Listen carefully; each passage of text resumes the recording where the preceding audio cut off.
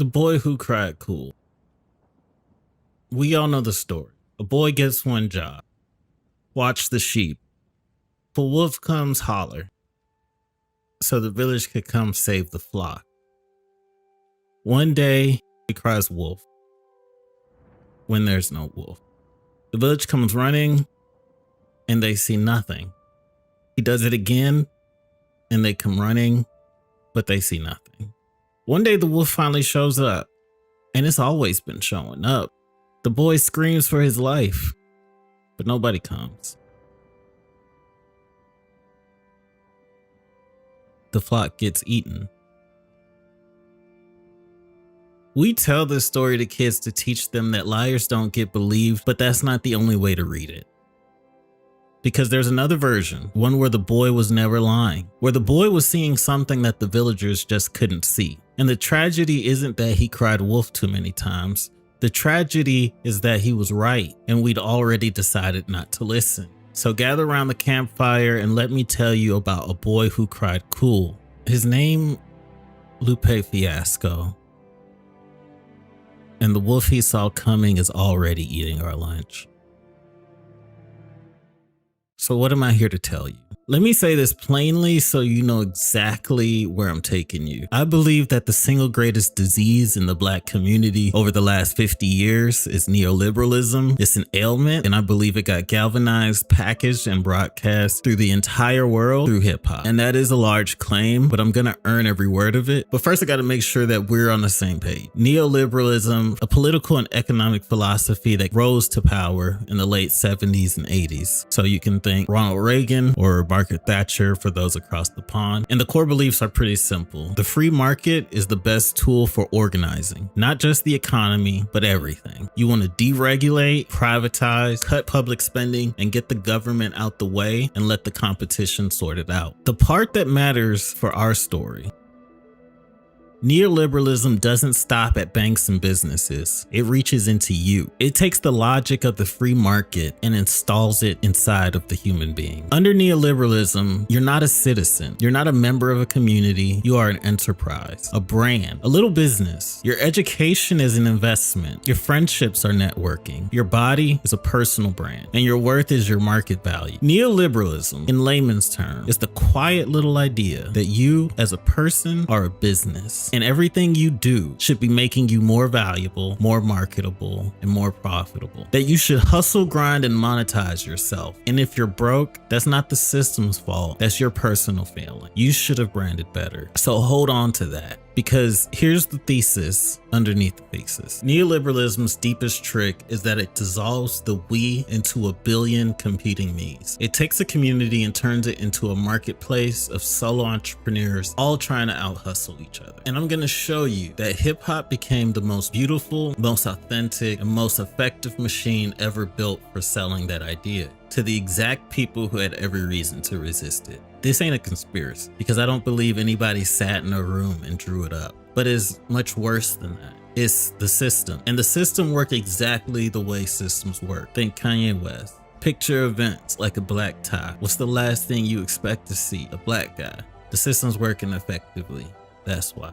You can't understand what you've lost if you don't know what was there before. So we need to go back. We need to go back to a time where Black American music did not start with a sales pitch. Gospel, the blues, jazz, R&B, soul. We have a lineage, a family tree. It grew out of the church, out of the field, out of the front porch, and out of our struggle. It was soaked in meaning. It carried civil rights. It carried grief. It carried joy. The whole time the world was actively trying to take it away. Sam Cooke telling you change is gonna come, Marvin Gaye asking what's going on, and Aretha Franklin demanding her respect. So let me be clear, because I already know someone's gonna try to run with this, and I'm not saying the music was morally superior and hip hop is morally inferior, because that's too simple and that's not it. Anything human can be sold. The blues got sold, jazz got sold, Motown was a hit factory run like an assembly line. Nothing's wrong with that. The distinction that I'm drawing is sharper than better or worse. It's this. In all the earlier music, the salesmanship never made it into the lyrics. The commerce happened around the song. It didn't happen in it. Nobody was singing about their endorsement deal. The hustle was how the music reached you, the distribution, getting it from the record into your eardrums. It was never what music was about. It was never the subject. Think about it like love and marriage. Love is a real thing. It's natural. It comes straight out of the human soul. Marriage is an abstraction of love into a contract, a legal financial arrangement that capitalism can recognize, tax, and process, and the love can be completely real even when the marriage is a transaction. The contract doesn't cancel out the love. Earlier Black music was love. It could be packaged and sold like a marriage, sure, but the feeling on the record was love. It was expression. It was testimony. So when capitalism came knocking, looking for a home inside the music, not around it, but in it, in the words, in the values, in the dreams, the song itself selling you something. It knocked on gospel's door, was turned away. Knocked on the blues door, turned away. Knocked on soul, there was no answer. Then it found a door in the Bronx. Knocked, and it opened. And the machine damn near tore its hinges off. I need you to picture the actual conditions. This is a community that's been redlined, disinvested, burned, literally. Landlords torching their own building for the insurance money. The jobs left, the city services left. What got left behind was a generation of Black and brown kids in housing projects and rented rooms with no land, no capital, no inheritance, and no industry. Gang violence filled that vacuum because something always will fill a vacuum. And out of that, around 1973, hip hop is born with 4 elements: the DJ, the MC, the b-boy, the graffiti writer. And a figure I want to name, even though given his reputation now might be a costly one to associate with, Afrika Bambaataa and the movement he helped build, the Universal Zulu Nation. They took the energy that was going into gang violence and tried to redirect it. They had this idea the kids should be battling with turntable, beat, rhymes, and spray cans. Take the war and make it into art. KRS-One would carry that same torch later. The idea that this was a culture of peace, unity, and having a good time. A youth movement with a soul. And to be real, how I read these early figures, I think that their vision was pure. I think it was good-spirited, but I think it was bastardized and turned into something that the founders wouldn't recognize. If you've watched Naruto through the Shippuden arc, then you know about Yahiko and the Katsuki. Somebody starts a movement to save people, believes in it 100%, and dies pushing that line of protection, peace, and love. Then that same movement gets hijacked and turned into the exact thing that it was built to fight and prevent. That's the early story of hip hop. It's a beautiful idea, waiting on the world to twist it. But the part I really need you to sit with, because this is the engine of this whole thing, is why? Why did this community produce this thing? Why cool? Why hip hop? And I'm gonna build it out for you piece by piece like a logic problem. Take any group of people, even a group with no money, no land, no industry. What do they always have in a capitalist society? I'll give you a second. They have labor, their hands, their bodies, their time. They also have culture, their song, their dance, their language, their style. Economists call that human and cultural capital. You can be the poorest of people in a country and still be rich in those aspects. The kids who made hip hop did not own land, did not own buildings, didn't have generational wealth to trade on. So what do disenfranchised people bring to the market? They bring labor, and they bring culture, their songs, their dances, their style. And the most concentrated, most valuable form that culture took was a single thing: the essence of cool. The ability to express yourself, the ability to undeniably, magnetically, and authentically be yourself. And here's why cool specifically is so valuable and why it belongs to the have-nots in particular. Commerce runs on trust. It always has. Picture a merchant in the 1600s loading a ship with silk and sending it 3 months across an ocean on nothing but a promise that somebody on the other side will trade for it. If that promise breaks, lives get ruined, reputations die, wars begin.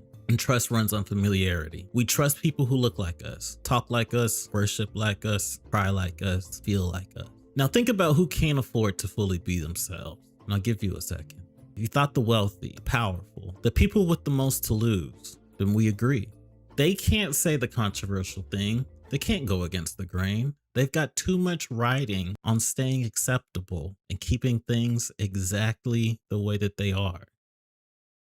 And it's not even that they can't, it's that why would they? Keeping their mouths shut and fitting in costs them nothing but protects everything. The real question is what's worth it more to you, $1 billion or your opinion? Most people would take the money, and most people do. So with that being said, authentic self-expression becomes a risk the people up top can't afford to take, which means real freedom of self becomes this strange luxury that belongs to the people with the least to lose. The have-nots can be real because reality is all they got. That realness is cool, and cool is the one resource that the market can't manufacture but desperately want. So now you do the math. You've got a group of people whose number one tradable asset is authentic cool. You've got a market that runs on trust, and nothing builds trust like authenticity. And you've got a capitalistic system whose entire job is to find anything valuable and turn it into a product. You see, that's not a conspiracy, that's gravity. The moment authentic black cool became visible and tradable, this system was always going to take it. It doesn't need a villain, it just needs an incentive. My boy Charlie Munger, Warren Buffett's right-hand man, said, "Show me the incentive and I'll show you the outcome." The villains come later, but the trap was set by math. The X's and O's were already written in the playbook. For about 6 years, hip-hop lived in the parks, the rec rooms, the block parties. It's a live thing. It's not for sale, because there's no product yet. You literally had to be there. Then 1979, a label called Sugar Hill Records, run by Sylvia Robinson, puts out a song called Rapper's Delight by a group called the Sugar Hill Gang. It's a smash. This is the first time this thing has got pressed on the wax and sold, across the country, across the world.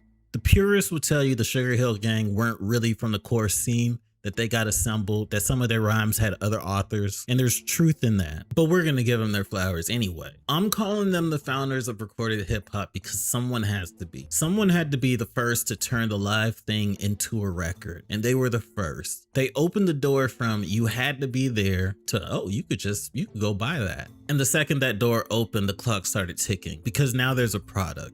And where there's a product, you have to develop a market. And once you develop a market, capital is going to come looking for a home. It'd take more than a decade for the markets to fully mature, for the underground thing to become a mainstream thing.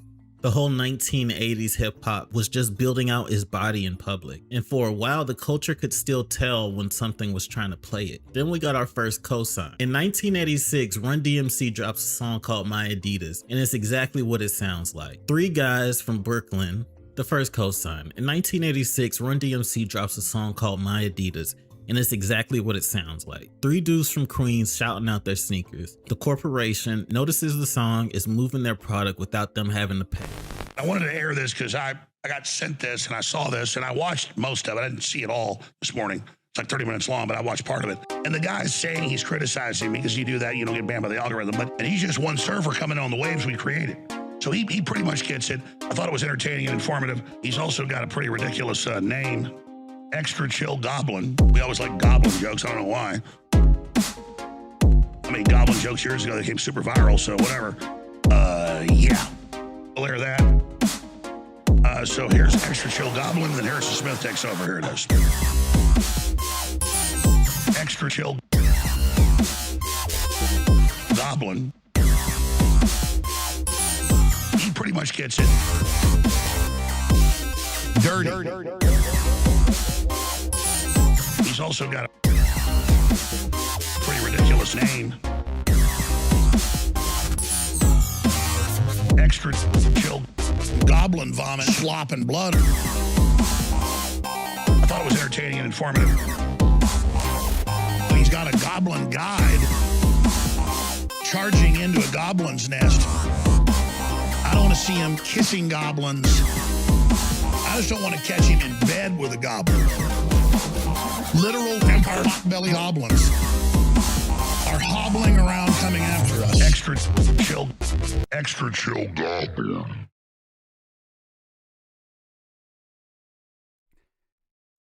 That blow. All right, we're here. We're doing it. This is the real deal. It is Wednesday, June 17th. It is bright and early, the crack of noon, 12:19 p.m. Oh, man, I got to adjust the camera. And there, that should be fine, I think. And there we go. Well, it's good enough. And we're ready to go. Gang, what's up, Dirty? How's it going, everybody in the chat? We got Danny, Mr. E, Secret Agent Dan. We got the whole gang's here. Guy Pierce, Shibalba. Oh, yes. Yo, I'm here for the intro. Goddamn. Hey, like the stream if you're reading this. Yeah. Yeah, guys, come on. Like the stream already. Why don't ya? Well, you don't want to see me succeed? Why, you guys hate me? Oh, okay. Okay, well, you don't have to like the stream if you guys hate me. But if you don't hate me, you should like the stream. Because, yeah, that does help, right? I don't know what it does. The YouTube's like, oh, people really like this thing. They're not just watching because they hate it. Well, all right. Maybe we shouldn't only encourage rage bait in the algorithm. Or maybe they do still do that. I don't know. I don't know how it works. Their algorithm's famously opaque. Good afternoon. Good morning, Mr. G. Good morning, Mr. E. All right. Gang, I gotta shout out this channel. Excuse me. Ow, excuse me. Okay. I'm fine. It's okay. It's all right. No, what was it? Yeah, this one. So, yeah, I gotta shout out this channel. You know, I thought that the essay was interesting. I haven't actually watched the whole thing yet, but it's got a interesting premise here. This is from a new channel. It's the first video. It's from TRAP-O-NOMICS. TRAP-O-NOMICS. And Blue Arrow. Yes. No, thank you. You got to let me know these things. Thank you. I appreciate that. Let me just fix this real quick. Because if you say Blue Arrow, that means that the chat is broken on the screen. So here we go. And fixed. There you go. Who hate watchers? They hate watchers. That's awesome. Love that. But this video, you can tell it's the guy's first video because it's I've never seen anyone make this mistake. But somehow during the export process, upload, who knows where this went wrong. Probably in the export. The video was squished. It got squamped up a little bit there. See? Like, this is what it looks like. So, I had to use my OBS skills here to stretch it so that his face was like normal, whatever size. But no, if you go and watch the video, it'll be like, this is the most widescreen video I've ever seen. What the heck? Jeez, presented in squinto-vision. But no, it's that's what it's supposed to look like. Or, that's not probably what it's supposed to look like. Unless this is like super artsy. But yeah, it's interesting. I like the he's talking about like soul and capitalism and kind of like whatever, like blue. Yeah, it's kind of made me think of the movie Sinners and like how the vampires represent, I guess, like the record industry or capitalism in general, or like these sorts of impulses that want to take the soul and the beauty in this music and kind of use it towards their own ends to enrich themselves. And I thought that was interesting. Although, I don't. Maybe I wasn't quite getting it, but was he saying like he's at some point in the video he's like capitalism came for gospel and it knocked on the door and gospel said no, and then it came for blues and it knocked on the door and blues said no, and then but finally it came for hip hop and it came. It's kind of like, well, all of those genres of black music were eventually like the capitalism did knock on the door, and some people said no, I'm sure, but a lot of them say yeah, a lot of them say yes. So maybe I was missing his point there. I'm not quite sure. Hey yo, what's up, Max? NK9XG. Anyway, yeah, it's an aesthetic choice. Gives his videos identity. Totally. You know what? I will gladly eat my words if the next time he uploads a video, it's the same thing. It's not just like it's not just like very thin. It's just squished. It's sorry. Yeah, it's not just like a widescreen aspect ratio. It's like the whole thing is squished in it. But anyway, I thought it was interesting enough. But yeah, go check this guy out. Very, very small, very new thing. Oh, Capitol came knocking, asking to be in the music. Well, then I would certainly say, like, wait. Oh, okay. Yeah, you know what? Maybe I got to listen to it again. Yeah, Motown is an example of commercialized, black music pre-hip hop, but it didn't celebrate that fact the same way. Oh, interesting. Yeah. Yeah, I mean, there's okay, so, yeah. Yeah. This is so true. Your opinion of this video is, I watched most of it. I didn't see it all, but he pretty much gets it. I thought it was entertaining and informative. Yeah, exactly right. Wow, I've really become Alex Jones, eh? That's rough. But here is the clip. The clip. Here's the link. I'm gonna post that in the chat. Go show him some support. Show him some love. Give him a new few subscribers. I thought it was good. All right. Any dang ways. Funny thing is, like, I really didn't. I didn't mean to be like. I didn't mean to do that. To say the exact same thing about this video that Alex Jones said about my video when he played it on his show.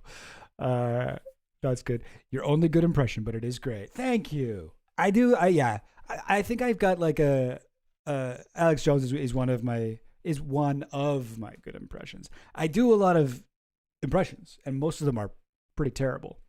The other day I was talking to Goblin Queen, and she was like, we have a friend who does a Trump impression, and she's like, his Trump impression's good, really good. Like, it's like maybe even as good as yours. I was like, oh, his is like way better than mine.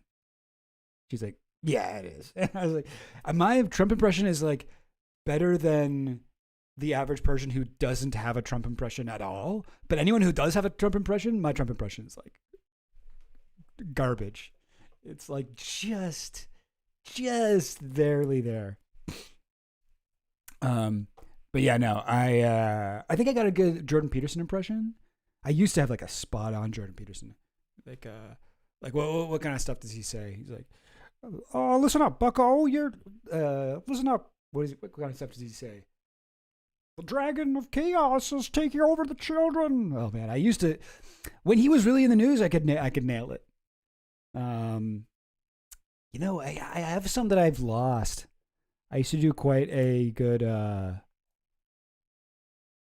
yeah, Clinton, Ghislaine, and Ghislaine rather, and Alex voices, Danny. Yeah, my Ghislaine impression is really just me trying to sound like a posh British woman. I don't really even know what she sounded like, right? But my Clinton voice is really, I can only do that if I'm in the right mood. I had at one point, you know that guy, not Jesse Lee. Is it Jesse Lee? No, it's not Jesse Lee Peterson. Who's that old black man that has the show? He's like, lesbian. Like, oh, you gotta tell. Like, I used to. I don't want to almost get it right, but I used to do a very good impression of him. What's his name? Jesse. I'm now thinking I'm confusing him with Jordan Peterson. Jesse Lee Peter. Oh, it is Peterson. Jesse Lee Peterson. Yeah. Maybe if I can. No, okay. No. I'll wait for it. Yeah. Jesse Lee Peterson is right. Okay, cool. Yeah, Peterson. Like a lot of these guys, I've realized have kind of a Kermit voice. Like there's Jordan Peterson. There's what's his name? The Mark Andreessen, Gollum.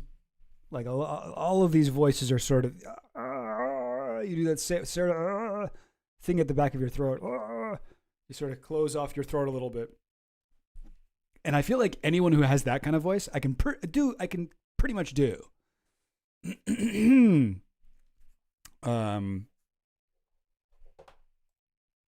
But yeah. Oh, wow. I put out a few hours to try to hone my Epstein impression when the interview came out, and I think it got pretty well, but I lost it now, which feels bad because that was not that long ago. Here's Epstein. It serves you fucking rich guys right. That's how he talks. Oh, you know, I don't know. I can't. I should do it.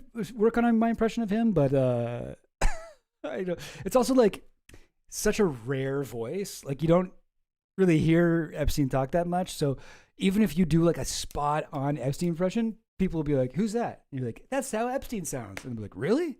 Huh? I always pictured him different." but anyway, yeah, no. I definitely should get some impression of the guy because I'm constantly like reading his words and stuff. So it would be useful to be able to have it. But yeah, all right. So I got a whole thing planned here today with Goblin Queen. We're gonna do a little Jeopardy, extra chill Goblin style. But I guess she's not going to be here for at least some of the time, and so that's fine. I guess we'll cross that bridge when we get to it. But I'll get into this crazy story. This is something. Have you seen this? This is in the news. Have you heard about this? Have you seen this? Have you heard about this? So Maya Arson Crimeu, she is a hacker, a slacker, and a jelly old cracker. No, sorry, that's a slur. I was just trying to think of a rhyme, but anyway, no, she's cool. She's been hacking stuff. She's done some cool work with I don't know. Well, there's been a few times she exposed the U.S. government's no-fly list and breached the surveillance camera company Verkada. I forget. She's done like a bunch of cool stuff. She's got like a Wikipedia page, but yeah, she seems cool. She's a good follow on X, Twitter, and I think that might be the first time I've called Twitter X without meaning to. I usually just naturally call it Twitter. Anyway, sorry, that was a disturbing moment for me. But yeah, good follow on Twitter or Blue Sky if you're on there. But this is nuts. So just yesterday, she drops this her latest hack, her latest discovery. This is so remember Dialogue? She goes, Scoop. So remember Dialogue, Peter Thiel's private society that doesn't have a public. Let me try that out. Let me start that whole thing again. Scoop. So remember Dialogue, Peter Thiel's private society that doesn't have a public website and no public list of members. I, along with a number of other journalists, have just been tipped off that embedded in this code of their closed-off website, there is what seems to be a list of members, of some members. Here are all. So, first of all, that's crazy. First of all, did you know that this was a thing? Dialogue, this is from the Wikipedia page, is a private invitation-only society, sometimes compared to Bilderberg and the World Economic Forum. Crazy. The organization was founded by Peter Thiel and Oren Hoffman. It maintains a low public profile without a website accessible to public or disclosed membership, and is described as a closed-door meeting that brings together executives, elected officials, and academics. In 2025, Dialogue purchased land in the Washington, D.C. area for a planned campus. Great. The organization has been criticized for elitism and for prompting conspiratorial speculation, given its invite-only format and limited public information. Here's the website. Dialogue. Like this is this is like, you know, this is how the Silicon Valley elite, this is their version of like Bohemian Grove or Bilderberg or whatever you want to call it, you know, the Illuminati. And it's like fucking lame ass name, like very like tech. Oh, it's like this looks like it's like an app logo, right? It's got like the O, it has just the most subtle little chip thing. There's like a little speech bubble, you know, it's like some graphic designer spent like 40 minutes on this. It's just so, you know, probably longer than that realistically, but it's just like there's something so fucking lame about it, you know? Like compare this shit to like, remember from like Angels and Demons, that Dan Brown book, like all the like fire, water, Illuminati, blah, blah, blah. And it's like all these like ambigrams that are like all fucking gothic, and you can flip them upside down. It says the same thing. Like, that shit's fucking sick. And then you get this. It's like, dialogue. Oh, dialogue. Oh, would you like to download the latest update? Well, please give dialogue 4 stars on the fucking Apple, Secret Society rating. Like, it's just like, I don't know. There's something very fucking annoying about this, and I do find it scary. So it's got that for it, going for it. I find this whole vibe unsettling and bad, but in the same way that, like, I don't know, it's the same sort of feeling you get when you look at like fucking the Meta logo or something like that. You know, it's just like, oh, these fucking tech nerds are ruining the world. But this is their fucking secret society. Anyway, I don't know if any of that made sense, but I just kind of wanted to get that point across.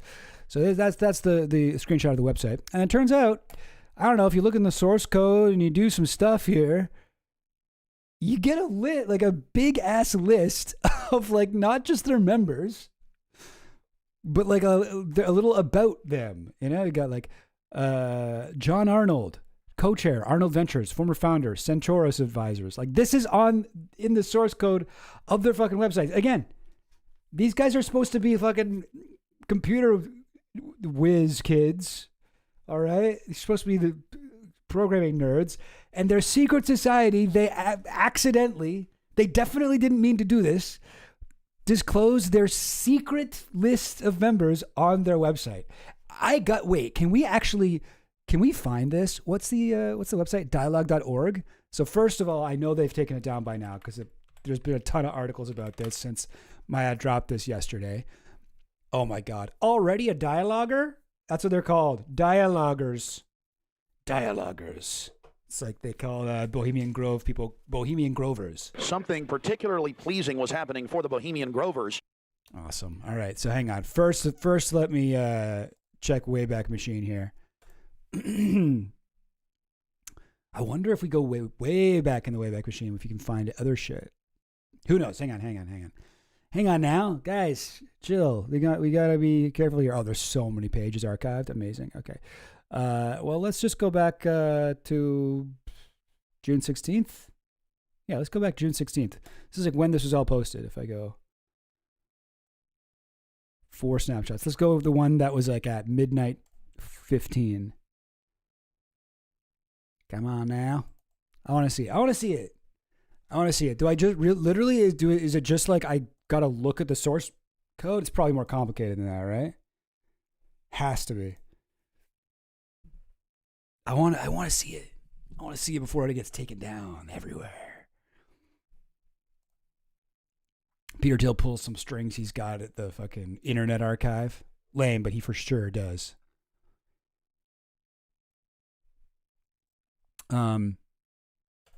Yes, Epstein was invited in 2014. Yes, we also know that. All right, so here it is. Dialogue. Okay, so here's the site as it existed yesterday, just after midnight. And what do I do here? Inspect. View page source. Okay, I'm looking at the codes. Is this really it? No, it can't be. Can't be. Okay, no. Dang it. I want to see the cool stuff. Okay, so it is more complicated than I expected. I mean, no, I didn't expect it to be that easy. But all right, who knows? Have you missed anything? No, just getting into it. But I wanted to see if I could still get it. Well, maybe, hang on. Maybe now, maybe if I, wait, oh no. How do I not look at this stuff anymore? I don't want to see it. No. All right, well, here's the original one. What if I go back even before that? It's like a few months earlier. This goes from June 16th. That's back in March or something like that. Wow. There's this site has existed, at least on the Internet Archive, since 1998. 1998. There is a fucking dialogue website. See that? How many captures there's been on the Wayback Machine? December 5th, 1998. That is ancient. That in internet years, this is like finding like a fucking 1,000-year-old archive of the Freemasons. You know what I mean? Crazy. But all right. So this is apparently okay. Whatever. All right. You know what? I'm sure it's only like 1 or 2 steps more complicated than I'm capable of, but I don't think I can do it. Can I get anything else here? Oh wait. Okay. So assets, media. Is that something that I can do? Assets and media? Wait. Sorry. Do not know how to hack. I'm not good with computer. Properties, accessibility, body, no, HTML, stuff, computed layout, event listeners? What's that mean? Properties, data set? No. Wait, what did she go into? She goed into something. Top, dialogue.org, assets, media. How do I look at that? Page, workspace? Page? Where do I see page? Wait, sorry. I forgot what it was. Top, right? Here's T. Tab name. Oh, man. You can do a search? Yeah. I was hoping it would be this easy, but... Recorder elements. Computed layout. Event listeners are for callbacks. Oh, okay. That makes sense. Follow-up question. What's the other, what's a callback? What is any of this? No.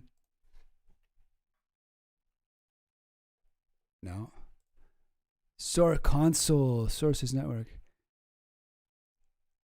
Oh, man. Crazy. Okay, well, if there's a way that I can figure out how to do it, or if anybody here knows, if anybody here can give me guidance where I can get to this page and we can read all these things, that would be sick. Oh, wait. I should also be like, wait, is this? Oh, yeah. I'm so confused. How come it's still on June 16th? No, I wanted to go back. Sorry, hang on. We'll get there. We'll get there. It'll be fun. It'll be worth it. June. Let's go back. Let's go way back to May 24 weekend, everybody. May 24th. Will this help?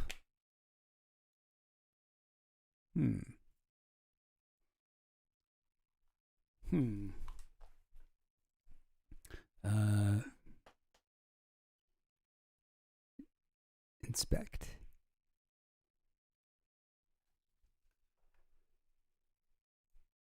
I don't know. I'm not sure what I'm looking for here. Yeah. In internet years, this is, total esoteric shit here. Tab size, text size. Oh, geez. What was I looking for again? See, I don't know what I'm doing. Dialogue.org, assets. Top, dialogue.org, assets. Sources. Elements console sources, dev tools, dialogue.org. How do I get dev tools? Dev tools? No, that ain't right. Dev tools, website.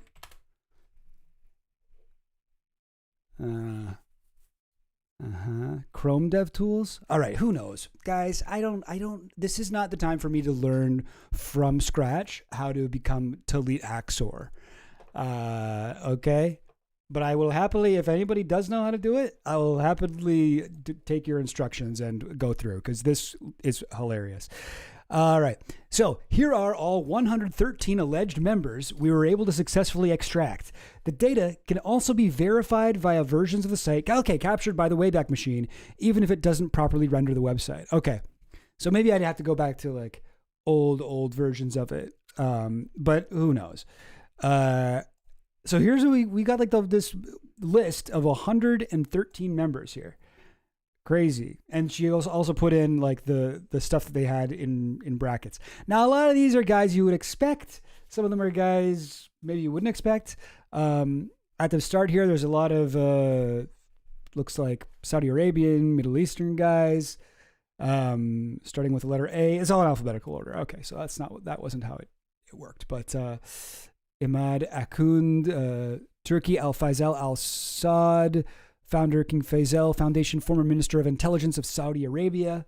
And from what I understand, like, excuse me, from what I understand, it makes sense that there would be like some of these kind of oil guys in a elite Silicon Valley centered secret society, because to be in Silicon Valley, you need a lot of money, and there's not a lot of people with more money than these, like, you know, oil state crown princes and shit. Like this is how you can get. This is what, like, where you need to go if you work for I don't know.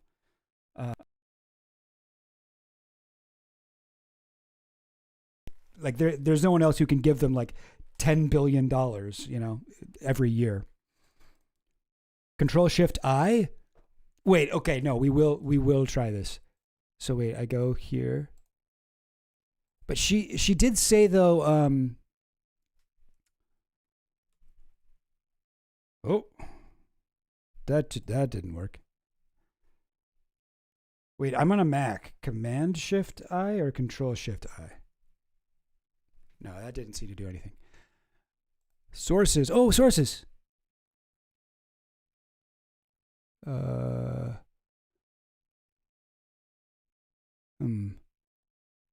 Dialogue.org. App. No. It must be on older versions of it, right?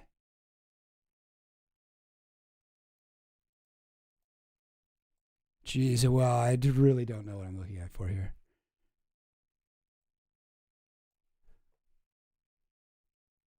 There's a lot of stuff in here, though. But I think this is all from the archive.org, not...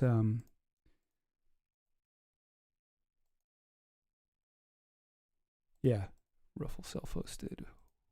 But then this is dialogue.org. Path layout. What was it again? Hang on. Wait, sorry, gang. Index assets media. Okay, no, didn't see anything like that. It must be on older ones.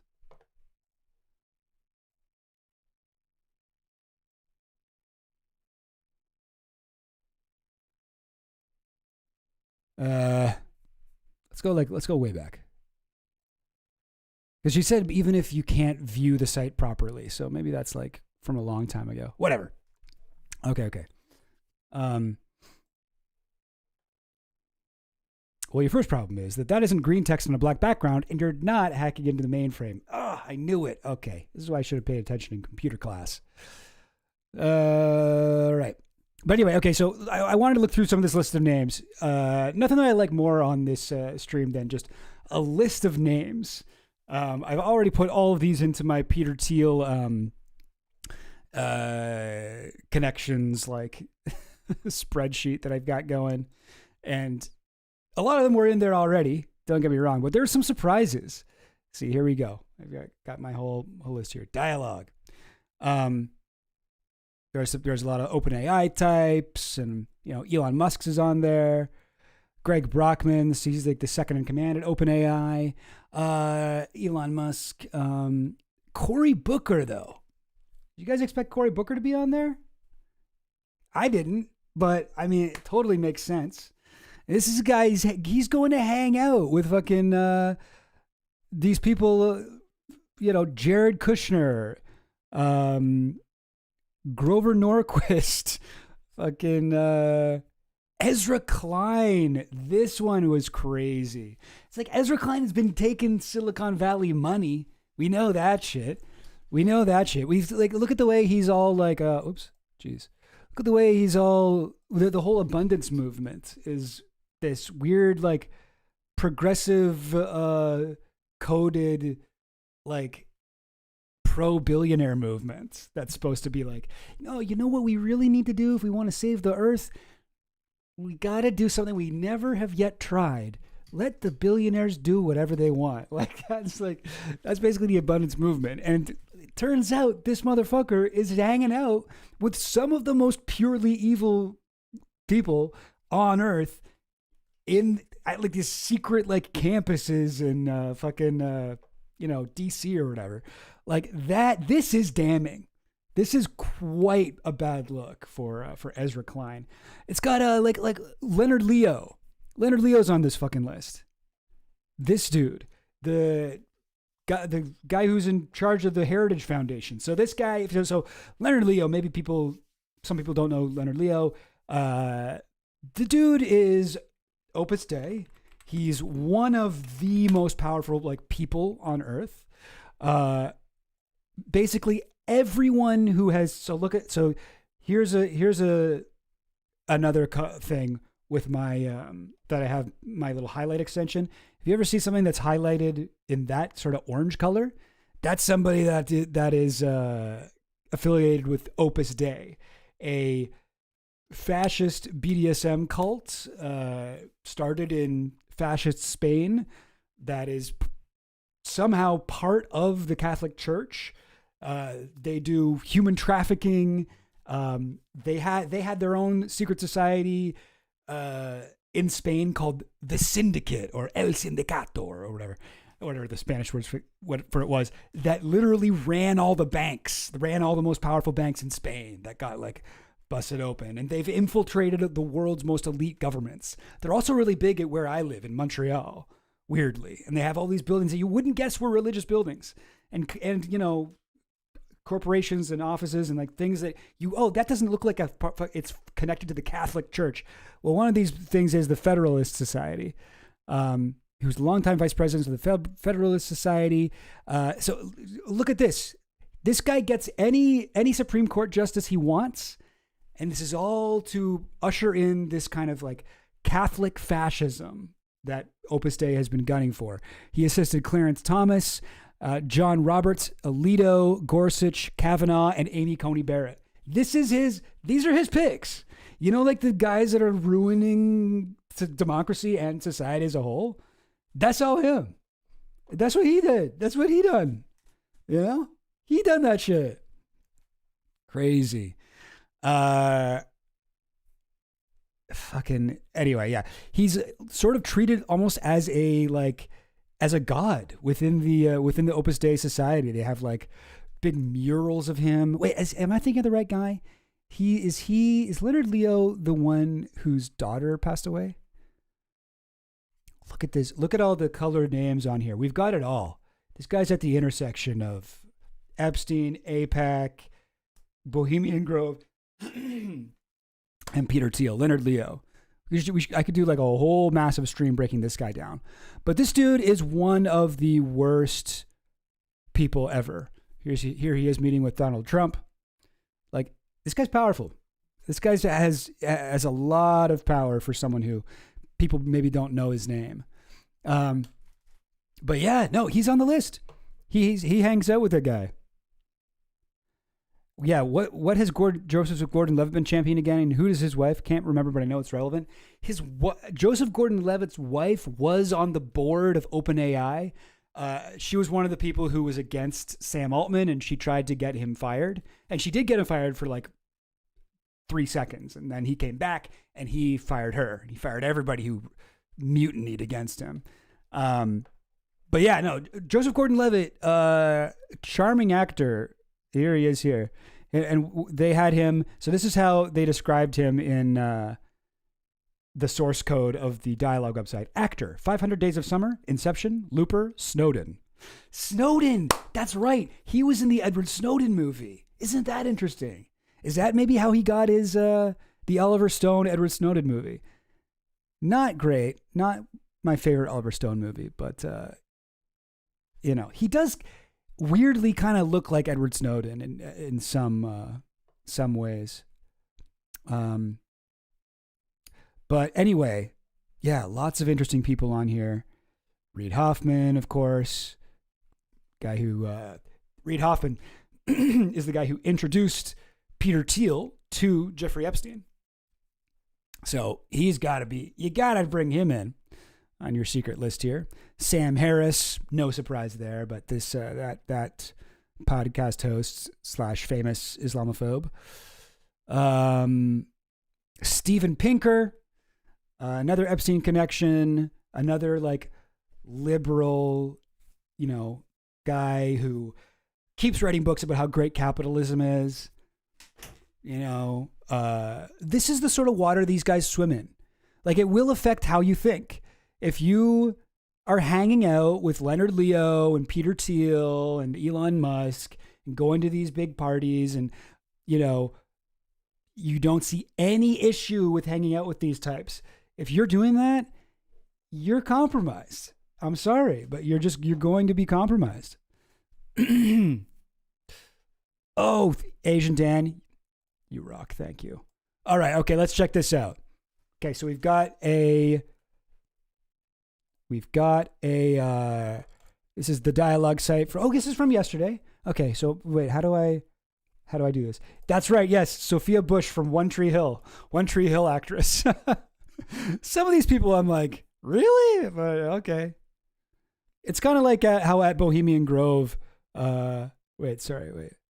Sophia Bush, actress, One Tree Hill. Yeah, she's in there too. Like, sort of like at Bohemian Grove, how they're like, it's all the power for people who rule the world. And then they also invite like Conan O'Brien or whatever, like people that they just want to feel cool. They want to feel cool when they're hanging out and like, and we support the arts. And we support artists and we're really cool. And they want to be able to say, I was hanging out with Sophia Bush the other day or whatever. But you got to be a certain type of person to want to attend these sorts of things. I think it's bad. I think it's bad to do this. Tim Ferriss. This guy, he had this book called The 4-Hour Work Week, and I bought it back in the day. Actually, I don't know if I still have a copy of it. I guess not, probably. No, I don't think so. Well, I must have given it away. Anyway, or whatever. But I bought his book back in the day because I was like, I would love it. It was like I was working the corporate life, and I was like, dude, Rod, what list is this? This is the list of Peter Thiel's Secret Society dialogue that just got leaked yesterday. It's fucking crazy. This is the new Illuminati. Anyway, but his book, The 4-Hour Work Week, it's like how to escape the office grind. Because I was like working a corporate job and I was so fucking sick of it. And I was like, how the hell do I get a 4-hour work week? That sounds amazing. And I bought this book, hardcover. And when I had fucking office job money, I guess I could just buy hardcover books whenever I wanted. And I started reading it, and I got like I don't even know, like a chapter or two in, he's making all these big promises. It's going to change your life. You're going to live 4 hours a week. And then how do you do it? How do you work 4 hours a week? Let me save you the fucking $20 on the book. What you do is you hire a outsourced overseas offshore, what do you call it? Like worker, somebody from a third world country, and you pay them a tiny amount of money, like cents on the dollar per hour, to do your entire job. And you don't tell your boss about it. You don't tell anybody at your company about it. And you just let this overseas worker do all your work for him, and you send him like however much, like $20 a month or whatever, some really low amount. And then you gradually, you convince your boss to let you work from home, and then you do this, and then you do that. And like the cover of the book, oh my God, you would not expect it to be such a fucking shitty way of living your life just from the cover. Like, this is the one that I got. Escape the 9-to-5, live anywhere, and join the new rich. This fucking book. Nowhere on here does it look like you're going to be hiring a, I don't know. I hesitate to use the word slave, so I won't use it, but like something kind of fucked up, right? Look at on the cover here. Dr. Stuart D. Friedman, family advisor to Jack Welch and former Vice President Al Gore. This is a whole new ball game. Highly recommend. Anyway, just had to point out this very insane book. This guy, I wanted this life so badly. I still kind of do. Just sleeping on a hammock, working 4 hours a week. Doesn't that sound nice? Anyway, not super surprising to see him on this list. Not really surprising at all. Not surprising in any way. But yeah, no, there's a lot of names on here. Anyone else oh yeah, Larry Summers I mentioned. Yeah, a lot of authors. Author boundaries. A lot of, typical PayPal Mafia guys. Dan Schulman. Here's an interesting name. Dan Driscoll, Secretary of the U.S. Army. That's interesting. The military in Silicon Valley, like you would expect them to cross over more often than I feel like they do socially. They do so much work together, right? Always have been. But yeah, okay. No, I do want to check this out. So I go inspect, right? And then what? Control F. And then if I go Joseph.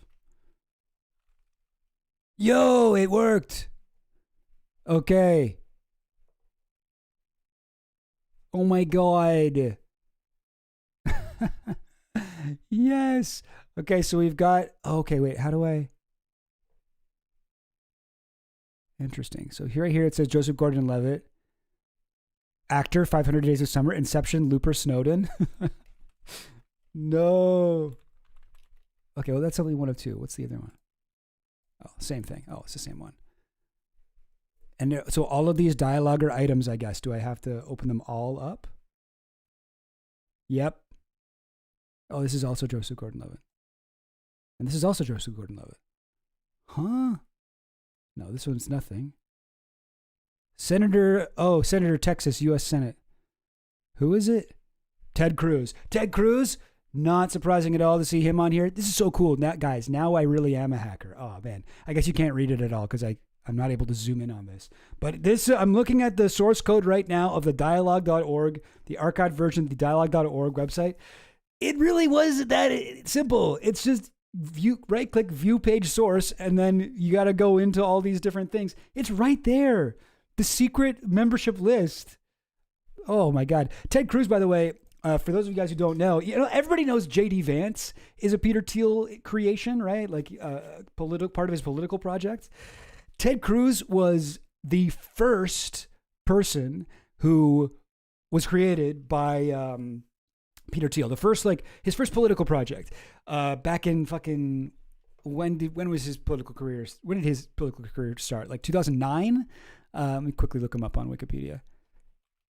Goblin Queen thinks I go on Wikipedia too much, but it's just it's a good website. What do you want from me? Serving as a junior, and let's just quickly check out Thiel. Oh, they don't have his thing on here. Dang it. Peter Thiel. Fun fact about Ted Cruz, though. People don't talk enough about his connection to Peter Thiel. Fun fact about Peter Thiel and Ted Cruz. The company Cambridge Analytica was started to 2012. This is when the first his first campaign run. But the reason Cambridge Analytica started was for this campaign. Thiel contributed $2 million to Club for Growth PAC in 2012. This PAC was the main financial backer in 2012 for Ted Cruz's first Senate run, contributing nearly $700,000 to Cruz's campaign. By 2016, Cruz had risen to a level of national prominence. Later in 2016, Thiel backed future Senator Josh Hawley's run, another Thiel guy from Missouri. So this is why you got to keep spreadsheets like me, okay? This is why you got to keep track of these guys. All right, we got to keep our eyes on these freaks. Otherwise, we're just going to let them get away with everything. But yeah, no. And let me just double check what I just said about Cambridge Analytica.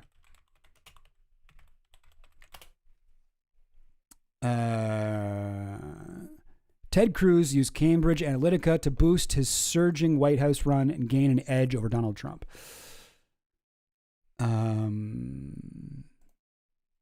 Documents revealed donor-funded U.S. startup embedded in Republicans' campaign paid UK university academics to collect psychological profiles on potential voters. And this was during what, 2016? That's interesting, eh? Yes. The 2016 presidential campaigns of Ted Cruz and Donald Trump. Very interesting indeed. The collection of personal data by Cambridge Analytica was first reported in December 2015 by Harry Davies, a journalist for The Guardian. He reported that Cambridge Analytica was working for United States Senator Ted Cruz, using data harvested from millions of people's Facebook accounts. Facebook also very connected to Peter Thiel. Peter Thiel's one of Mark Zuckerberg's like main mentors and like an early backer. This is where Peter Thiel got a lot of his money, aside from PayPal, was from being a very early funder of Facebook. Anyway, yeah. So this was like the first time people realized that what Cambridge Analytica was doing, 2015, it was working for Ted Cruz. Isn't that nuts? Sorry. I'm getting, this is like a dangerous topic for me because I can go on so many side tangents with like everybody on this list. Gary Kasparov, there's another weird one. I mean, it's not super weird, because this guy is kind of reactionary and it makes sense. But he's like chess master. He's like one of the best people at chess in the world. Former member Russian opposition. Wait, sorry. Yeah. Okay. I was like, am I thinking of the right guy? Russian Opposition Movements Coordinating Council. What? Oh, no. Former world chess champion. Like this was a guy who famously like lost a chess game to a computer, and it was like a big deal. It's like, oh my God, it beat like a computer finally beat the best dude in the world at chess. And, but his political opinions are fucking ridiculous. So it's not surprising to see him here. Like this is, as Domhoff likes to say, this is elite social cohesion. If you're on this list, you're hanging out with elite fucking vampires. All right. You're hanging out with the reptiles that rule over us, and you're making casual conversation with them. And that is going to change the way you think, Ezra Klein. You don't get to just be a non-partial, oh, you know what? Looking at things objectively from a like, impartial standpoint here, Charlie Kirk was doing politics the right way. If I had to give you a guess at where I stand right now on the Epstein stuff, I think that yes, he was a horrible pedophile, and yes, he had a lot of powerful friends, but I don't think that those two parts of his life intersected. I think he was a compartmentalizer. And Jeffrey Epstein was one of the best people in history at compartmentalizing the part of his brain that coordinated an international child sex trafficking network and the part of his brain that coordinated an international network of elites and used whatever sway he had on them to influence global events. I think that those two parts of his brain were totally separate, and he didn't even know when he was talking to, like, I don't know, for example, Peter Thiel, he didn't even remember all the bad stuff that he did. He was probably being a good guy back when he would do that. Anyway. Crazy. Just nuts. Anyway, sorry. Like I said, I got to stop just going through the list here because we'll be here all day. And there's more. There's other interesting shit. I do not know whether this is like society members or speakers, guests at society meetings, but I also don't know how much of such a distinction even exists. Great point. It's very hard to find out anything tangible about how this organization works. And yeah, if you want to support Maya Crimu doing important work here, yeah, I'll throw her Ko-fi link in the chat. Why not? She seems cool. Is Clavicular on the list? No, but I mean, maybe he is. I don't know his real name, but I don't think so. But so Wired did an article on this yesterday, and they found out even more shit. So check this out. The group called Dialogue is a private invitation-only organization co-founded in 2006. Okay, it was co-founded in 2006. That's interesting because I thought from the Wayback Machine, it looked like it was co-founded in like, I'm so sorry. Why can't I talk? The website exists on the Wayback Machine since December 5th, 1998. Like, what did it look like back then? Can I even see what the site is? And also, I'm sorry, I gotta point this out. Wow. Oh, okay, wait. Okay, this maybe was a totally different site back then. Yeah, this looks like, and it's also Dialogue with a UE. Yeah. Okay. English version, Polish version. Okay, no, I don't think this is the Peter Thiel thing. So he must have bought the domain. All right, never mind. Don't worry about what I just said about that. What was I going to do? There was something else. I keep thinking of crazy shit I want to like show you guys about this. It'll come back to me. Oh, yeah, right. Of course. Sorry. There's so many fucking things. What am I looking for? Gmail. And I might be better off searching this on Google.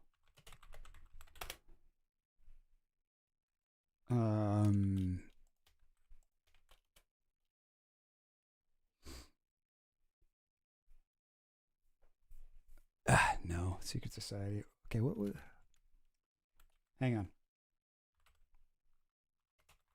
Peter Thiel, Jeffrey Epstein.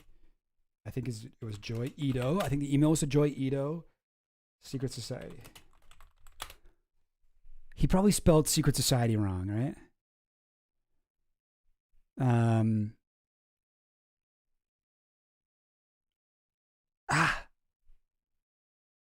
Dang it.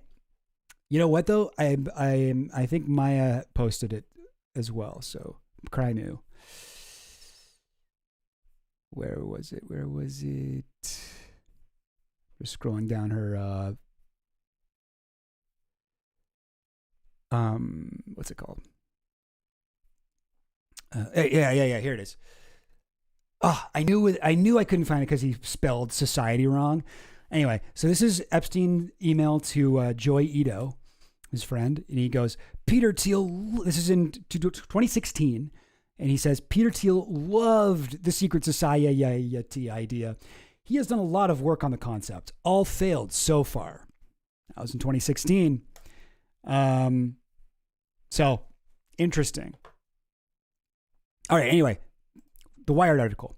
So, Dialogue convenes U.S. officials, foreign government figures, and Silicon Valley executives at off-the-record annual retreats. Dialogue has spent 2 decades declining to disclose its members.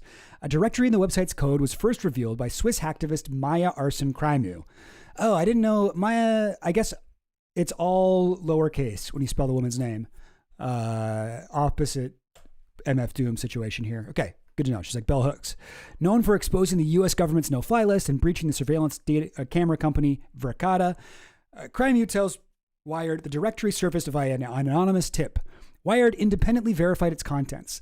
A source separately provided Wired with a registration list, so then they got more. And I don't think this one's public, but Wired got it. They should publish it. Come on. With the registration list for Dialogue's 2026 retreat, which names 222 people and records what the list describes as each registrant's membership status and attendee type, including active member and guest. The retreat is scheduled for August 12th to 16th at the Powers Court Hotel outside Dublin, Ireland. The same data lays out a program of off-the-record sessions, including, this is great. So this is like the little lectures you can go to at the Dialogue meeting. Money does buy happiness? Bring back nuclear, navigating World War III, battlefield technologies, and how's your sex life? Other talks include Build a Cult, moderated by the founder of the Christian networking site Pray.com, and Build a Party, run by a former White House national security official. Jesus, these sound like fucking like, I don't know, like background jokes in The Simpsons, right? Like you go, like Simpsons episode where they're at the fucking Bilderberg meeting and there's a lecture with a sign on the door that says, navigating World War III, you know, right? Build a cult. Money does buy happiness. Like this is what they actually are doing though. This is real. Together, alongside the mundane fare of a typical thought leadership conference, the documents show an extraordinary convergence of power. Registration records list General Alexis Grinkowicz, NATO's Supreme Allied Commander, Europe and the head of U.S. European Command, Commander Europe, all right, who took the post in July 2025 and is recorded on the leaked list as having attended Dialogue gatherings since 2021. Dang it, another dude, eh? Another guy we got to watch out for. General Alexis Grinkowicz. Sorry, that's fine to have a name like that. The website directory names sitting Trump administration officials, 2 U.S. senators, 6 members of the PayPal mafia, a former Middle East chief of intelligence, and a sitting ambassador to the United States, along with the founders and directors of many of the country's largest surveillance data broker and advertising data companies. Yeah, I believe the former Middle East chief of intelligence is Saudi Arabia, and I believe the ambassador is also Saudi Arabia, if I'm not mistaken. Let me just look that up. Ali Siddiqui, Pakistan. Sorry, no, I was wrong. Ali Siddiqui, he's on the board of OnZero. I'm guessing that's Silicon Valley. Former ambassador of Pakistan to the U.S. All right. Where were we? Yes, this is so nuts. Okay. Oren Hoffman, Dialog's chairman, founded the location data broker SafeGraph and the identity resolution firm LiveRamp, 2 of the most important suppliers in the consumer data economy. Consumer data economy. I don't remember seeing those words in that order before, but yeah, that is definitely an economy. What do you sell? What do you do? Oh, I sell things. I'm a speculative whatever capitalist. What do you sell? Consumer data. This is like this is what do you call it? Like Cambridge Analytica type shit, right? He appears in the directory alongside Treasury Secretary Scott Bessent, whose department writes the rules on financial data, and Senator Ted Cruz, chairman of the Commerce, Science, and Transportation Committee, which oversees the Federal Trade Commission and its Data Privacy Authority. Yeah. You're talking about Epstein here. I don't think he was flat out stupid and spelling stuff wrong. It was a typing issue. Yeah, and I noticed he's only bad when he's on his iPad, but when he's on his phone or he's on his computer, he types a lot better. His spelling is a lot better. Anyway, Palantir co-founder. I mean, yeah, this isn't that. The Army stuff. Dan Driscoll, Jim Himes, the ranking member of the House Intelligence Committee, which oversees agencies Palantir contracts with. It's like, it's not illegal for these guys to be hanging out outside of work, but we should know about it. Like this is bad news for us right now. This is the same sort of thing. We have the same incentive to know about these kinds of meetings as like your boss has to know that you are meeting with your coworkers outside of work and forming a union. Like the same reason that the elite want to crush all unions. We, as the trampled fucking underclass, should want to know about this shit. We should want to know that the Palantir dudes are hanging out with the government guys who are in charge of like overseeing their contracts. This is relevant information to us. None of the individuals named in this story responded to requests for comment. They will have to eventually, at least some of them. Ezra Klein is going to have to make a really weaselly post. So look forward to that. Rafi Grimberg lists himself as Dialogue's executive director in his LinkedIn profile and is the author of the self-help book, How to Be a Grown-Up. Such a millennial title. Adulting for beginners. What Harry Potter house are you? Anyway, did not respond to a request for comment. The registration records appear to show not only who belongs to Dialogue, but who attends. Of the 222 people signed up for the 2026 retreat, according to the leaked records, 87 are marked as first-time attendees. So crazy that they got that information too. Others list histories stretching back more than a decade, and a handful to the society's founding 20 years ago. Like I said, that's like fucking at least 1,000 years in internet time. This is esoteric shit. This is a cult. This is occult stuff right here. This is unbelievably macabre and evil. Wow, really nuts. None of the registrants, Grinkiewicz included, use a government email address. Oh, that's so interesting. And that must be on purpose, right? If none of them use a government email address, that must be a policy. Don't use this shit because we don't want, if your shit gets pulled into the Epstein files, we don't want that. We don't want this information getting out, okay? This is top secret shit. We are going to be very careful with your information. No one will be able to find it unless they know how to right-click and say view source on the opendialogue.org website. All registered with personal or corporate accounts, placing their attendance outside the email systems subject to public records laws. There you go. What ties the roster together more than any title or office is a shared preoccupation with artificial intelligence, longevity, and the near future. I'm always saying this. Well, I'm not always saying this, but I've said this at least once or twice before on stream. The AI movement isn't like directly connected to Peter Thiel, but it's got his fucking fingerprints all over that. So yeah, here yet another reason why AI is a Peter Thiel thing. Asked on a sign-up form to predict the future, registrants returned again and again the same theme. They got this shit too? Wired, come on, show us. Oh, and I should also mention, you know who else was on the fucking dialogue? Nick Thompson, CEO of The Atlantic. Oh, wait, what? Why is it doing that? Former editor-in-chief of Wired magazine. So not the current editor-in-chief, to be fair, but like, I feel like Wired could have had the scoop on this for a while. Anyway, whatever. He's The Atlantic now. We should check out what the Atlantic coverage of this is when that happens. But yes, so they also have Wired got like, not only did they get all this shit, they also got their little fucking. What, like they made them do like a fucking, what did you do in your summer vacation? Like fucking grade school level. Thank you for registering to attend the dialogue conference. What do, in less than 200 words, predict the future? So funny. But yes, registrants returned again and again to the same theme, that AI will reorder work, war, education, and belief within a few years. Look at that. Work, war, education, and belief. What the fuck is that? AI will reorder belief. What do you think these guys mean when they say AI will reorder belief? What do you think these guys mean? I feel like that's got to be like, people won't hate billionaires so much, you know? People will look back on fucking all the guillotine memes and shake their heads in disapproval. Several foresee mass labor displacement and a swing back towards unions and government programs. And a swing back towards unions or against unions? I'm a little bit confused there, but others predict an AI winter, domestic terrorism targeting data centers, criminal defendants choosing AI lawyers over public defenders, or religious revival provoked by the disruption. Oh my God, we gotta read this shit. I need to know what these guys wrote. Wired, come on. Maya Crimeu, can you hack Wired, please? Maya Crimeu, if you're listening, it'd be great to get the 222 other members, the unseen members of the fucking dialogue, the dialoguers.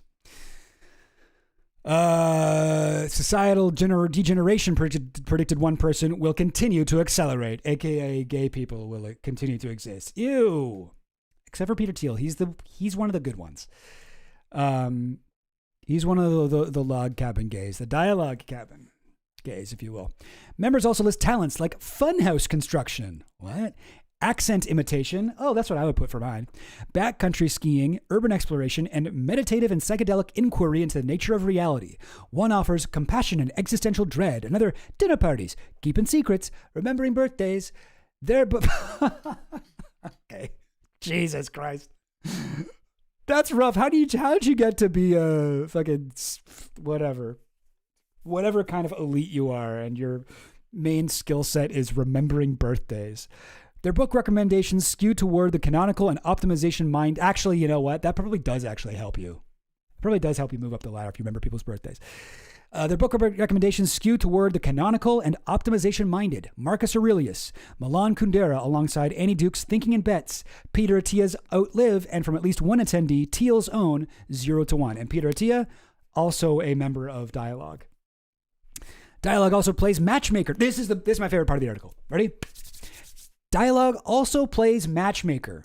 Its participant form asks registrants whether they are looking for love and offers to include single man, single woman, or other respondents in future matchmaking. They're also doing a fucking dating shit here. They're a separate site, dating.dialogue.org, hosts an app pitched as meaningful connections for exceptional people. What? What the heck is that? What the heck is that? Is that how Joseph Gordon-Levitt got on there? Maybe? Maybe is that how Joseph Gordon-Levitt met his wife? I don't know. Sam Altman met his husband at a Peter Thiel fucking party in the hot tub. Peter Thiel does a little bit of matchmaking. He's a little bit of a Jeffrey Epstein in that way. He likes hooking people up. That isn't even my favorite part. This is. The form also gathers sensitive answers, including each registrant's political leaning, which Dialogue promises will not be shared in the app or with other participants ever. That data and the matchmaking responses were exposed in the leak. Yes. Again, please. Where can I see this shit? I need to have this. Accent imitation. Jill Goblin isn't so different from the elites. No, I'm not. No, I'm the same type of guy.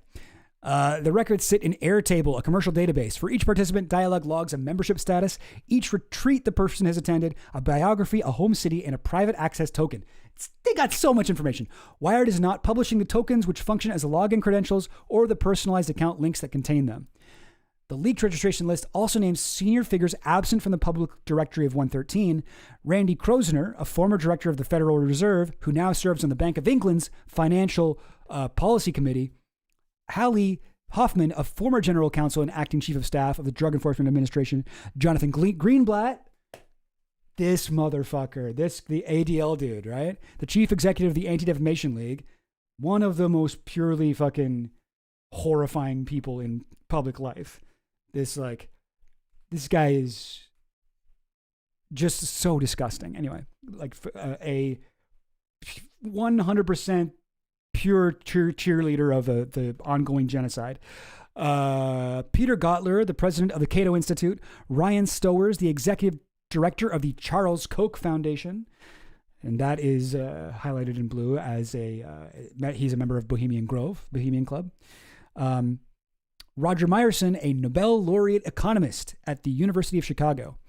It also lists a cluster of Google and Google DeepMind executives, among them Tom Liu, who leads global affairs for the company's Frontier AI division, and one working journalist, Suad Mekhenet. Why does it say one working journalist? There's a bunch of journalists on there. Ezra Klein's on there. She works for the Washington. Oh, sorry. These are the people okay, sorry. No, this is the part where they list the people. It's because you can see these guys I don't have highlighted yet. So these are the people who they have in their list that weren't on the list from my CrimeU. She's listed as running an event called Ulysses Book Club. Oh, okay. Rest of the membership spans hedge fund and private equity billionaires, current and former foreign officials, network television actors, best-selling authors, and religious leaders. One of several internal documents Dialogue left exposed in the same online database that held its registration records is a guide for event moderators, urging them to remind participants that everything is off the record and that comments should be concise and non-obvious. Actually, you know what? It's even better than that, because it's actually it looks like it's like an AI generated XKCD comment. No. Where do I go for this? We are looking for. Oh yeah. I'll see it I'll know it when I see it.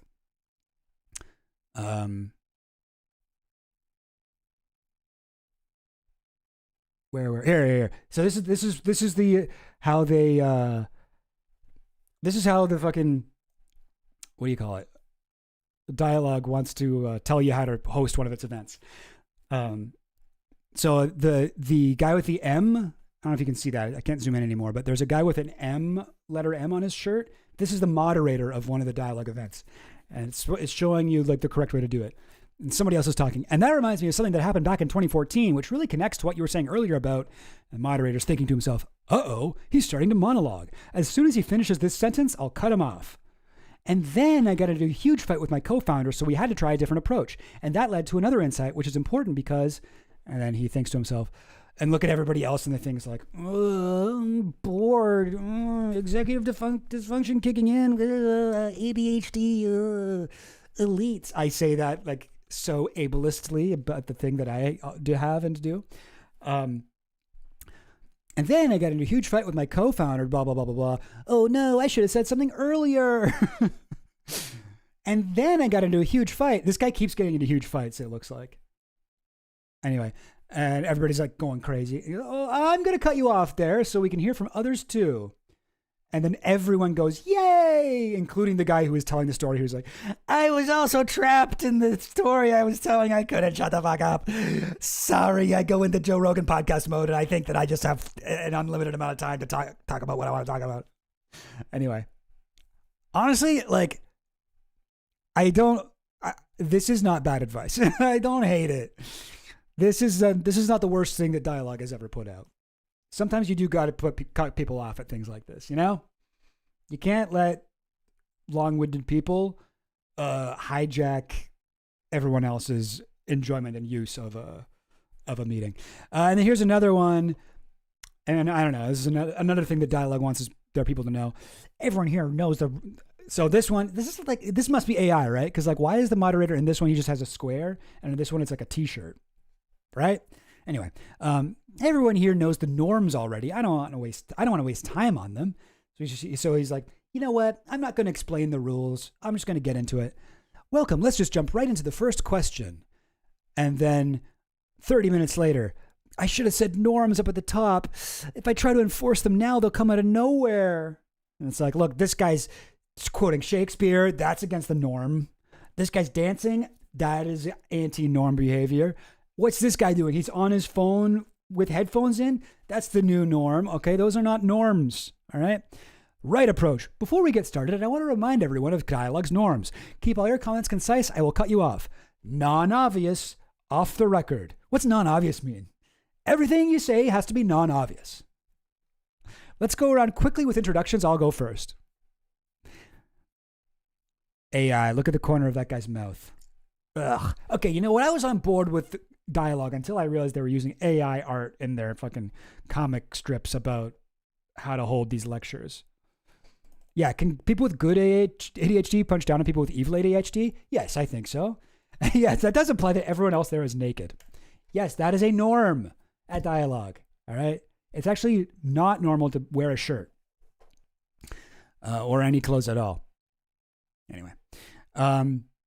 The discipline imposed by the group did not extend to its website because they're just saying, oh, avoid status signaling. Yes, comments should be concise and non-obvious in a room full of senators, dignitaries, and tycoons.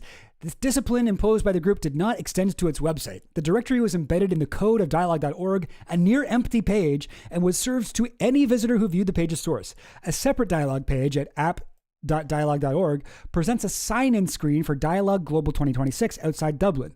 The page invites any visitor to sign in by email or Google account and presents no terms of service, no notice that the application is restricted to members, and no indication that an invitation is required. Dialogue has operated with little public footprint since its founding. It holds at least one retreat a year with assigned seating, moderated sessions, and a rule that nothing said is for attribution. Past gatherings have been held at the Ritz-Carlton, Dove Mountain in Arizona, and the San Clemente Palace in Venice, Italy, according to Axios, which first it reported the group's plans for a campus in the Washington, D.C. area. This also sounds so Opus Dei. Sounds so Opus Dei. I'm sorry. Maybe I'm just stuck on the Leonard Leo thing. But if you look at Opus Dei's like membership in the U.S., it's really striking. It's got like what is it? Opus Dei membership U.S. Opus Dei is also so hard to research. They really monitor their. Damn it. Okay. Officially, Opus Dei has 3,000 members in the U.S. More Catholic than the church. And, wait, what? How come it's not? Come on.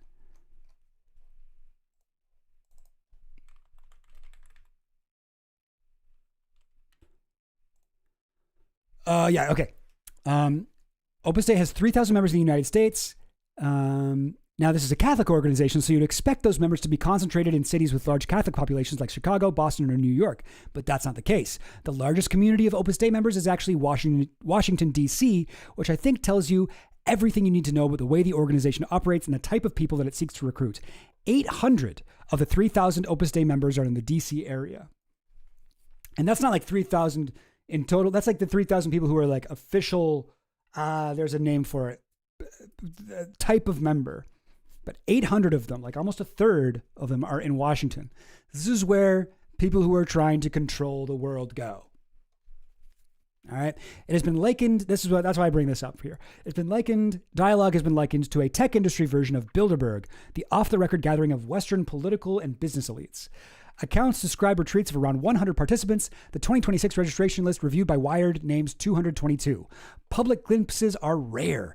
The statistician Andrew Gelman published one of Dialogue's invitations to his blog in 2022, describing its format and a registration fee of more than $16,000. Ezra Klein, Cory Booker shelling out $16,000 to go chill with Elon Musk and Leonard Leo. Like, this is a bad thing to be a part of. If you're part of this, you are forever going to be suspect to me. If you weren't already. I genuinely don't think there's anyone on here that I wasn't already suspicious of. No, that's not true. I didn't know anything about Sophia Bush, the One Tree Hill actress. Honestly, Sophia, not great. Not great. You know what? I'm not gonna watch One Tree Hill anymore the same way. I mean, I'll still watch it, obviously. It's an all-time great show. I've never watched it. I don't know. What's she been in? Would I know her from anything? Acts of Violence. Oh, she's in Incredibles 2. She did stuff with Time's Up. All right. I don't see anything here that looks super bad or anything like that. Personal life. Oh, she was engaged. She married Chad Michael Murray. Okay. Bush filed papers for an annulment citing fraud. Whoa. Activism. Okay, let's check this out. Bush is part of fundraisers such as Fuck Cancer, Run for the Gulf, and Global Green Gulf Relief. Interesting. And has been involved in political issues, including her support for Barack Obama's candidacy for president in the 2008 elections. Okay, so things must have changed for her because she was supporting Obama in 2008. I mean, that was a fucking long ass time ago. That was like almost 20 years ago. Actually, yeah. And you know who else was a supporter of Time's Up? Jeffrey Epstein. It serves you fucking rich guys right. She was a staunch supporter of gay rights. Gay rights. Okay, that's good. These are all good. ACLU. Environmental. This is interesting. What's this one? In the 2018 fight over the nomination of Brett Kavanaugh, Bush was supportive of Christine Blasey Ford. So, like, she's going to hang out with fucking Leonard Leo. Like, I wonder what they talk about. Bush tweeted to this is a small group, right? Like, 222 people total went to the one, or invited to the one in, like, 2026. She's going to she's going to be hanging out at this thing. She's going to meet up with Leonard Leo, the guy who personally handpicked Brett Kavanaugh and was like, put this guy in. Hey, Trump, you're going to put this guy in, and I don't want to hear anything else about it. Yeah. This is the guy who gets to pick the Supreme Court judges. So that was 2018. 2022, she wrote something about Roe versus Wade. Like, this is weird because these are all good opinions, pretty much. Like, I am a voter 2018. So wait, is this the last? This is the last one. Sorry, the last one. November 2024, Bush signed an exclusive partnership agreement with Washington Speakers Bureau where she advocates for, what's this? She advocates for economic growth, women's empowerment, and community engagement. And in that order, I'm sure. Now this sounds like a dialogue shit. This sounds like somebody who's been attending dialogue events. And now I want to be speaking for what I really believe in, economic growth. The fuck? People who advocate for economic growth, the fucking growth for growth's sake, the ideology of the cancer cell. What was all this stuff about gay rights, women's rights, Time's Up, Roe versus Wade, and then all of a sudden, and, well, for goodness sake, can't the rich get richer, please? See, this is where, okay, something happened. This is probably around the time that she, I'm guessing here. Total guess. This is an armchair, whatever. That is wild. Don't worry, she never says anything obvious about gay rights at Dialogue TM. I mean, fucking Leonard Leo knows that this is Peter Thiel's organization. So there's some kind of like, people understand that they are strange bedfellows, if you'll pardon the expression here. Peter Thiel has never had an issue working with people who, if they could, would make it illegal to love who he loves. Okay, anyway, Sophia Bush. I don't recognize her, but all right. This is an actress, everybody. Yeah. Yeah, no, very bad to be on this list. I'm sorry, I'm not, this is not like a, I'm not trying to cancel anyone here, okay? This is not a pro cancel culture stream, but like, Ezra Klein, come on, buddy. Come on, buddy. What happens to being a policy wonk? What happened to being the guy who just looked at the numbers and was like, well, Hillary Clinton is an extremely qualified candidate. What happened to that guy? What happened to that guy? What is this? Why that guy's been running cover for Charlie Kirk, Turning Point USA, Jeffrey Epstein? Like, you know, is this what abundance is all about? Is this the kind of like upper class social cohesion that you've been a part of? Have you been so fucking like bamboozled by all the fucking rich, you know, being flown out to Ireland, the private island parties, all this shit, that you've completely turned your back on the important things, which is getting in the weeds in policy discussions? Okay, what's going on with you, man? What's happening with you, Ezra Klein?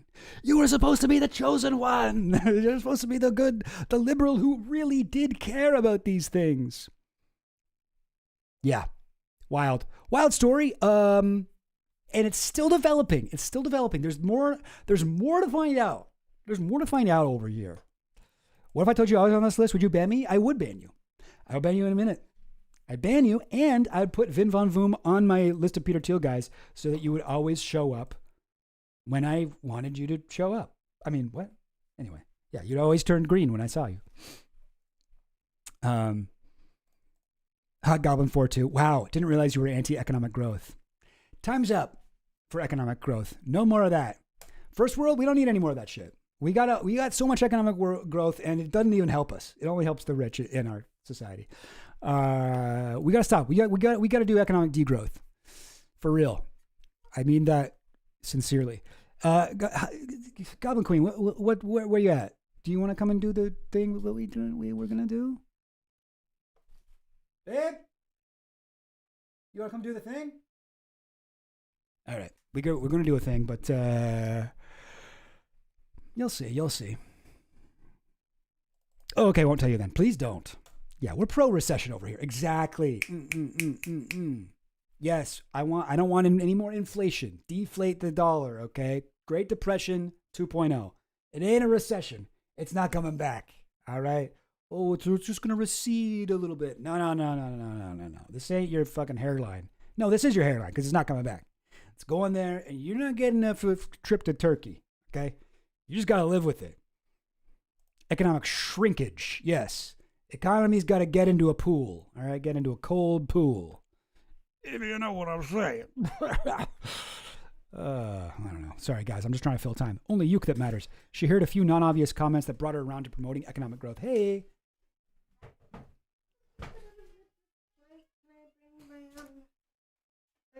Yeah, of course. I think that'll affect the sound. Also, yeah. So yeah, if you want to, you really want to keep the door open, eh?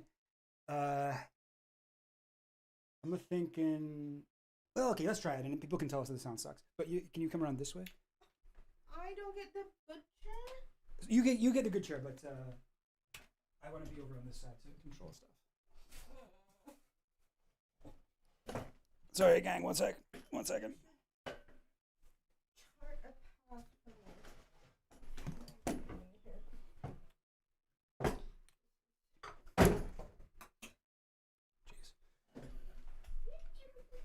All right, okay.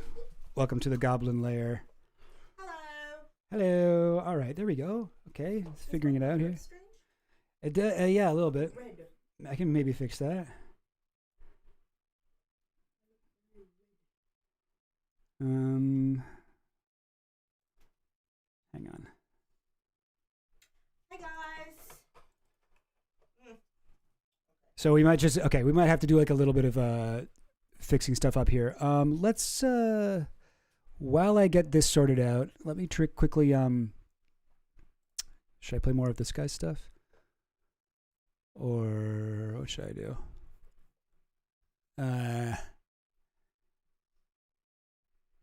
Yeah, sure. I'll play a little bit of this guy. Sorry, you're going to listen to some more TRAP-O-NOMICS, which I will again put his thing in the description, talking about the boy who cried cool. So hang on. Sorry, this will just be a minute.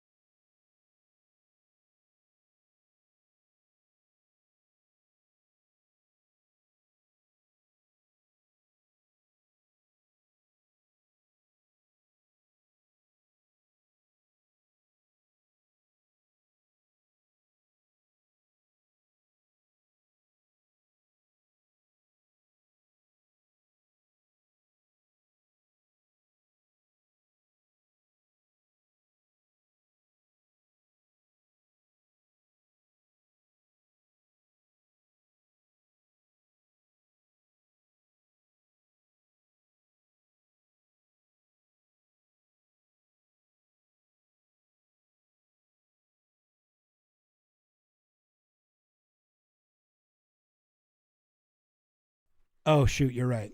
Dang it. All right, hang on. I thought that I was, but I guess on this particular page, I don't have audio from the thing. So there's no way for me to get it so that we both look good, at least as far as I can figure out right now. So I'm going to be really blown out right now. But you look good, babe. You look good. You always look good, but you're exposed good right now. So hang on 1 second. Okay, and I'm just have to do one more little thing here. So let me just quickly... To call him a villain and move on. So we're going to break down what he actually did because it's an important thing. Puffy understood something instinctively before anybody else in hip hop had fully weaponized that the music could be a periscope, a mood board, a window into an aspirational lifestyle. He takes an artist as real and gritty as Biggie, a brilliant natural storyteller out of Brooklyn, builds a machine around him and points all that realness at one target, the luxury market. Champagne, mansions, shiny suits, the whole bling bling dream of having arrived. More money, more problems is an advertisement disguised as a complaint. He basically set the blueprint for what Drake would become. Okay. All right. Figured it out. Gang, thank you for that. We are doing a thing. Yeah. So this is, wait, don't look. Yeah. Wait, let me look. You can look now. Okay, welcome to EP-PARDY. All right, this is EP-PARDY. This is, it's GOBLIN. GOBLIN. This Yours can be pretty. Yeah. Don't worry, mine is EP-PARDY. Okay. But we've got, hang on now. What the? What's happening? Oh, wait, sorry. Yeah, this is where I had it. Where's the timer going? Oh, jeez. Oh, fuck, I had this all set up too. But we are going to do a little game show here. There we go. Okay. Chat's paused. Yep, I'll fix that. We're going to do a little game show where we talk about stuff. So okay, so do you want to explain? This is your idea? Oh, yes. Okay. Well, I was not prepared to explain it. This is how I feel at all times on stream. I'm like, oh, you guys want me to talk about this fucking thing that I was going to talk about? Geez, well, you should have given me some more notice because... Good luck. Okay, I'll try. It's like You're holding this mic like it's Yeah. This is just a back scratcher. It's a game show mic. Okay, James. All right. Stop trying to ruin. But you need a hand. bit. You need a hand so you can hold the actual mic that you use. What? Oh, yeah. I thought you were gonna hold it. This is a very low budget game show. I have never really watched Jeopardy, but it is based on that, okay? Where we have answers and we have, or how does Jeopardy work? We have to give the answer in the form of a question. It's like a trivia show. Good luck trying to understand it. That's my best effort at explaining what it is I did here. Okay, so James's questions are about Epstein, and I don't think that I'm gonna be good. So what I'm gonna do is I'm gonna ask James questions on Jamaica, and that is gonna like make me feel better. Okay, so I think we will go with my segment first, and then we'll do James for redemption. Okay? Sorry, what do you mean? What do you mean? What was unclear? The whole thing? It's probably. Wait, sorry. You don't want to start with. We're gonna start with you. What do you mean start with? Well, I have questions as well that I have to ask you about Jamaica. Remember? Yeah. Okay. But which one? Which one? Oh, is you starting want to with do it me? simultaneously? No, babe. Sorry. I mean, actually, that'd probably be best if we did it like that. Although I don't know. You don't have access to my thing yet. Hang on. I'm just trying to get this thing working here. 1 second. But all right. Wait. Let me try to explain. Okay, you. Okay. So here's what we decided to do is the other day. So this is kind of nice. This is like a nice thing that we've discovered, or at least it's nice for me. That like. Ashley has been we've been dating for like 5 years or 6 years, I guess. 6 years. 6 years in July. 6 years in July. And Met on Hinge, yeah, guys. met on Hinge during COVID in 2020. But we we have like different interests, right? And like I have in a lot of ways we have the same interests, but there are certain things that we have different levels of interest in. And like I've always been sort of like interested in conspiracy theories and Epstein stuff, and we talked about it a little bit to an extent. I mean, like quite a bit. But since I actually started editing my videos, we realized that like she's just like listening to me talk about this shit like for hours and hours every week, like for like 8 hours a week is just like purely me talking about like Epstein and like conspiracy theories, and now it's like she knows more about it than I do in a lot of cases where it's like, but like you'll be like, oh yeah, isn't that this person who did that? And I'm like, babe, like it's sort of like working together on this channel is like this weird like I'm forcing my fiance to like listen to my special interests, in a way that wasn't intentional, but I do really like. I really like it. And so somehow when we sort of had that realization, we're like, oh wow, that's so funny. I think you had the idea to be like, let's do a game show where you ask me like Epstein questions. We do like a Epstein Jeopardy. And then we're like, oh, let's also do, let's do one for James that's different. So you're going to ask me questions about like Jamaica, I guess? Yeah. James asked me, he's like, are you going to be nice to me? And I'm like, we'll see. Okay, yeah, we will see, but we've got these. So I've got prepared a bunch of questions for Ashley that are. 1 second here. Can I move this? Yes. Okay, I just sent it to you, so you're supposed to have it in your inbox now. All right, I think we should do it like first. Well, first do the Epstein, then we'll do the Jamaica. But yeah. Okay, I think we'll do it the way you said. But this is my thing here. Epperdy. Did you see this? No. Epperdy. Oh, well, I saw the thumbnail. And then check it. Yeah, so it's the same as the thumbnail. Yeah. And we've got game show music. How's that sound? Is that good? Is that loud? Too loud? I guess you can't hear it. Do you want to, You okay? I think it'd be more fun if you, Yeah.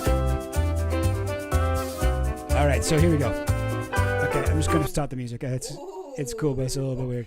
So we've got here. We're going to do the Epstein stuff first. We've got several different categories. The stretched little St. James temples are really the highlight. Oh yeah, totally. No, I was very proud of myself with this background I made. But why? I don't know. I feel like I'm gonna do bad. No. If I do bad, will you guys hate me? No, you won't do bad. And if you do bad, you can just edit it so that you do really well. You edit it, and then it'll be like I freeze in my mouth. It's like, great job, you did a really good. I look like a Monty Python like animation. Yeah. But okay, so here we go. It's time for Jeopardy. I am going to put for Eppardy. I am going to put the music back on for a second. Welcome back to. You think it would work through the game at a very low volume? All right. Okay, hang on. So it's a little loud right now. We'll go down like this. How's that? Does this feel comfortable for everybody? I'm not quite sure how to do it, but yes, no. The people are on your side. You truly are the people's Goblin Queen. Oh, I gotta move that up to the top. This is a new scene over here. Thing. Hang on. Okay, let me just fix up a couple things because I want Ashley to be able to hear the music. Here, one second. You can down a touch more. Okay. What? How's that? Oh, that's maybe a little bit too much. And here, hold this and you can talk for a second. Oh, what? Okay. James better use my back scratcher mic. That's all I'm saying.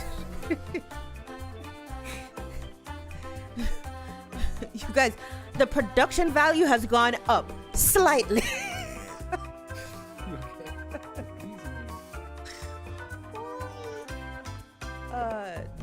From dumped to Trump. Oh, I know what that one is gonna be about.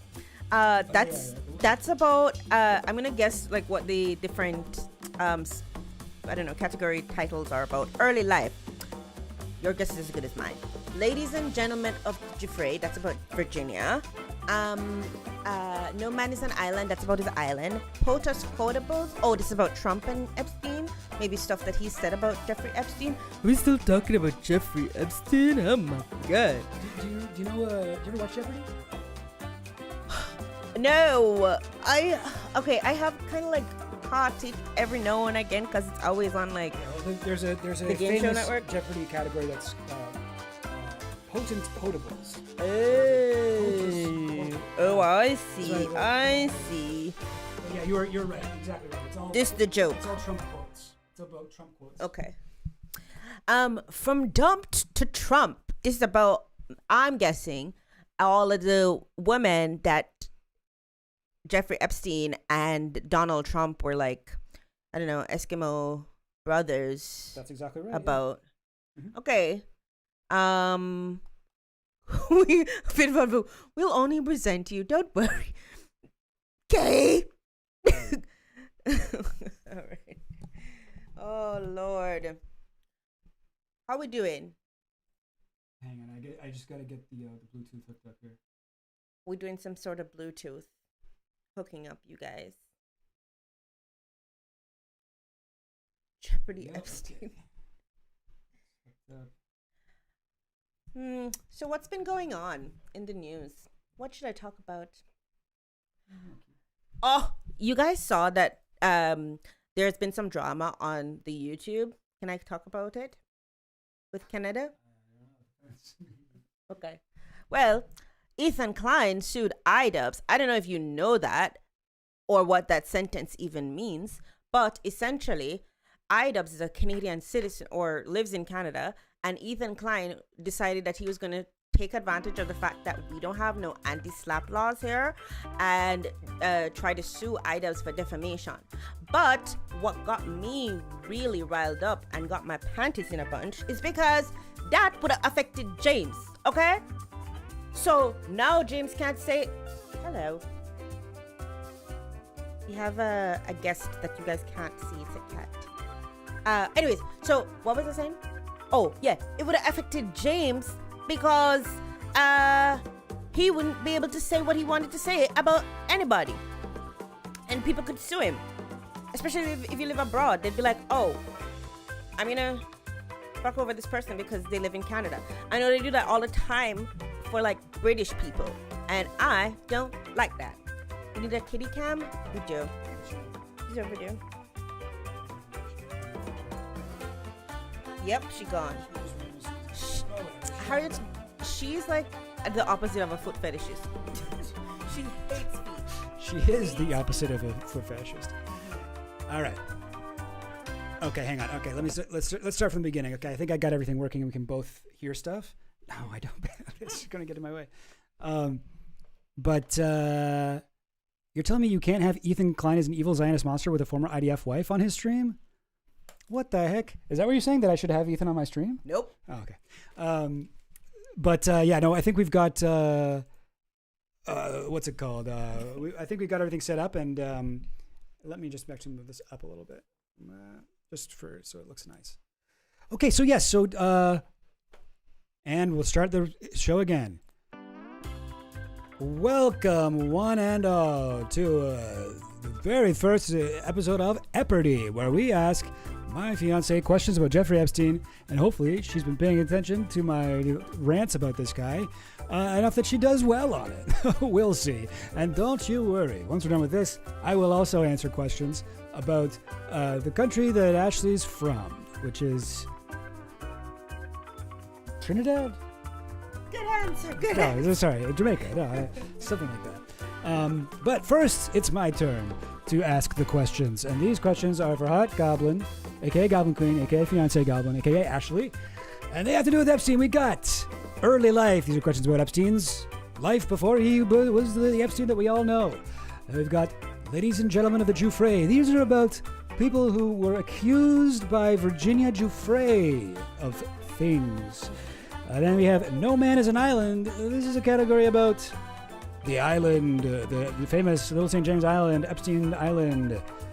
POTUS quotables, that is not potent potables like on the Jeopardy category. This is EP-PARDY, and these are quotes from the POTUS, Donald Trump, that is.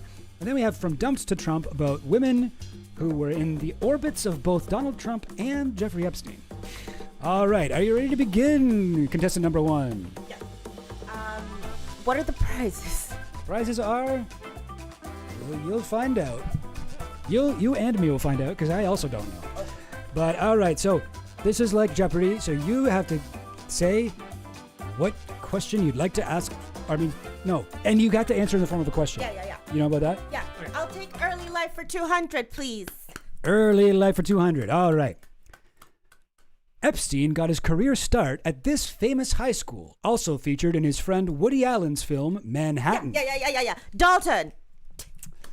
I'm sorry. You have to ask in the form of a question. Oh, what is Dalton? That's correct. Yes, the Dalton Academy in the Woody Allen movie Manhattan. Okay, Woody Allen movie Manhattan. It's Woody Allen's character's girlfriend is a student at the high school. You got to move these. All right, I think clapping is probably bad for sound. Unless you can clap really quietly. Oh. Yeah. But yeah, there we go. Hooray! Epstein got his career start. Yes, you got that one right. So that means I give you 200 points. Oh, yeah. Oh, geez. Well, that's... Well. Okay. Yeah. Okay, I got a feeling I'm going to have to make this pretty Way wide. wider. Oh, well. Okay. Technical emergency, guys. There we go. And, oh, I forgot to play this. Yay! Correct answer. You get the correct answer noise. So quiet, you can barely hear it. All right. But yeah, good job. All right. Game show music. I'm not quite sure how to use the game show music, but all right. I feel like if we play this in the background the entire time, it'll be weird. Do it. If you do good, is there a trip to Fiji? A trip to Little St. James? You've won a trip to one of the most horrifying Caribbean islands there is. No. All right. Yeah, we're both doing quizzes about Caribbean islands. That's nice. All right. So great job on that one. Now, so you get to pick your next category. What's up? I'll take ladies and gentlemen of the Giuffre for 200. Ladies and gentlemen of the Giuffre, category 2. He got O.J. Simpson off, he got Klaus von Bülow off, but he strongly insists he himself did not get off during massages at Epstein's place, no matter what Virginia said. Who is Alan Dershowitz? Oh, that's exactly correct. You won again. You are on an absolute roll here. Okay, who'd you pick now? Give me. I'm feeling a little cocky. Let's go. No Man is an Island for 600. Whoa, that is cocky indeed. All right. This representative for the U.S. Virgin Islands was caught texting one of her more controversial constituents for advice on questions from Michael Cohen. Sorry. This is the $600 question. I know the lady. It's the black lady from the U.S. Virgin Islands. Let me just checking in with our judges here. Do we accept the black lady from the Virgin Islands? There's not many of those. There's not many of those. That could only really be one person, I think, right? There aren't a whole lot of black people in the Virgin Islands, from what I understand. Could you be a little bit more specific than that? I don't remember. Could you say, you know what? The judges are saying they will accept any other fact about this person aside from that she's a black lady. I give you two. She's black and she's lady. That's 3 facts. To be fair, that is 3 facts. I'm hearing that's still not enough. We need a 4th fact, and we'll be happy. Any other fact about her, doesn't have to be her name, just anything about her. Can you? Nope. Nothing. Remember what the text exchange was about? She was. Hey. No. What's up? Okay. It's me. Oh, I wasn't sure if I was going to get to play this, but I'm happy I get to. Wrong. That's not right. This is Stacey Plaskett. Stacey Plaskett. Oh. First I'm hearing this name. First I'm hearing this. You're telling me for the first time. All right. Well, you lose on that one, so that means it goes to our second place contestant to pick a category, which is also you. Okay, yay. What do you want? Give me POTUS quotables for 200. POTUS quotables for 200. This side is where Trump once told New York Magazine that his terrific friend Epstein liked beautiful women on. Oh, what is younger? That's exactly right. Oh, right answer. Bling. Yes, that's correct. He said something like, he's a terrific guy, Jeffrey Epstein. I've been friends with him for 15 years. Some say he likes beautiful women as much as I do, and many of them on the younger side. Many of them on the younger side. That's correct. Although he did claim that he never said that, and actually Jeffrey Epstein wrote that. But I choose not to believe that. So there you go. Oh wait, I forgot to give you points, I think. What are you at now? 600 probably? Yeah. Yes, 600. That was your 4th question. You only got 1 wrong. All right, doing pretty good. What do you think now? I'm gonna go back to early life for 400. Okay, early life for 400. This man, a real card, hired a 23-year-old Epstein to Bear Stearns and even gave him a second chance when he discovered Epstein lied about having a degree. Oh, man. I always mix up these names. Ooh, okay. Oh. Sounds like you're stuck between 2 people. No, well, not even, because I can't even remember either of their names. You know, while you think, I'll put on the music that makes it feel exciting still.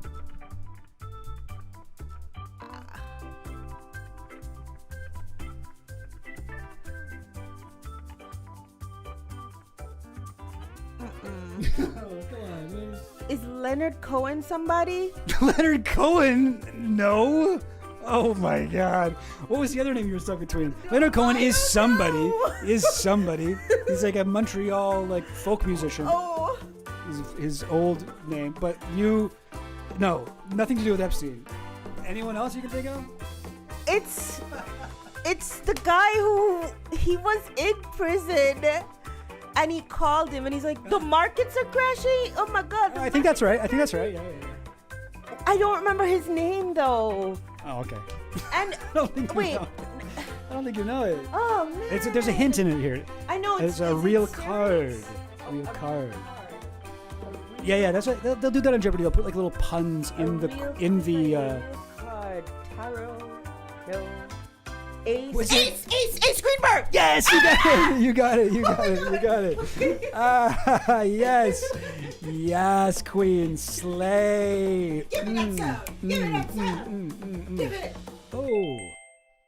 Period. Yeah, you got it. Okay, I thought for sure you were not going to get that one. Hey. But okay, so you are at 1,000 points. Dang. Okay, you're crushing it here. All right. Yeah. No. Page news tomorrow. Goblin Queen alleges Leonard Cohen had a relationship with Epstein. That's crazy. Wait, how do I go back to the panel? Okay, so I'm getting a little bit. I wish there's a way. Is there a way I can like mark which ones we've done or no? No, I didn't think that far ahead. Oh, okay, that's fine. That's crazy. All right. What next? Okay. Let's just do early life for 600. All right, sure. Let's go for I'm it. scared. Oh, oops. I'm scared. Scared? Yeah. Yep. She was friends with Epstein in the 80s when she worked at Bear Stearns. Now she's married to a Johnson & Johnson heir and best friends with the First Lady. Yeah. This one seems hard, so I'll put the music on.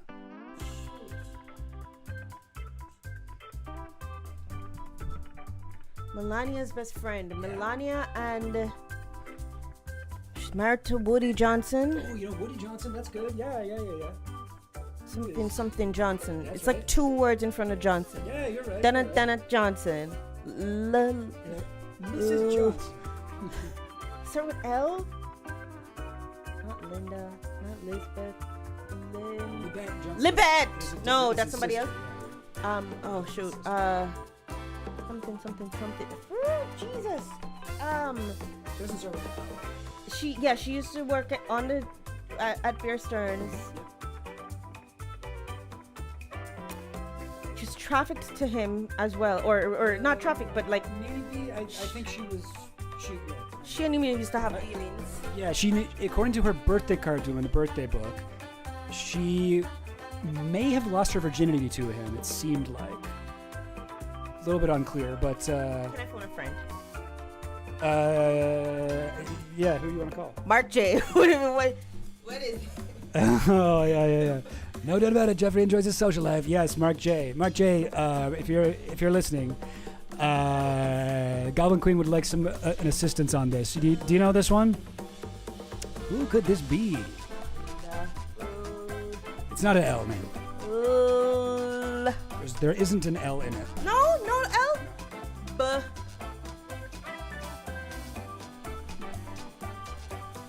Mark J is listening. Introduced but not trafficked. Yeah. Abracadabra? Is it Abracadabra Johnson? Final answer? You want to lock that in? No. Why don't we just say everyone who anyone in the chat can answer it. Starts with an S. Suzanne Johnson. Oh, you got it. Yeah, you got all 3 names. That's right. Okay. All right. With the assist, I'll give you that one. So you're at 7,000. 7,000 points. Was it 7? Oh, wait, sorry. No, that's 1,600. Sorry, you're at 2,000. No, wait, 1,600. No, I don't know how to do math, apparently. Let's leave it at 1,600. 1,600. Pretty good. All right. Moving on. This is Lyndon B. Johnson, final answer. Lyndon B. Johnson. You are trying to lead me astray. You're trying to lead me astray, and God will not let you be successful because of that. Watch it. You are going to perish. Yes, Mark. I'll let it be known. I think I was the first person to say it was their letter. Oh yeah. Were you the one that originally figured out that was Suzanne Urcha? Hell yeah. Because I remember looking at one trying to figure out who it was, but it was the Bear Stearns thing that gave it away eventually. But yeah, I think that's to my recollection. Yeah, you were the one who originally said it that I heard. Okay, next one. What are you gonna pick? Okay, let's go over to from dump to Trump. All right, we haven't done this one yet, I don't think, have we? Yeah, no. For 200.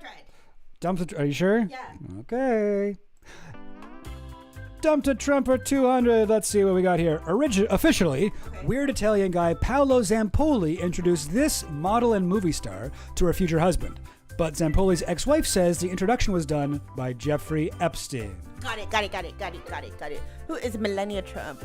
That is absolutely correct. Bling, bling, bling, bling, bling. And you get 200 points. That brings you up to 1,800. Go. Crushing it. What else we got here? Oh, no, don't look at that. Okay, I didn't. Okay. What are you picking now? Did we do 600 for Ladies and Gentlemen of the Dufresne? No, we haven't done that one yet. 400? I don't know. No, we haven't done 400 or 600 for that category. Let's go 600.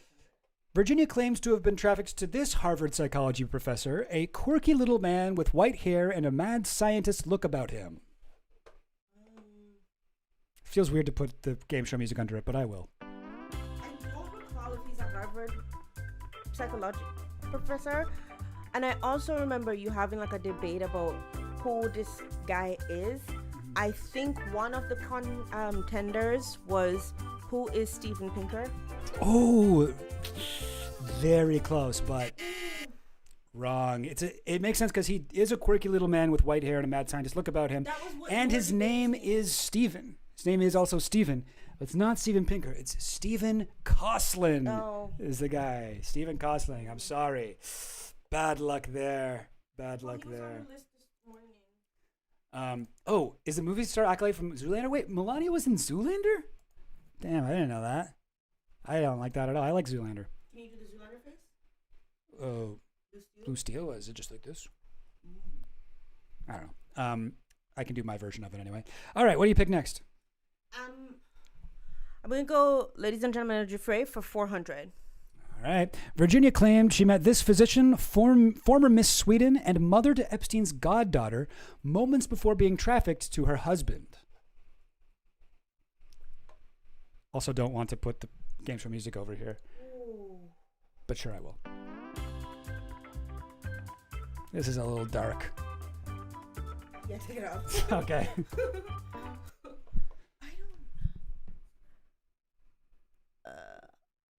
My brain is blank. Okay. She comes up quite often. She was friends with Epstein till like the very end, and still defended him after his death. Testified in defense of Ghislaine Maxwell at her trial. And was this the person who's like an heiress? No. Okay. Maybe she might be. I don't actually know what her Swedish family's all about, but. Mother to Epstein's goddaughter. Well, Epstein's goddaughter is Chelina. Yes. You remember Chelina's last name? Chelina Dubin. Yes, that's right. Something Dubin. Dubin. Glenn Dubin's wife. Yes. Okay. Mrs. Glenn. Who is Mrs. Glenn Dubin? And you know what? I'm hearing we will accept Mrs. Glenn Dubin. This is totally will accept that one. That's for. I think I forgot to give you a point at some point here. But whatever. Let's say you're at 2,200.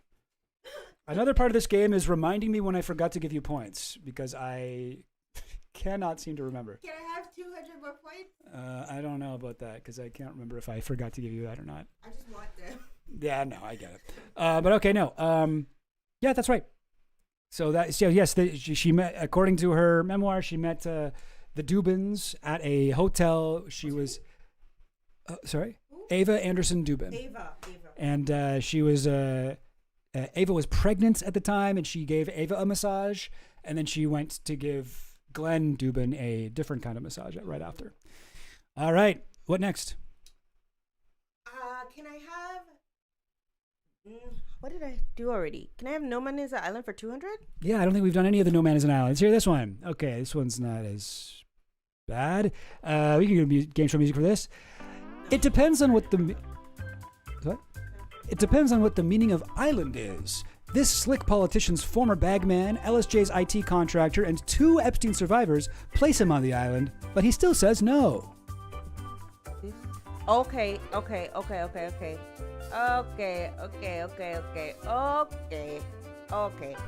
Who is Billiam Clinton? Billiam Clinton is correct, Amundo. You get an additional 200 points. That brings you up to 2,400. Yeah. Probably more. We're rolling. Right. Okay, that was what was it? No Man is an Island for 200. All right, what next? Where are you going to go from here? POTUS Quotables 400, please. POTUS Quotables for 400. According to Donald Trump's 2003 birthday card to Epstein, people who are this word, meaning someone mysterious or puzzling, never age. We got it. She got it. What is it? You can't do the dance already before you get the answer. Hey, quit that. No dancing before answering. What is an enigma? That's correct, Mundo. Right answer. Ding, ding, bling. Awesome. This is kind of fun, actually. But okay. So yes, you're right. So wait. How much was that? 400? Yeah. So you get another 400 points, bringing your total to 2,800. Yes, girl. What are you going for next? You know. All right, 400 from dump to Trump. 400 from dump to Trump. Ding, ding, ding, ding, ding. Singer, actress, podcaster. This triple threat was a witness at Maxwell's trial, spoke on the steps of the Capitol to pressure the Epstein files release, and was reportedly given to Donald Trump as an offering at 20. Now I feel I put the music on the wrong time, but whatever. All right, what do you think? Who could this be? We know the answer. Don't we, folks? Don't we, so, folks? Say it with me. Everybody at the count of 3. 1, 2, 3. Who is Anushka DeGiorgio? That is correct, Anushka DeGiorgio. Ding, ding, ding. You get it right. You are really crushing this. Hey. So we are at 3,200 here. 3,200 points. Oh, this is dark. I just realized I'm dark. No, this is very dark, but we just had to push past it. Otherwise, we would just be like, we'd have to stop the whole stream. Which we maybe should, but I don't want to think about that. I did not. We just had to keep going through how dark it all is. Yep. All right. You're doing great, by the way. 3,200 points. Try not to think about whether this is right or not, or whether or not this is okay to do. What do you want to go for next? Can I have No Man is an Island for 600? Sure, you can go for that one. Have you done both the other ones yet? I think so. Did you do 2? Anyway, whatever. No, we did this one. Yes, okay, for 400. Okay, No Man is an Island for 400. It's not just any temple. This word for a place of worship was how Epstein himself referred to the unusual blue and white striped building on his island. No, I remember this word, particularly because there were some people in your comments being like, oh, and who paid you? How's that $7,000 doing? And no, ordinarily I wouldn't get mad over that, but it's just like, I wish I had $7,000. You know? Yeah. No, USD too, child. Anyway. Yeah. I believe the answer is, what is a mosque? That is correct. Epstein called the temple a mosque. Very nice thing here. That's Trump's Brit of all right. Yes, that's right. Anushka. Damn, everybody's pretty hard. I obviously don't watch enough Chill Goblin. Yeah, come on. You got to watch as much as Goblin Queen does, which is every stream multiple times during the edit. Hey, peace out, Mr. E. Got to split. Weather in my area won't stop buffering the stream. Oh, that sucks. But anyway, have a good one. Okay. But no, you're crushing it. You're crushing it. Oh, and that's 400, bringing you to 3,600. Dang. Wow. Amazing. Okay. All right, so we've done. No Man is an Island is totally done now. Okay. I think Early Life is also totally done. Yeah. Was it? Yes. Early Life's done. Yeah. And what else do we have? Shoot. Ladies and Gentlemen of the Jouffre, I think. Do we still have any of those? I'll take whatever's left. Wait. Do we have this one? Yes. Oh wait, what's that one? Yes. Oh yeah. Oh, we've this one's totally done too. No Man is an Island we've done. POTUS Quotables, I think the last one we haven't done. Okay, let's hear it. All right. Does this ring a bell? In 2024, Fox News edited out a moment in an interview where Trump said the whole Epstein files world contained a lot of stuff that was this word for something intended to deceive. Oh. Wow, I don't think I've heard this quote. You for sure have. But They edited out from the original broadcast, but the full moment they're like, would you release the JFK files? Yeah, I would. Would you release the UFO files? Yeah, definitely. What about the Epstein files? Oh, right. I think that one less so because there's a lot of stuff in there, and it could affect a lot of people. I'm just gonna do an educated guess because I know that Trump likes this word, so I'm gonna say, what is fake? Fake, I'm happy to say, is completely wrong. You got it wrong on that one. Sorry, you got that one wrong. It's phony. That's why it says, does this ring a bell? Because it's phone. Oh. Not very helpful, I guess. No. But no, it's phonies. There's a lot of phony stuff in there in that whole world. I love how he says world. there's a lot of phony stuff in there, and that could affect some people, not me, but other people who I know. And there's just a lot of phony stuff in that whole world. It's like, what world? What do you mean? Anyway, yes, no, that was a tough one. That was a true $600 question. All right, and now I think it's just from dump to Trump. We have one more left to do, the $600. Can I have it, please? Here you go. The Daily Double. Phew, phew, phew, phew. This Norwegian cosmetics heiress and businesswoman dated both Epstein and Trump in the late 90s, but has never spoken about it, staying silent but deadly.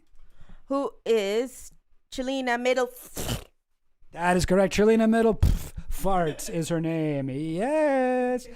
Diddly diddly dat thou. Correct, Mundo. Oh, and look, Mark J also thought it was fake. See? Okay. Yes. All right. Thank you for playing Eppardy, and you crushed it, babe. Look at that, huh? Look at that girl, huh? Don't you know a lot about Jeffrey Epstein? Oh man, dream woman right here. I don't know. Is that weird to say? Look at that. You are the winner of the Eppardy today. What are you going to do with your $4,200? I'm gonna go to Disney World. It will be paid out in installments from my Patreon over the course of the next 600 years. That is how we will get you that money. And there we go. Yeah, I hope that's how you introduce her to everybody. It is. Okay, thank you for watching Eppardy. And I think you did really well. I tried to give you questions that were hard, but that I thought you would know. Okay. So I was trying to make you look good, you know? Yeah. I was trying to help you out here, and I think you did really well. I think you really exceeded expectations. What that lady's name was. Sarah, what? Stacy Plaskett. Plaskett. Stacey Yes, Plaskett. yes. All right, thank you for watching. Stay tuned for the next episode of Jamaica Purdy, and have a good day. I don't know. Is that good? All right. Yeah. And now we got to do a bunch of stuff to try and get this ready. Did you? SMT email. Okay. Let me get off of the thing here then.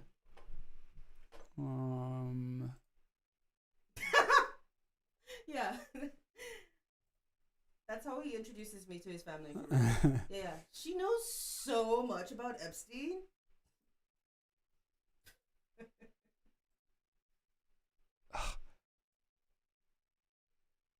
This is so annoying to figure out how to do this.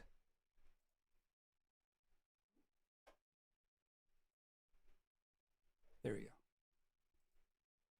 Oh, no. Ugh. Why can't I just... It's like I don't want it to be full screen because then it won't be picked up on OBS.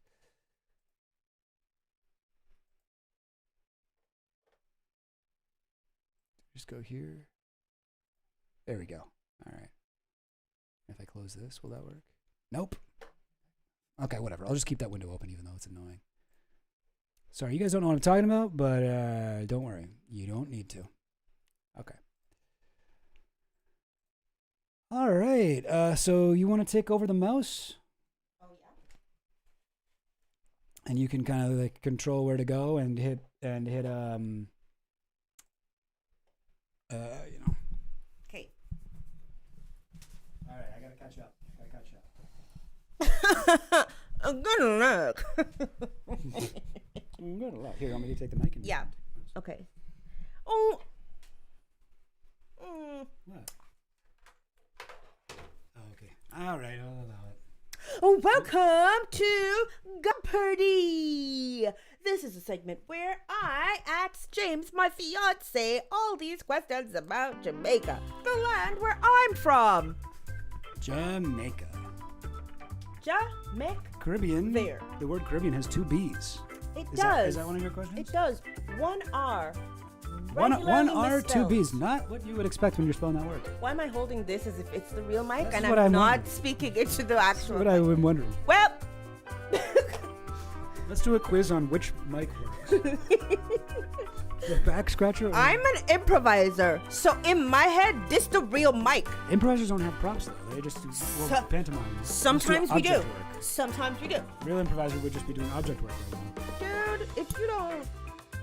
Anyways, these are our topics. Let's see if James can guess what each of these categories are about. We have colonial hangover.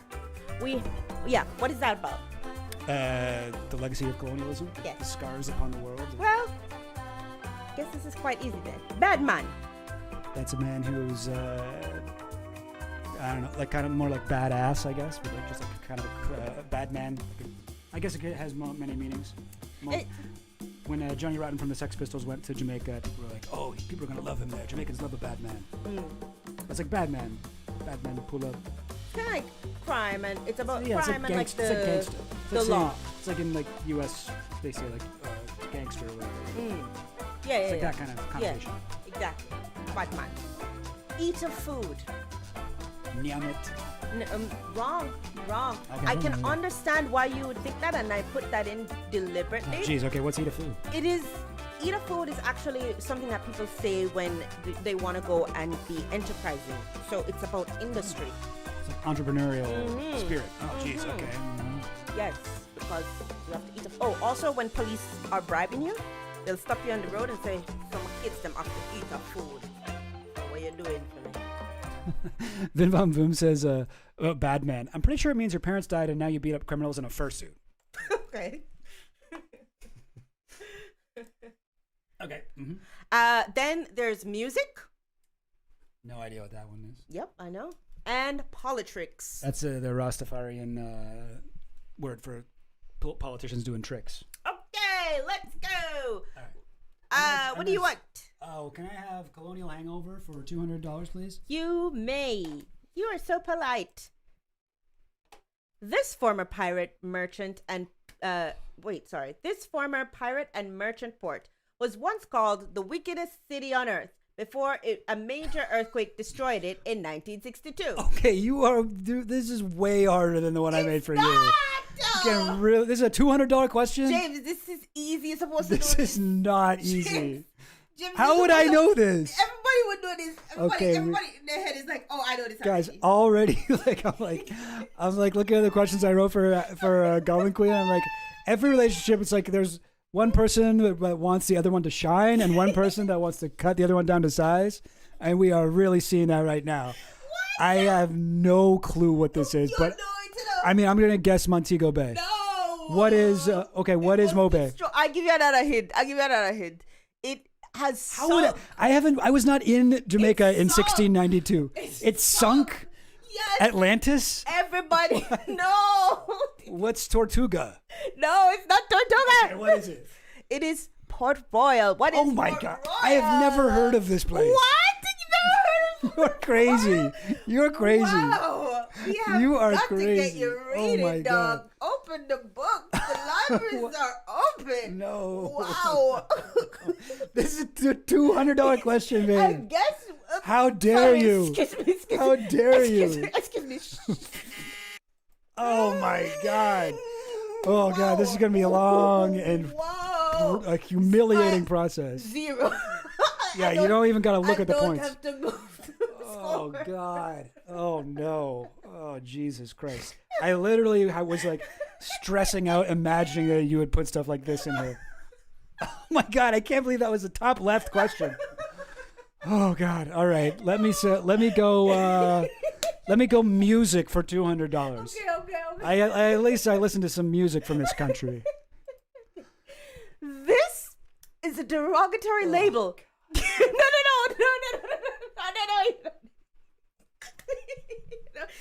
Oh no, I think I know this one. Yeah. I deliberately worded it so I was like, this is like a little hint in there. Okay. This is a derogatory label given to a rival selector in a sound clash. Yeah. They are often the recipient of death threats. What is a sound boy? All right, there we go. Kill a sound boy if him step on me shoe. Boom, rascal. All right. Yeah. No, they hate sound boys. And I remember I listened to a lot of Jamaican music and we started dating. I was like, what's a sound boy? And why are they so hated? What like, is this like a slur for some marginal? Is it like a homophobic slur? What's a sound boy? Why does every Jamaican singer seem to want to kill, like genocide the sound boys of the island? And you didn't know. I didn't know. So I had to look it up originally. So like but yeah, no, it is just like Clash is like the Jamaican equivalent of like a beef, Yeah, like a rap beef. They'll write songs about each other and be like, Barber Boy, whatever. And but yeah, they'll call other rival DJs like a sound boy and be like, The song clash predates the rap beef. right? Yeah. Actually.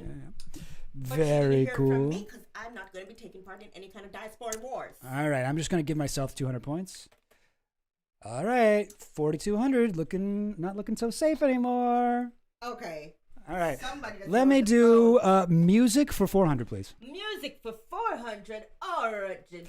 This subgenre of reggae highlights the role of the mix engineer, okay? So King Tubby, Lee Scratch Perry, Scientist, and the Mad Professor popularized using reverb, echo, and other sound effects. You know this answer. What is dub? That's right, James. Yes, I knew that one. That is correct. Where Dub did it- style. There Style. we go. All right. Yes. No, I know this from listening to Sublime, my favorite Jamaican band. Does James like Jamaican rum? That's right. And you got to give me another 400 points, please. I don't got it. You must. There you go. All right, let's go music for 600. Okay, you want to exhaust this. Oh, this is a tough question, actually. And it's okay. This is the Caribbean's first musical genre, predating ska, rocksteady, reggae, and dancehall. Okay, so I think I know this, but I have to say, I feel It's like tricky. you're. It's tricky. I feel like you're maybe overselling it. You're saying it's the entire Caribbean's first musical genre, including every island. I don't know about that, but Jamaica's first still recognized musical genre. I'm gonna say, what is mento? Well, that is correct, and that is not the right. question that is asked in front of you. Huh? I said, Oh, wait. You said what is that? The Mento is the first. Oh wait, Jamaican. so it's a different one that is not from Jamaica? Oh well, I don't know. Calypso? What is Calypso? That is correct. Oh come on! You're asking like Trinidad, Barbados stuff. How am I supposed to know that? I mean, okay, I did know that luckily. But but this was supposed to be just about Jamaica, wasn't it? Well, I just wanted to trick you, so. Oh man, you did trick me, but I thought you just typed it wrong. I tricked you, but then I was nice. I was like, You were nice. You were nice. All right, okay. Oh, thank God. Okay, getting my confidence back here. We're at 12. Oh, Hey. 1200. Okay, well, Okay. shoot. All right. Let's do Badman for 200. Badman. Okay. Badman. This is a title for a community power broker who provides protections, jobs, and access, and it started being used in 1970s, Jamaica, after the release of Godfather. What is Don? That is correct. Yes. Dun, dun, dun, dun. Yeah. Hell yeah. Yeah. Bap, bop, bap, bap, bap, bop, bap, bop. What's that word called? Etymology? Yeah. They call each other Don. The real Don. Don Gorgon. Very good. James. All right. How much was that? I forget. That was 200. 200? Okay. So we up to 1,400. You scared me with that first one. Oh my God. All right. Let's mix it up. Let's do Politrix for 200. All right, let's do it. Okay, you know this one. Okay, this Democratic Socialist Prime Minister led Jamaica in the 1970s and again from 1989 to 1992. Who is it? Who is Michael Manley, everybody? That is Michael Manley. correct. It is Michael Manley, Mr. Beverly Manley himself. the finest Jamaican Prime Minister that ever was. Me tell you, the man is at. Okay. Okay, Bustamante would like a word with you on that one. No? Well, he cannot have it. Hell yeah. Will not be accepting. He cannot have the word. Yeah. All right, so yeah, Michael Manley. Yeah. All right, that's another much was that? 200 points for me. I never forget to give myself points, but I'm pretty sure I forgot to give you points at least like 4 times. Okay, let's do, eat a food I haven't done yet, right? Yeah. Let's do 200 for that. This hospitality business model started in Jamaica.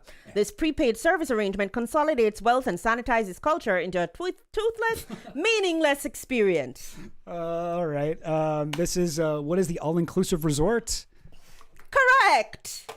Did I sprinkle a little bit of my politics in there? Yeah. So some of this seems more of an opinion-based. No one has ever had a meaningful experience in history on an all-inclusive resort. Okay. No one in like White Lotus ever experienced anything.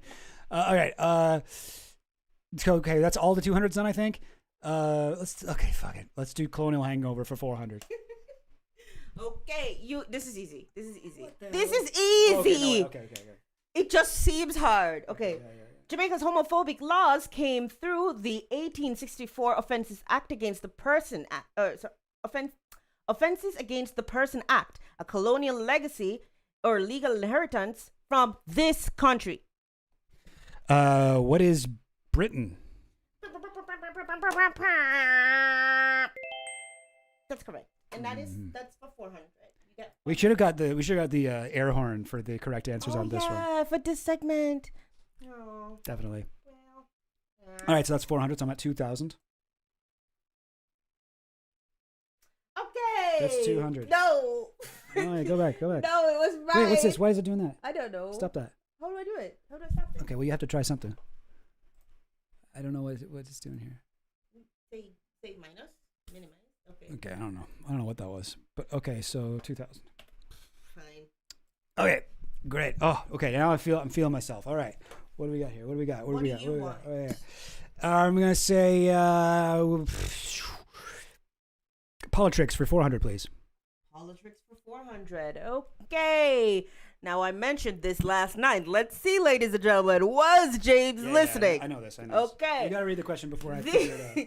These two national heroes were cousins and led rival political parties. Yay for the two-party system! All right, so we got the PNP, People's National Party of Jamaica, and this is a guy that we already talked about, right? No. Oh, no, we didn't talk about him. So I mentioned Michael Manley earlier. So this is a whole family dynasty thing. Mm-hmm. His dad, Norman Manley, was a leader of the PNP, and his cousin, Alexander Bustamante, was the leader of the Jamaican Labour Party, the right-wing CIA-backed party. So who are Norman Manley and Alexander Bustamante? Yes, that's correct. Remember the name Alexander Bustamante, because I have another fun fact about him when another segment comes up, or a question comes up. Yeah. Anyways. Start the whole quiz to express ship an air horn for 4 hours. Like an actual air horn, and we can hold it right up to the mic. Yeah. Get like some lasers too. Pew, pew, pew, pew. All the Jamaican DJ noises. Selector. All right. What do you want next? I don't know. Which ones haven't we I done? don't remember. Did we do Politics for 600? Politics for 600. Oh, and I forgot to give myself 400. All right. Okay. Let's see if you can get this one. In 1882, a Jamaican politician proposed solving our problems.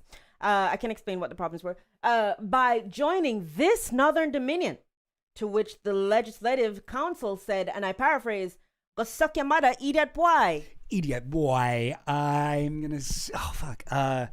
Northern Dominion.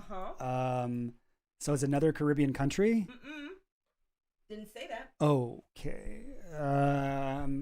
Northern. Oh wait, is it Canada? What is Canada? Yes. That is correct. People still talk about that. Almost a part of Canada. Yeah. People still talk about because we have a lot of Jamaicans here, and there's a lot of like cultural connections, and yeah, I don't know. You think that would be bad? You think that anybody who wants that should go suck their mother? And also, it wasn't very. When I say almost, it was like 8 votes to 1.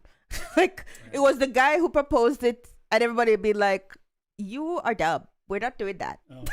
I don't know. I mean, I don't know. I mean, it probably would be bad for Jamaica. You know what it was though? It'd probably be was, good for us and bad for Jamaica. It was for what? Use it to scratch your face with. Yeah.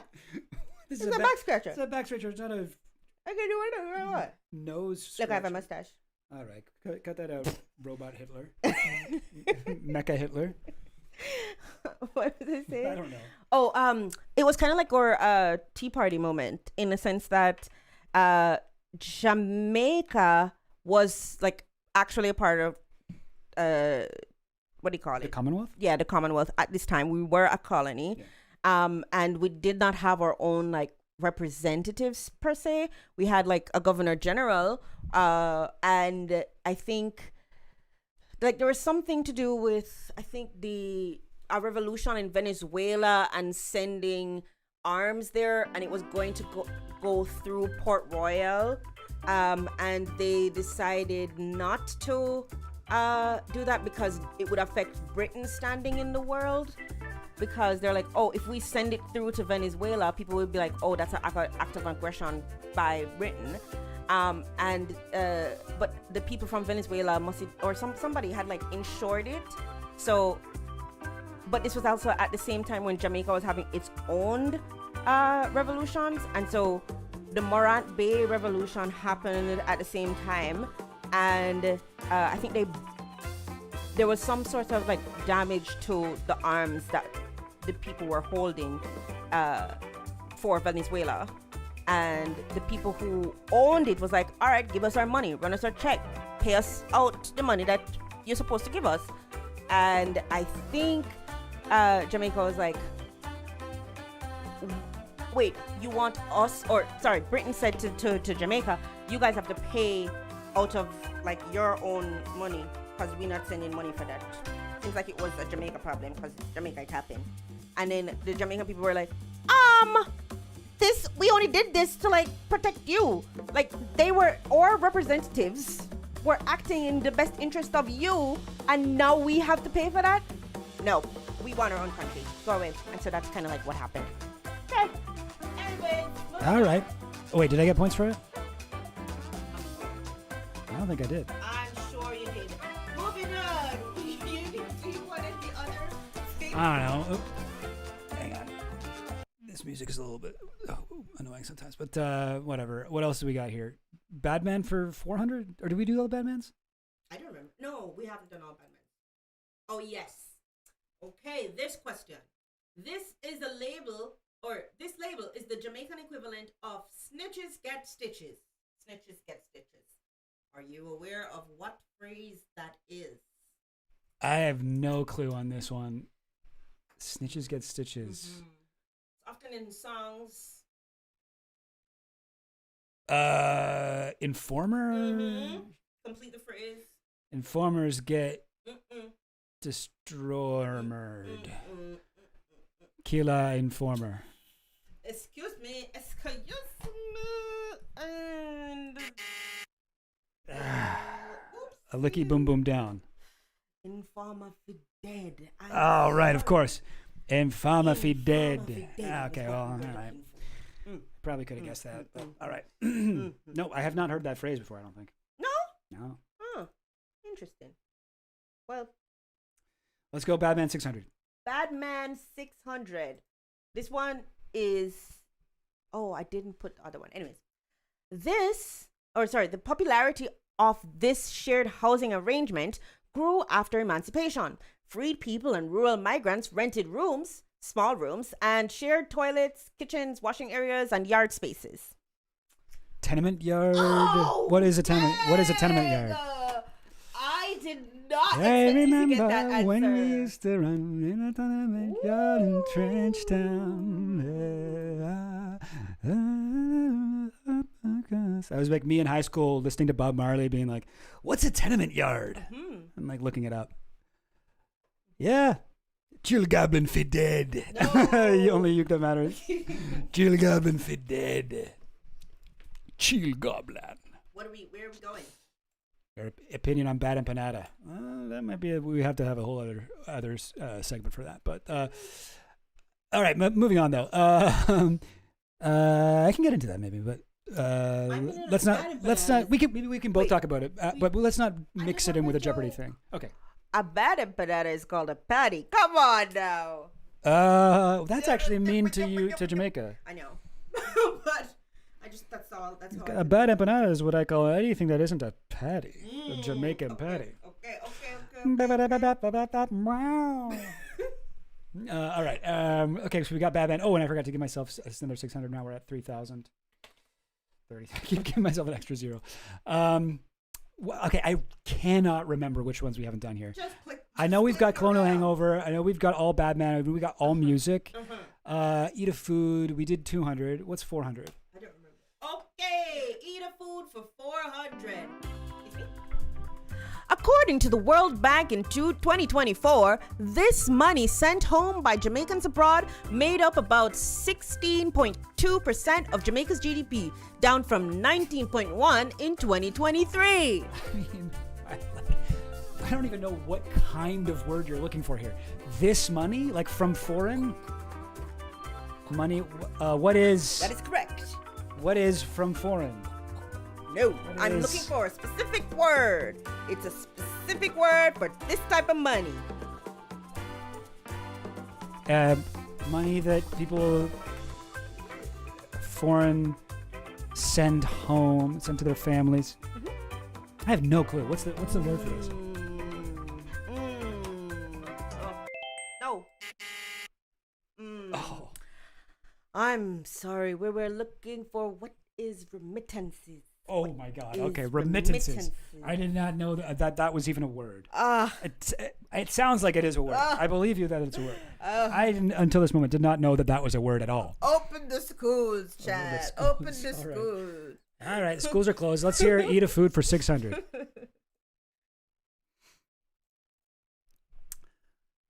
And I'll give the music. Okay, eat a food for 600.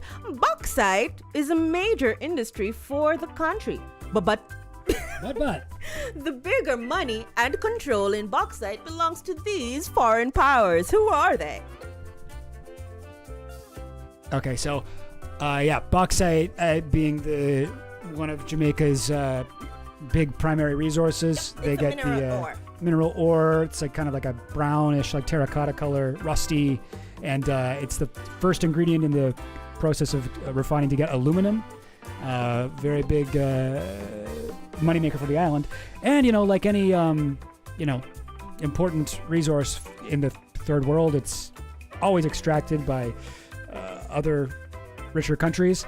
I believe of the 5, I don't know if this is still true, but at least in the 60s, there were 5 main bauxite companies. None of them were owned by Jamaicans.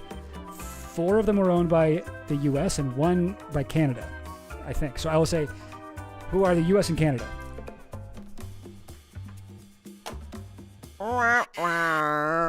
Really? Oh, I am so sorry to say. Is it Britain? U.S. and Britain? No. Oh, fuck, what? It is owned by the U.S., China. And Russia. Oh, yeah, my information about this was reading a brief history of 7 killings and Jamaica and the CIA shit in the 60s. So I'm a little bit longest wrong answer ever. Fuck. Damn it. I really thought I knew this. Oh God, this is embarrassing. All right, well, I got 1 out of 2. I think I should get 300 points for getting 1 out of the 2. Yo, he was stalling so much. He's like, wait, filibustering the answer. Well, if I just talk for 4 hours. What is a country? The borders are all made up. Damn it. That was the longest fucking wrong answer of all time. Okay, what else we got here? I think we're at politics still, eh? Okay, we did that one. Oh yeah, this horrible one. 400. Nope, we got this one. 600. Oh, so this is wait, what? Wait, huh? What does it go back to the original? Oh, weird. Oh, no, what? Then are we done? What's 200? Oh yeah, no, we did that one. Oh, we're done. No, wait. We're done. I have 2 bonus questions if you want to try them, but I don't have them written down. Oh, well, we didn't do this one. Oh, I thought we did. Right. Okay. So for the no. This is a good question. It's a great question. This is so insane. It's also about me. I a have read you this poem because it is my favorite poem. This is a white humiliation exercise. This is fucked. It is about it's called Olive Senior's Colonial Girls School. Yeah. And the students are taught Latin, they're taught Shakespeare, they're taught about pale beauty ideals. This is what is in the poem, and genteel airs. Oh yes, all those famous quotes we all But know. the poem repeats this very it repeats it so many times. But almost nothing about this. I don't know. I mean, yes, I know the poem. I know that it's like a poem about the high school that you went to. Like it's nothing about their own history or something, or their own heritage culture, We'll give it. Africa. It is nothing about themselves. Okay, yeah. Is the wording in the poem? Think about themselves. But I will give it to you because you look like you want somebody to give you a pity. I really needed that. 3,600. Oh, it was so close. What is it? Really it? Yeah. Dang it! I thought I was doing good, but I guess not. No, you did well. Yeah.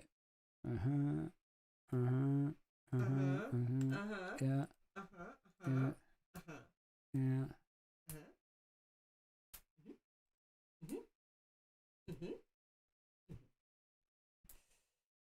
Yep, that's it. Those are my questions. Winner! I won. Wow, that's so crazy. I won at 3,600 points to your dismal 4,200. That's rough, but not everybody can be as good as me at this game. And I know I won because it says winner on screen, and the screen never lies. That's how it works. Ain't that just like a white man? Yeah. Yeah. And now, in the true tribute to the history of Jamaica, I, the white man, will be declaring myself the winner, despite all evidence to the contrary. All right. That's rough. That's rough. Okay, well, that was interesting. Yeah, what did you think about that? I thought it was fun. I don't know. I guess we'll see about the reception. I feel like it, yeah, this is like the first segment that I've planned, and I would like to do more. Cool. I must have forgot to give myself points, because how did I fall that far behind? Anyway, I'm not going to dwell on it. As I said. I'm not going to dwell on it. It's rigged. It's rigged. Stop the steal. Stop the steal. Stop the count.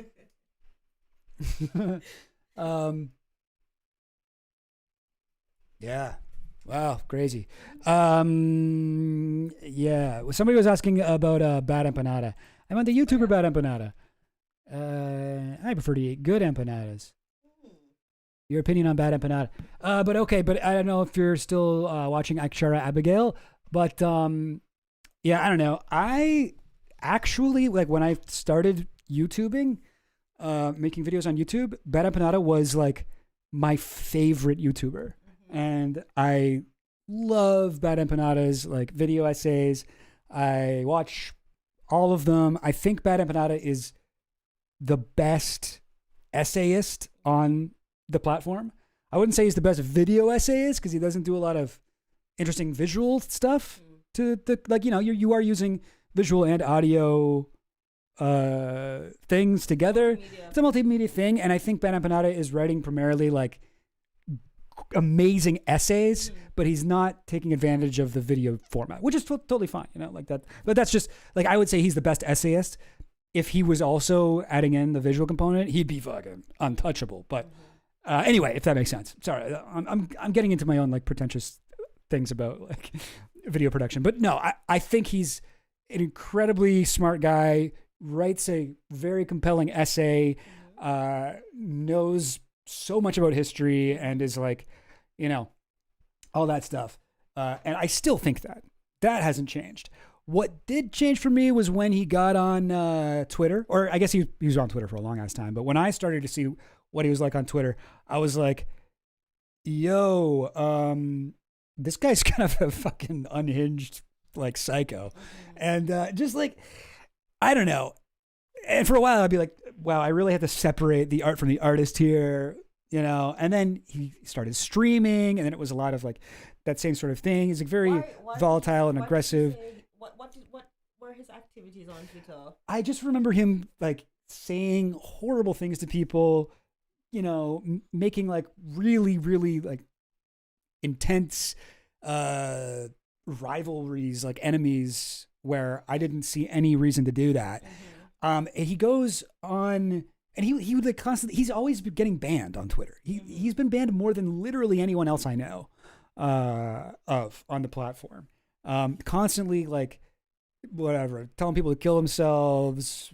I don't know. He does all the stuff you're not supposed to do on there. You think he crosses a line? He for sure crosses a line, and he gets into like arguments with people. I would say the thing is, he'll get into like a factual argument about a point, and almost 100% of the time, at least for a while, he was almost always, if Bad Empanada was in an argument with someone, Bad Empanada would be correct. Like his point would be right, and the other person would be wrong, factually. But the way he would go about doing that, I personally found gross. You know, like not everybody's as smart as you know, and we all have our own topics that we're educated on. We're all on our own journeys. I think we have to be like patient with people who believe things like that. But you know, again, I was like, whatever, I don't have an issue with that. And, I think lately I've been seeing some stuff from him that I think is more like embarrassing, like for him and for me as a fan of his. Still makes great video essays, still very smart, like, you know, guy with, I think, like a lot of great analysis of the political situation, especially like geopolitical, you know, third world kind of perspectives. I think he's like still, you know, worth listening to. I mean, I don't know. I still fuck with his stuff, but I don't know, like some of his hills that he's been dying on. I think his big beef with FD Signifier recently was just, I think they both came out looking bad, honestly. I think that there was the egos were on show for sure. Yeah. And I like both of their essay content. But yeah, I think he's very quick to like call someone a Zionist over the tiniest like disagreement over Israel-Palestine politics. Like the amount of people he's like, this person's a Zionist who is pro-genocide, blah, blah, blah, blah, blah, over just like the smallest thing. And I actually find it incredibly gross to see influencers and content creators, you know, on the left or whatever, the pro-Palestine movement, using this genocide as some like, you know, to build their own clout or to like dunk on others, or as like this sort of like Twitter clapback. I find that like disgusting, and he is like the worst guy for that. That said, he's often, I think, like technically correct. Like even in some of the things that I'm mentioning here, when he brings up, say things and I'm like, yeah, that's true. Yeah, you know? like I've learned so much from his videos. I think his critique of FD Signifier is also pretty sound. I thought in wait, what you were saying? Or sorry, no, you go. I was just talking first. So. No, because like, what was he saying about FD? Right, is like that a lot of his like I guess criticism of Israel has been toothless, and then I think subsequent to them having a conversation on Noah Sampson's like charity, no, not charity, like I don't know, lawsuit, GoFundMe stream. Yeah, they had that debate. They had a debate, and in the debate, I would say FD looked worse, but it also lacked the context of what FD was arguing for. I would say, what do you call it? Bad Empanada was on Twitter calling people like Zog slaves, and defending the use of the term slave when it came to Black people, which why. Yeah. And then there was what happened after that? FD, no, FD came. So you were saying that you thought that Bad Empanada's criticism of FD was like accurate? Wasn't that what the point you were making? Yeah, but I'm saying that FD came out with a video after that, and he essentially adopted all of Bad Empanada's criticism as if like, oh, this was. He doesn't even watch me. This was my opinion the whole time, and it wasn't. That's funny. Yeah, I think there probably was a little bit of that. Yeah. Like we call it. Creators would do it. So he did move the needle on FD's like opinion. Yeah. So in some ways, I kind of find him like. I think you're probably right. He is the person that like keeps people left, and if they have like any kind of like opinion that is, I guess like more lib leaning or whatever. He'll come out and like wrap their knuckles with a ruler or whatever. So in some ways, the left needs a fucking our own like trickster god, like our own like Joker, who just wants to watch the world burn and is going to keep the people in line for fear of getting in a beef with this man. That's what you're saying? Essentially. Is that essentially what you mean? I'm kind of thinking that he serves a purpose. I'm not saying that. His methods are right. I wish he would employ others. I think a lot of times he just does like algorithm hacking, so he just says what is the most edgy, most controversial thing that will get people talking about him. I mean, I feel like with guys like him, I don't think it's like a cynical thing that he's like, oh, I should say something fucked up so I get like, like more views and more people talk about me. I just think that's generally like what he's like. I think that's his whole thing.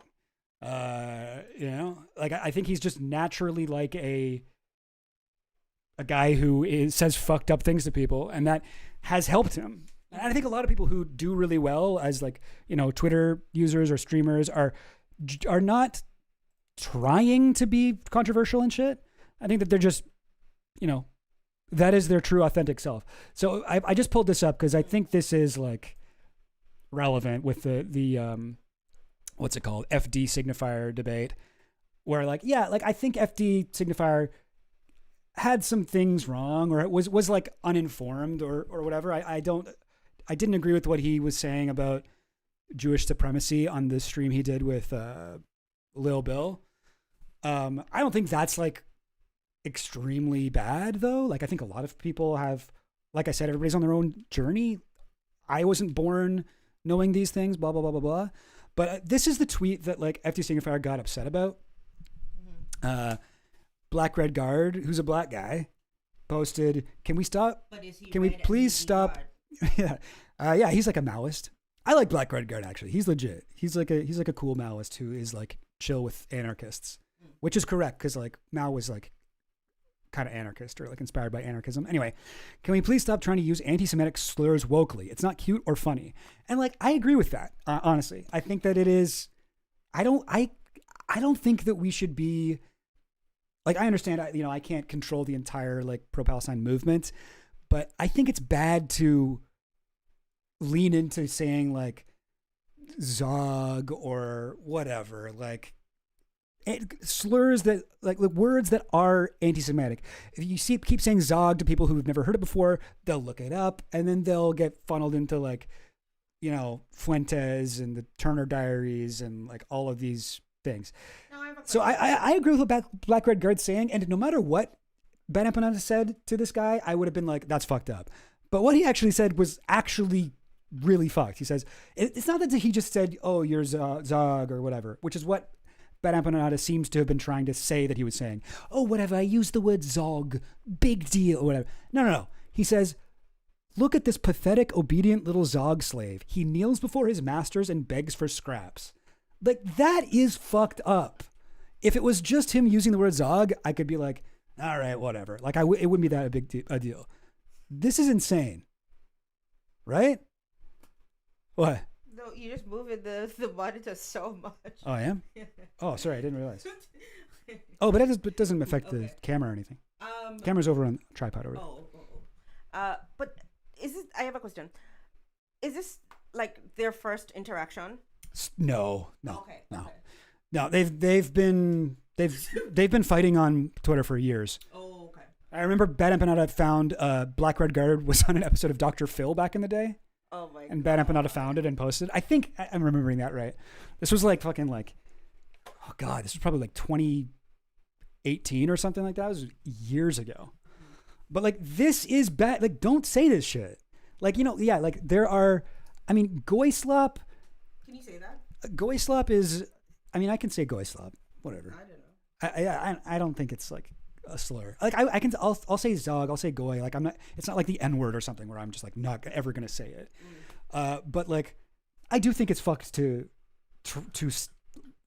I don't know. I personally wouldn't use it. Mm-hmm. It's like how I feel about the R slur or whatever. Like I personally wouldn't use it, but whatever. If other people use it, I'm not going to be like, oh, hey, don't do that or whatever. Even though I don't think it's good. But I get it. And there's genocide happening in Israel's name, blah, blah, blah, blah, blah. I can see the argument. Personally, I disagree. But this is beyond that, right? Like this looks like a fucking Nick Fuentes tweet. This is fucking insane. And I don't think that Bad Empanada has really like. I think he apologized. Has he? Yes. Did he? Yeah. Okay. Well, maybe I haven't looked into it. So if often. I'm gonna take FD's like course correction, I'm also gonna take Bad Empanada's course correction. Yeah. I accept both. People talking about Finkelstein. Yeah, Finkelstein also has bad opinions. Well, he's whatever. He's like anti-woke. He's also old.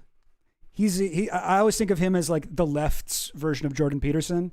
He's like a squeaky voiced intellectual who's like really, really good for our cause on one issue in particular. And in other ways, there's a lot of kooky stuff that we just kind of have to like ignore, which is how the right feels about Jordan Peterson. And the difference is with Jordan Peterson, the thing they like about him is that he hates trans people. And with Finkelstein, that's the thing that we kind of have to look past. Anyway, I don't know. But I gotta say, like, I don't know. I'm not saying cancel Bad Empanada or anything. I still, like I said, I still watch his content. I still recommend his content even. He's got so many bangers. His video on the origins of race, like of what was it? The origins of whiteness, blackness. That video is amazing. That video like changed the way that I look at like race in general. Which is crazy from a guy who boasts shit like this. But he's got all his old videos on like Christopher Columbus, his stuff on Che Guevara. He's got a video that was really controversial about the Holodomor that I thought was, despite its sort of like controversial thumbnail and stuff, a really provoking video that I think is like pretty responsible about a difficult topic. But anyway, I don't know. Like, hey, that's just my thing. That's how I feel, and I do find it, some of the stuff he says kind of gross. But yeah. Well, in this case, dog whistle, not slur. The argument remains. Yeah. I mean, I don't know what the definition of a slur is. I don't know if zog is a slur or goy is a slur. I mean, whatever. Goy is like I think goy is a weird one. I don't know if there's another example of a word like goy, because like goyim is like a word that like Jewish people, it's always like Yiddish, and it's like, it just means non-Jewish person, and it's for the most part pretty innocuous. But there are people who are Jewish supremacists who will use goy in a way like, oh, stop the goy from getting this. But I don't think that it's that prevalent, at least not as far as I've really seen. And I think that like it's more often used by Nazis. Like, when the Proud Boys, you remember them? They had like a split where they split into the Proud Boys and then like the actual like Nazi version of them. And they, no. They called themselves the Proud Goys.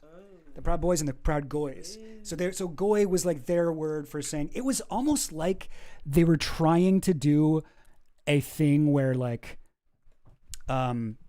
they're trying to reclaim like the same way black people reclaim the N-word, but Nazis were trying to reclaim a word that Jewish people used to describe non-Jewish people.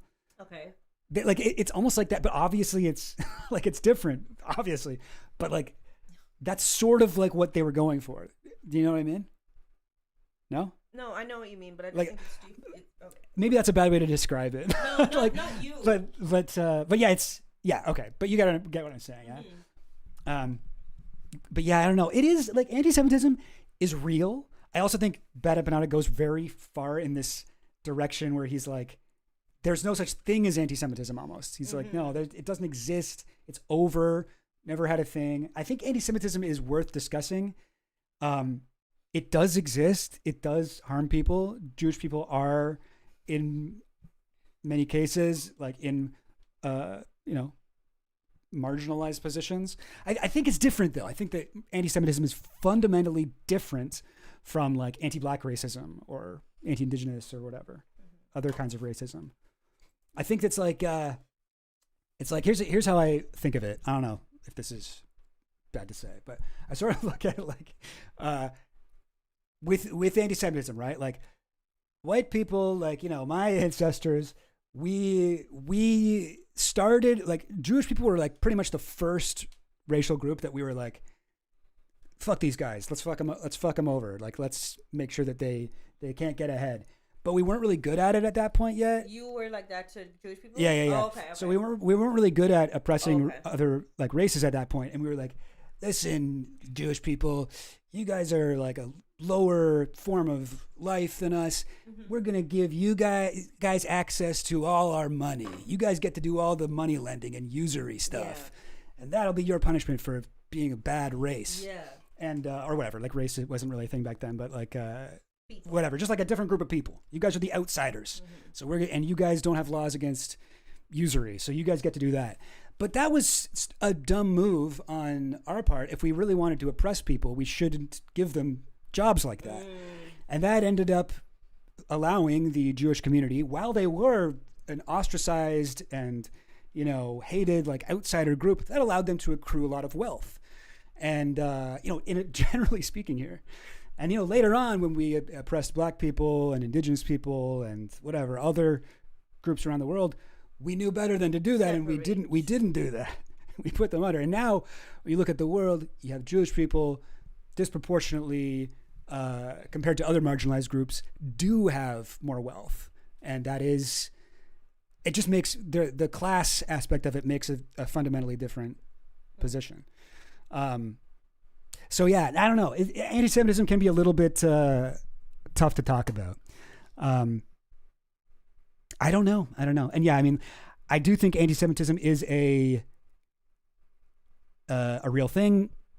Not the most important thing to focus on right now, but I don't want to be, as a pro-Palestine person myself, I don't want anyone to get confused as to whether or not I'm like, wait, is he pro-Palestine or is he like anti-Semitic? And I think like from a strategic like messaging perspective, like I don't understand why you would give people pause or make them think, oh, I should not listen to their message now. Like, you know what I mean? Yeah, totally. Because it's so annoying to me when people do assume that all anti-Israel people, anti-Zionists are anti-Semitic. That like pisses me off. And yet some people are trying to feed into that. And I just think that's like strategically very stupid, I think it's personally, I find it gross. I'm not trying to find common cause with like Hitler and the worst people in history. Anyway, I don't know. Ooh. Okay. Almost empty. Let's put it on the ground maybe. Do you ever see that one Incredible Hulk comic where he meets the Israeli superhero, has to convince her a dead Arabian child is bad? Yes, I did see that one. Yeah, that was intense. That Wonder Woman? No, there is Gal Gadot. No, this is like an old school Hulk comic. But yeah, sorry, I just want to look at this thing. Goyim is simply not a slur, but can be used neutrally or as an epithet depending on tone. Yeah, for sure. Yeah, I don't really know what a slur is. I feel like the definition of a slur has to be like a word that's been used not only as like a derogatory term for a person of a particular race. I think it also has to have been used specifically to oppress people. like the N-word, you know, or like the whatever. Like It's used by a group that makes you squint. Used, like when people say blacks, I'm like, well, is that a slur? I don't think it's not a slur. so. No, I'm not saying it's a slur. It's not the best word to use. It just makes me squint. Yeah. You know, a lot of old people who don't know any better say it without meaning to be racist. But yeah. It is always makes me raise an eyebrow. But yeah, I think it's like a word that's been used, you know, like the F slur, right? It's like something where it's been used for hate. And I'm like, does goy reach that level? You know, I personally have never, as a goy myself, I've never been called that in a situation where I was like, oh my God, what the fuck? I feel unsafe. I feel like truly hated, blah, blah, blah, blah, blah. And so for that reason, I feel like I can't really call it a slur.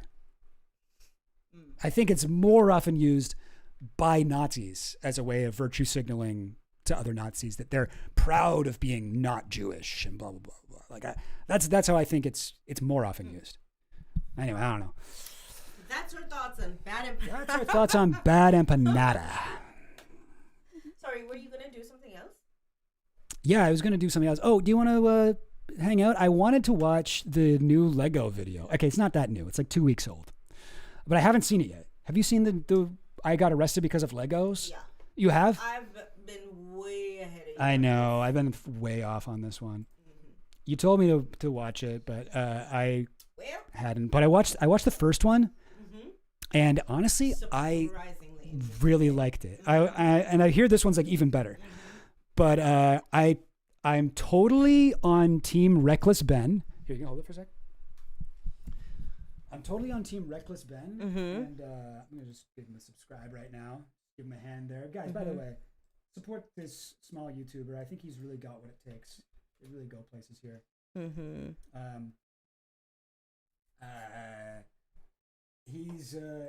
He's awesome. There were a few things I was like, wait, can you check to see if that is live still, the Brian GoFundMe? Because I think, sorry, I was like pointing with the mic. Can you check to see if the Brian's GoFundMe is live? Because, donation protected. What does that mean? Okay, so you can still donate. Because I heard Legos got stolen. Huh? This is the guy whose Legos got stolen. Yes, that's correct. Sorry, I'm new to all this. I watched the first video yesterday, so I'm totally new to all this. But yeah, okay. So if you haven't seen this one yet, or sorry, I haven't seen this one yet, so I'm going to be blind reacting to this. But you've seen it before, so maybe you know a little bit more than me. But I watched the first one yesterday, and I kept hearing, "Oh, if you've seen the Lego video," and I was like, "All right, I'll check it out, I guess." And I watched it, and it's like great content. I can see why this guy's got like 1.5 million subs. He found a God, how do I even sum up the video? It's so insane. But I'll try to do it quickly. This dude, Reckless Ben, got in touch with this guy, Brian. Brian's like elderly, like dying father had the world's largest Lego Star Wars collection. And it was worth like thousands of dollars, like hundreds of thousands of dollars. In the video, Reckless Ben claims that it's 200,000. There has been other claims as to the valuation of these assets, ranging from like 90 to 100 and something K.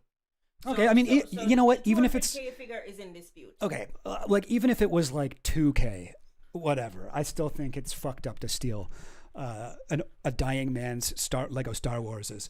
But he finds it. This guy worked with this company called Bricks and Minifigs. He gave them, and they're like a what do you call it? Like a reseller or something, or like a used. They're like a used bookstore or something like that. Where like when I was moving once, I moved from like a place where I could have a bunch of bookshelves to a place where I couldn't, and I had to get rid of like 2,000 books. And you were there actually. You were helping me with that move. Really sad moment for me, but I had to get rid of like a lot of books, and I just took them to a used bookstore. They bought them from me. They sold them to other people, and I made like a few $100. This situation with Bricks and Minifigs is supposed to be like he gives them this like whatever 100K worth of Lego, and then as they sell these sets, they will pay him from the money that they get. So it's supposed to be that's how it's supposed to work. But he gave them all these Lego sets. Then the franchise owner of that store got fired, and a new owner took it over. And then somewhere in that shuffle, all of these Lego sets just kind of disappeared. And the Bricks and Minifigs is the name of the, what do you call it? Like chain? Yeah. the store chain, and they were like kind of like fucking them over and telling them. Yeah, they gave them a whole rigmarole. Yeah, they give him a whole rigmarole. It's really fucked up. He catches. He catches. Yeah. They give him a whole rigmarole. Yeah. Rigmarole. I would say rigmarole, but I mean whatever you want. Rigmarole. I think that's totally acceptable. But anyway, I hope this kind of catches you up. But the whole video is like Reckless Ben making these bricks and minifigures guys look like fucking dicks, and they fall for him at every turn. It's awesome. You know what it is? It seems like the CEO and like those guys, they have a bit of like the Alan Dershowitz syndrome. Okay. Where it's like, I can talk to people and I can talk my way out of this. Oh, yeah, and then they talk, and you're like, you're just contradicting. Yeah. I mean, like they really should not have appeared on camera at all. And then but even since the whole even since Reckless Ben video come out, they've been doing like a lot of PR, going on streets and such. Yeah, more like Reckless Bricks and Minifigs PR department for real. They keep putting their foot in it. Anyway, I don't know. I will say I'm sure that a lot of the shit that Reckless Ben did was not productive from a legal standpoint, but it was still very funny, and I approve of it. I approve of it from a pure like fuck with you know, rich people like standpoint. And I did find like, you know, whatever, like I know that my politics are kind of radical and I don't expect everybody to have my politics, but I did find it kind of funny how kind of like naive Reckless Ben could be at times. Well, okay, so here's the thing. Like, but just to finish my point here about like the police and stuff. He's like, and I couldn't believe the police actually weren't trying to help solve a crime. It seemed like they were more on the side of the business owner. And I was like, you can't believe that, bro? No, like, I think he what have you been doing the last? He did believe it, but he's like, that's how he's putting it. He's like, maybe. Wow, and hold on. But I didn't think the police. I thought the police were good guys. I thought they were good guys to the good people, and they would help me. Well, wait, but these rich business owners, they did a crime, right? So why can't I call the police on them? Wait, but police usually help, don't they? They do in all the movies I watch. Like, anyway, but like, whatever. I mean, I'm not gonna hold that against him. Like I said, we're all on our own journey. And now that he's been arrested because of Legos, maybe now he's ready. Maybe get this guy reading some Alex Vitale. Get this guy on some police abolitionist shit. Okay, this is our moment. We can radicalize Reckless Ben. This guy, we got to get him to move recklessly to the left. But whatever. Hey, listen. Either way, I think what he's doing is cool, and I support it. Can you mute us for a little bit, just for a second, so I can ask Sorry, what? Can you mute us for a second? Mute us? Yeah. Oh, sure. Okay. Mysterious.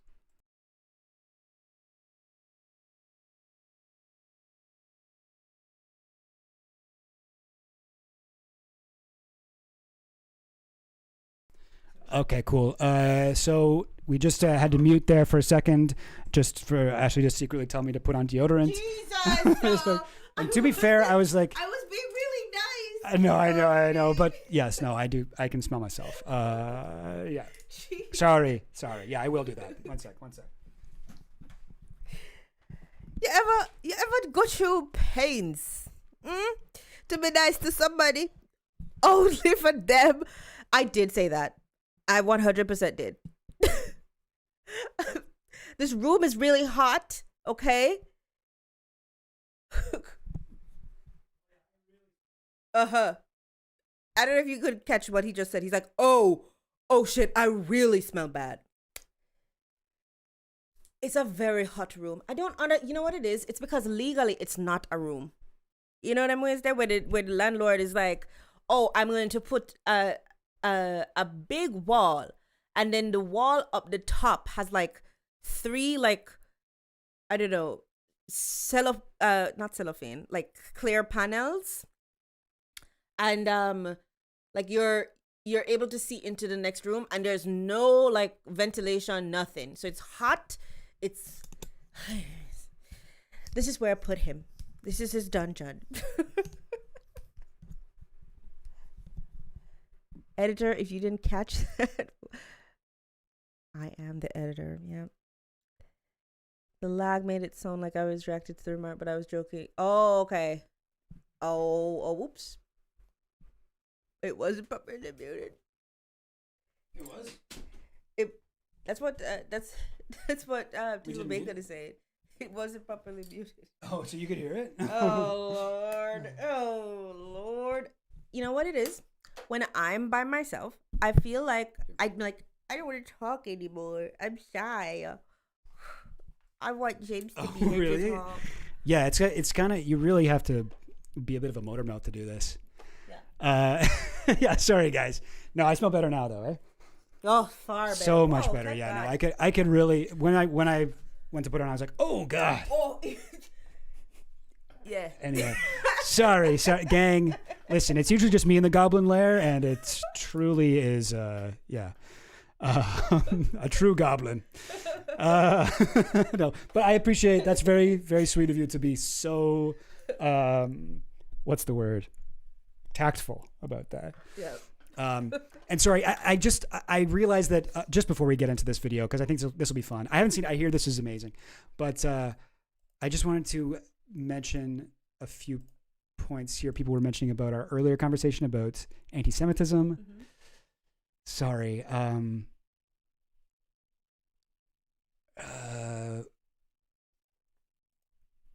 Jewish people as a class are absolutely not powerful in the USA. If they were, they wouldn't have been targeted by the KKA too historically.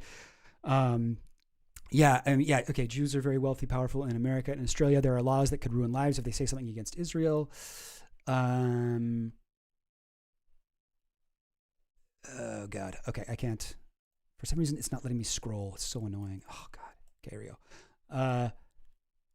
Yeah, I mean, I think that like there are there's a lot of nuance here. I would say like, yes, like, while I don't believe that, the U.S. is a Zionist occupied government or England is a Zionist occupied government, there are ways that the Israel lobby and AIPAC and the whatever version of AIPAC there is for the UK. I know there is one. I forget what it's called. Like they fucking are able to steer policy and laws towards ways that they benefit them.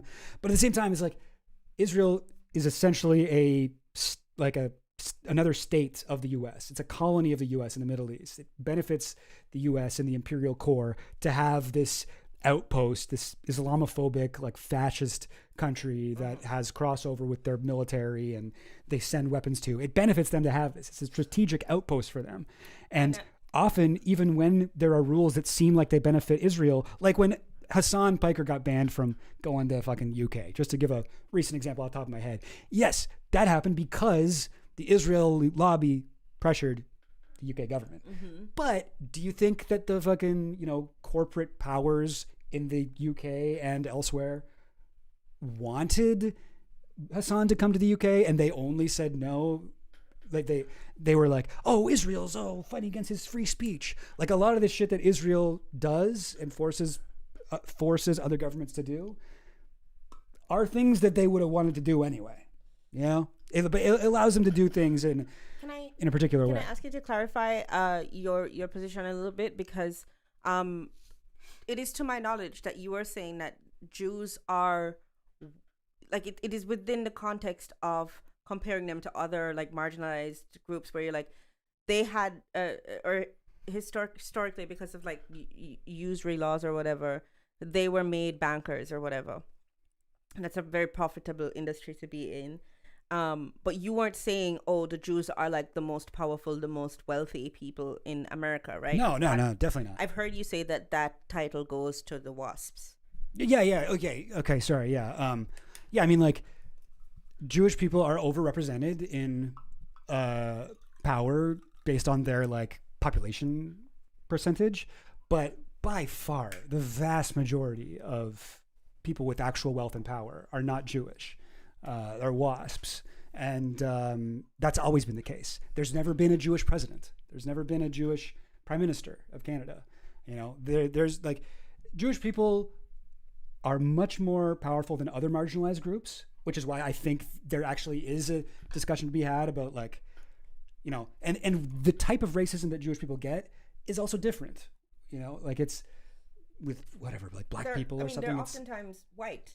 Well, yeah, Jewish people are white, but they are a subclass of white that can become not white in certain political climates. I wonder if but wait, just to finish what I was just going to say, like there is a difference. Two ADHDs. I know, yeah, we both have ADHD. Okay. But just to finish my point there, like I think that there's a difference in the racism itself, where it's like, whereas a lot of racism is like this group of people is inferior to us, and they're not as smart as us, and they're dangerous, and they're violent, whatever. But with Jewish people, it's more, this race is dangerous because they are too powerful, and they're too smart, and they're too, and they're trying to take over. And that's what, that's what I often think when I'm reading about like anti-Chinese stuff in like Indonesia and stuff like that. It does seem similar to anti-Semitism to me, in that they are like, oh, the Chinese are trying to take over our government, they're trying to rule us, they're trying to make us communists, they're trying to do this, that, they're taking over our media, blah, blah, blah, blah, blah. And, it does seem like a different type of racism that I would categorize a lot closer to anti-Semitism than I would to something like anti-black racism. Anyway, I don't really know what I'm saying out here. Do we get a main channel video soon? Yeah, really soon. I know Goblin Queen's kind of upset with me that it's taking so long, but yeah, we will get that video out as soon as possible. But yeah, sorry guys. I mean, I'm trying to talk about like a really complex and nuanced issue here. I hope you guys can take me a little bit, I don't know. Give me a little bit of grace here. This isn't something that I've prepped or have like citations to show you. This is just my overall kind of feeling based on my understanding of global history. Anti-Semitism is almost like, an original sin of racism. Like it is the forebearer of a lot of what we now have as like a concept that seems innate. Like it's hard to really realize how recent an invention race really is.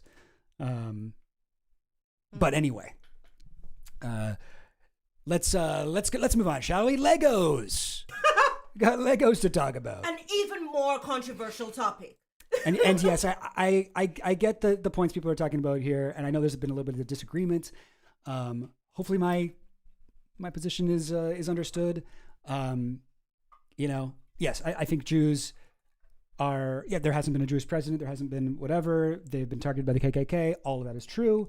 However, that isn't the only way of recognizing power. There are other ways to exert power, there are economic ways to exert power, there are cultural ways to exert power, and I think that it's a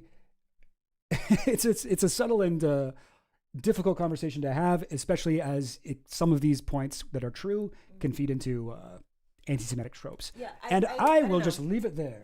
I always feel like I'm fucking on a tightrope with this stuff. Yeah, but I can understand also people being like, oh, maybe no, I don't know. I can understand people saying that, but I feel like it's not particularly fruitful to be like, oh, we should delay this conversation about anti-Semitism until the genocide is over. And in some cases, I think that is totally valid.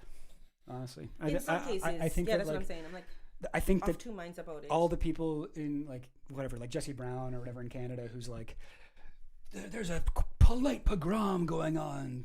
Canadian Jews are not safe.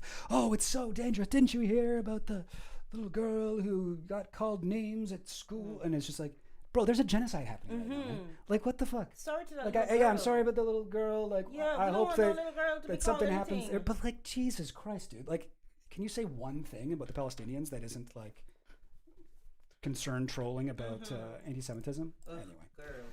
But yeah, I don't know. Okay. Hi, I'm late. What did I miss? Absolutely nothing. No, we did a Jeopardy thing. We talked about Bad Empanada, and now we're about to watch Reckless Ben. I got arrested because of Legos. All right, gang, here we go. Let's watch. This is the story of how I got swatted. All because of Legos. The whole thing started with me investigating a Lego company called Bricks and Minifigs. The company... This is a little loud, eh? Is it too loud? He sent two guys to steal the world's largest Star Wars Lego collection worth around $200,000. And for some reason, the police are helping them get away with it. The family reached out to me saying that I'm their... This is what I'm talking about. I mean, you think he's being kind of like facetious there? For some reason, the police are letting him get away. I don't know. He's gotten arrested now, but like... It is, to me, such like... effective framing to be like, I'm just a good guy. I Yeah. believe in all the systems you do. And like I was told that this is supposed to happen. And so it's just really strange that that's not what happened. And I don't know. Guys, am I crazy? Are the police bad? I don't know. Yeah. Are the cops bad? Totally. So weird. Maybe he just knows his audience. Like, I think he probably has a lot of kids that watch him and stuff, right? And he's just like, he doesn't want to just go straight into the, go full bread tube, you know? His Star Wars Lego collection worth around $200,000. And for some reason, the police are helping them get away with it. The family reached out to me saying that I'm their last hope to get them their life savings back. The video I made exposing them was actually insane. Check it out if you haven't seen it yet. Yeah, this is the part where he starts a Lego cult in the woods. I mean, you just have to watch it. But we ended up taking them to court, and we actually won. When I went back to the store to collect my money, they literally shut down the entire store just to avoid paying us. So I personally gave them an official closing ceremony, and it went extremely viral. And now the entire world has seen how corrupt this Bricks and Minifigs company is. There's also a very funny part in the first one where he tries to, this is him like dropping a sign in front of their actual sign on the store. And he tries to do this earlier where he drops a sign in front of their actual sign where it says like, we steal from rich people. Or from old people rather. And but he makes the sign way too small, and it's just like covers up a tiny corner of their sign. And he's like, "Oh man, I made the sign the wrong size. Thanks a lot, ChatGPT." It's like, yeah, it's ChatGPT. How big should I make the sign? Okay, like whatever. So I don't know. There's a couple moments in there that really got me. We got to move this bit because this is where I move the mouse around. Oh, okay. It's fine there though. Viral, and now the entire world has seen how corrupt this Bricks and Minifigs company is. We didn't get the Legos back, but I mean, we shut down an entire business. We still gotta get the Legos back. Yeah, I made a Bricks and Minifigs sounds like giving a bowel movement report to your nurse. And how was your stool? How was your stool this morning? Bricks and Minifigs. Both. A little bit of both. Not a lot of full assembled sets. About 200 to 300 pieces. I promised this family. And there was a 1998 special edition Millennium Falcon. That I was not going to stop on my journey until we get them their entire Lego collection back. Right now, the two owners, Joshua Johnson and Brandon Best, probably think that they're safe by closing down the store. But the reality is, I can literally just sue them all over again, but personally this time. So I started to file my lawsuit. But right after I filed this court case, it got rejected. And the reason was, I failed to demonstrate a good faith effort to resolve the dispute prior to filing.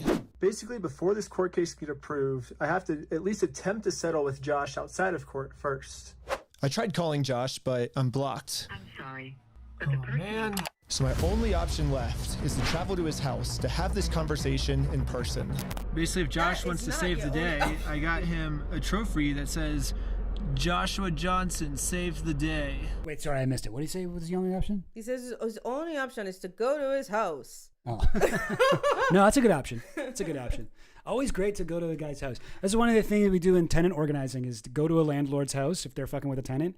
Go to their house go find their neighborhood, go to their house, do a fucking banner drop, put up posters around their neighborhood to embarrass them. Pictures of like their tenants' units that they've been like not repairing. There's a hole in the wall. There's like rats. There's this. Put their name on it so their neighbors see. That'll get them to stop fucking with you. Okay, if you can get like a big group of people to fuck with them in their hood, you can actually get rich people to do shit. Anyway, I got nothing against this tactic. This is good. This is just good fucking praxis. And we'll give him this trophy, but he has to give the Legos back first. So we started driving to Josh's house to have this good faith conversation the court requires us to have. We're in Josh's neighborhood. Oh my gosh. But when we showed up, Josh was already outside talking on the phone to someone. Oh my gosh, okay, Josh is outside on the phone. It's crazy. Wait, do I interrupt his phone call or do we just like wait? Interrupt his phone call? No, probably not. I thought it would be pretty rude to interrupt his phone call, so we parked around the corner and decided to wait for him to get off this call. I like how he's just having this conversation outside. Right. He doesn't want to get his wife involved. He's hiding something. Yes. Good, honey. I love this shit. I'm pretty sure Josh is on the phone with Corporate Bricks and Minifigs. And the reason I think that is we were actually just there right before this. Okay, pulling up to Bricks and Minifigs headquarters. The plan was to give them one more chance to do the right thing before suing them again. While we were there, one of the corporate employees answered the door and told us he would get the CEO to come talk to us. Okay. Well, no, they said they're getting some guy to talk to us. We're just waiting. I can already tell you right now, no one's coming out to talk to you guys. Really? But they told us that they were. I know. Since Josh only lives like 15 minutes away, they must have informed him that we're in the area. Because a few minutes later, this happened. Dude, the police just showed up. What the heck? Why are the police at his house? Oh, there's another one, dude. 2 cop cars. 3 cop cars? Oh my god. Cop cars. Why is there 3 cop cars at his house? We didn't even walk up to his house yet. The cops are following us. What the heck? That's so. What the heck? How they know we were gonna be here to harass him? Why do you think that's I bad? do think that's funny. How do you know we were gonna do this? So crazy, dude. But yeah, this will also happen if you do that. If you go to somebody's neighborhood and fuck with them, like, I don't they'll call the police. Of Of course. I know. I say. I Don't have a problem with what? Like when you made the landlord argument, I'm like, that's fine. Oh yeah, no, of course. And like it's like, well, what's the difference It's between legal what they're as long doing? as you're 'Cause not going onto their property. Yeah, like, it's legal. And they screwed over this guy. Yeah. Okay, go ahead. Dude, And you got to be careful with defamation. You got to be careful. You got to be careful with defamation for this shit too. Holy cow! How do you go to space with a minifig Lego? Yeah. Before I say, oh yeah, you should go to your landlord's neighborhood. Yeah, you also got to be careful with defamation. You got to make sure that there's, you're not saying anything that isn't completely provable. You can post photos of an apartment and say it's owned by the landlord and let people draw their own conclusions, but you can't necessarily say this guy's a slumlord and he does this and that and blah blah blah blah. Like Reckless Ben does things maybe a little bit recklessly, but hey, listen, that's part of the fun, right? That's why we love the guy. Advertised as delivered. Yes, this is not false advertising. Like it. Yeah, this is the first time he's ever heard of the police. Yeah, that's sort of how it seems, right? Wait, what are they doing here? But we're good guys, right? Obey every traffic law. The institution that's supposed to serve and protect. Yeah. Oh shoot. Look how young these guys look. Why does this guy look like the world's tallest 4-year-old? Who's this guy? This is like a 4-year-old kid who got stretched in one of those torture racks. Sorry. This is Americorps Police. The reason I stopped you is the stop sign. Stop that. I didn't? I thought I stopped. Yeah, you definitely stopped. Oh my god. Arguing with them on this? Also, don't do that. Did you say you ran a stop sign? Huh? You said you ran a stop sign? I didn't see what happened. Yeah, I was like, Because we definitely stopped at the stop sign. Stopped. Yeah. Oh my god. This is how I used to talk to the police before I got arrested and had my ass kicked a couple times. But no, geez, this is actually kind of stressing me out. You gotta be like, all right, officer. Yes, sir. Understood, sir. You can be a cab all you want, but usually not helpful to talk to the police like this. Actually, we do stop. I was so sure that we stopped at the stop sign that I actually requested all the police footage of this. I'm not pro police, guys, but oh god, it's just tactically, I think, a bad move. As you can see, we didn't even do a rolling stop. We fully stopped at the stop. Reckless Ben's reckless, Bad Empanada is bad, and Chill Goblin is chill. Yeah, that's true. Bad Evan is bad, but in like a Jamaican sense. He's a bad man. Stop sign. So this is an illegal traffic stop. So who's Ben? Me? Ben? How's Utah? It's good. Like it? Okay, it's pretty obvious that the police know why we're here. So I just explained to them the entire situation. So wait, so the police are like, they know his name, or he got they get his ID or something? In the backseat. You're not supposed to. Yeah. Asking people no question if them in the backseat. So they were called about, and this is so funny because this is what I found with cops, too, is that they will stop you, and maybe the thing that they were trying to stop you for, they can't actually arrest you for, but they'll just keep talking to you and try to get some kind of charge from you. I found this. I got charged with public intoxication one night on St. Patrick's Day. I was walking home and I found a hammer on the ground, and I was like, fucking free hammer, hell yeah. And I picked it up. I was walking home with a hammer, and I was walking past a gym, and there were people working out, and it was like 2 a.m. and I was like, who's working out in the gym on St. Patrick's Day at 2 a.m.? And I looked in the window, I was holding a hammer. I probably looked like I was going to smash the window in, but I wasn't. I was just curious. Cop cruiser comes up, woo, woo. They get out, they're like, hey, what are you doing? I was like, oh, and I was kind of like this. I was like, what do you mean, what am I doing? I don't have to tell you anything. Let's see some ID. I don't have to show you my ID. I don't even have my ID on me. What are you going to do about that, man? Why I got the hammer? I don't need to tell you that shit. And, they couldn't charge me for just like carrying a hammer. So they just kept talking to me, trying to get my ID, trying to get my whatever. And then eventually they were like, you're drunk. Public intoxication charge. It's illegal to be drunk walking home on St. Patrick's Day. I was like, oh, sorry, officer, I should have driven. Whatever. But that's what they do. So this is like, they're pulling him over, obviously, because they're corrupt and they got a call from the Bricks and Minifigs dude.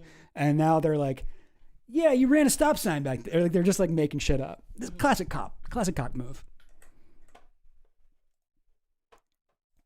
This old man spent his entire life collecting the world's largest Star Wars Lego collection set. The only problem is he talking to the police camera? Dude, he just put it over for that He's like, traffic violation. no, it's guys, I got this.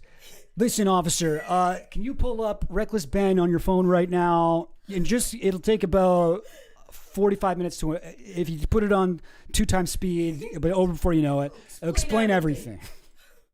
It's a crazy story, and the he actually was like leaning out the window telling him, okay, so are you familiar with my previous work on cults? Collection set. The only problem is it's a crazy story. Oh my God, I love it. Guys, never do this. Do not talk to the cops. Do not tell them anything. There's a reason why they say you have the right to remain silent. It's because they've been forced to say that based on how often they fuck people over who just talk too much. Police officer did not believe me. $100,000. $200,000. It sounds crazy. Yeah. When the officer went back to his car, this is the... Actually, that cop seemed like he was like, honestly, he like, really? Like he was kind of like... Really? Yeah, I don't know. I got like some sincerity from the that. opposite read. Oh, really? He's like, oh, wow. Crazy. Big deal. What do you think I was born yesterday? Big deal. Okay, and next you're gonna tell me pigs are gonna fly. Yeah, eh? I make $200,000 off of like 2 drug busts. Okay, that's not a big deal for me. This is the message that he radioed in. Hey, can you get the contact for Reckless Ben? He said he didn't have his ID, but he's just straight lying to me about everything else. So since the cops don't believe my story, he's in the back seat. You don't need anything from him. Yeah, is there a law about that, or I don't know? Because like, why would they need? Again, it doesn't make sense. If it's really for running a stop sign, then. They trespassed me from the property. Everybody today is being trespassed from that property. Okay. Yeah, we were forced to go home without having this good faith conversation the court requires us to have. Yeah. I think it was a mistake for them to just make up a stop sign violation. I think they should have arrested them for having a tall 4-year-old drive, which is against the laws in wherever they are. But they trespassed them from a property that they were never really on. Right? So wait, sorry. What? Are they trespassing them from the property? First of all, I've never heard trespass used like that. Wait, sorry, I missed it. What did they say? They trespassed? Mm-hmm. Oh, sorry, I must have missed that. Where did they say that? Like no. Here. Lying to me about everything else. So since the cops don't believe my story, they trespassed me from the property. Everybody today is being trespassed from that property. Okay. Yeah, we were forced to. Yeah, that doesn't make sense. I mean, I don't know. I didn't know that trespass was used like that. But they're like kicking them out from the property. I guess. But they're on the road. So what the fuck is he talking about? I'm so confused. Go home. Cops suck. Whatever. Without having this good faith conversation the court requires us to have. Yeah, what do we do now, dude? Like, we didn't even get to talk to him, and we're trespassed. So, dude, the one thing I didn't understand was this guy's whole vibe is awesome. Yo, what do we do, man? Fuck, man. What do you do now, man? We didn't even do anything. We got trespassed. Like, literally, they just drove to a guy's house and looked at him, right? How the heck did they know we were coming? I was hiding in the back seat the entire time, and the car's windows were extremely tinted. These windows are so tinted that you can't see anything. But as I was outside inspecting our car tint, the same police showed up to our house. Oh no, we're getting pulled over again? And it was weird. He wouldn't tell us why he was here. Like I said, we've already talked about it. Yeah, well, thanks for being so cool about everything. Yeah. They're like after us, dude. Like, this is how like Gen 6ers talk to the cops. yo, thanks for being on our side all the time, man. Gen Yo, 6ers? January 6th. Oh, Gen 6. Yeah. Not Gen, like Generation 6 or whatever. Yeah. Anyways, since Josh clearly doesn't want to have this good faith conversation with me, I took his trophy and destroyed it. Oh yeah, I forgot they were trying to do that. Wait, guys, let's throw it off that thing. Just like in the previous video, I tried to give Josh the benefit of the doubt, the easy way. But again, Josh does not want to do the easy way. The only option left is to go the hard way. It's such a tiny distance to shoot a flaming bow and arrow. This fucking Viking funeral for the trophy. Option left is to go the hard way. This is giving me nostalgia for like being a like old YouTube. No, not even. This is nostalgic for my like reckless like drunken life or whatever. Not even drunk, but just like the shit I used to get up to as a teenager and young adult. Awesome. But before going the hard way, I actually remembered that there's another owner of the store named Brandon Best. Brandon is the guy in the security camera footage that illegally kicked the first owner out of the store so he could steal all their Legos. I tried calling him, but I am also blocked. I'm sorry. The only option left is to show up to his house. Hello. Hey, how's it going? Hello? Hey, well, I was wondering if you'd be down to pay us for the lawsuit that we won.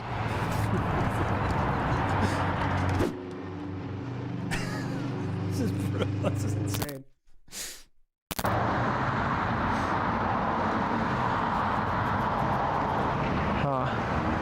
It kind of seems like Brandon doesn't want to have this good faith conversation to resolve this problem outside of court. And I gave him plenty of time to speak.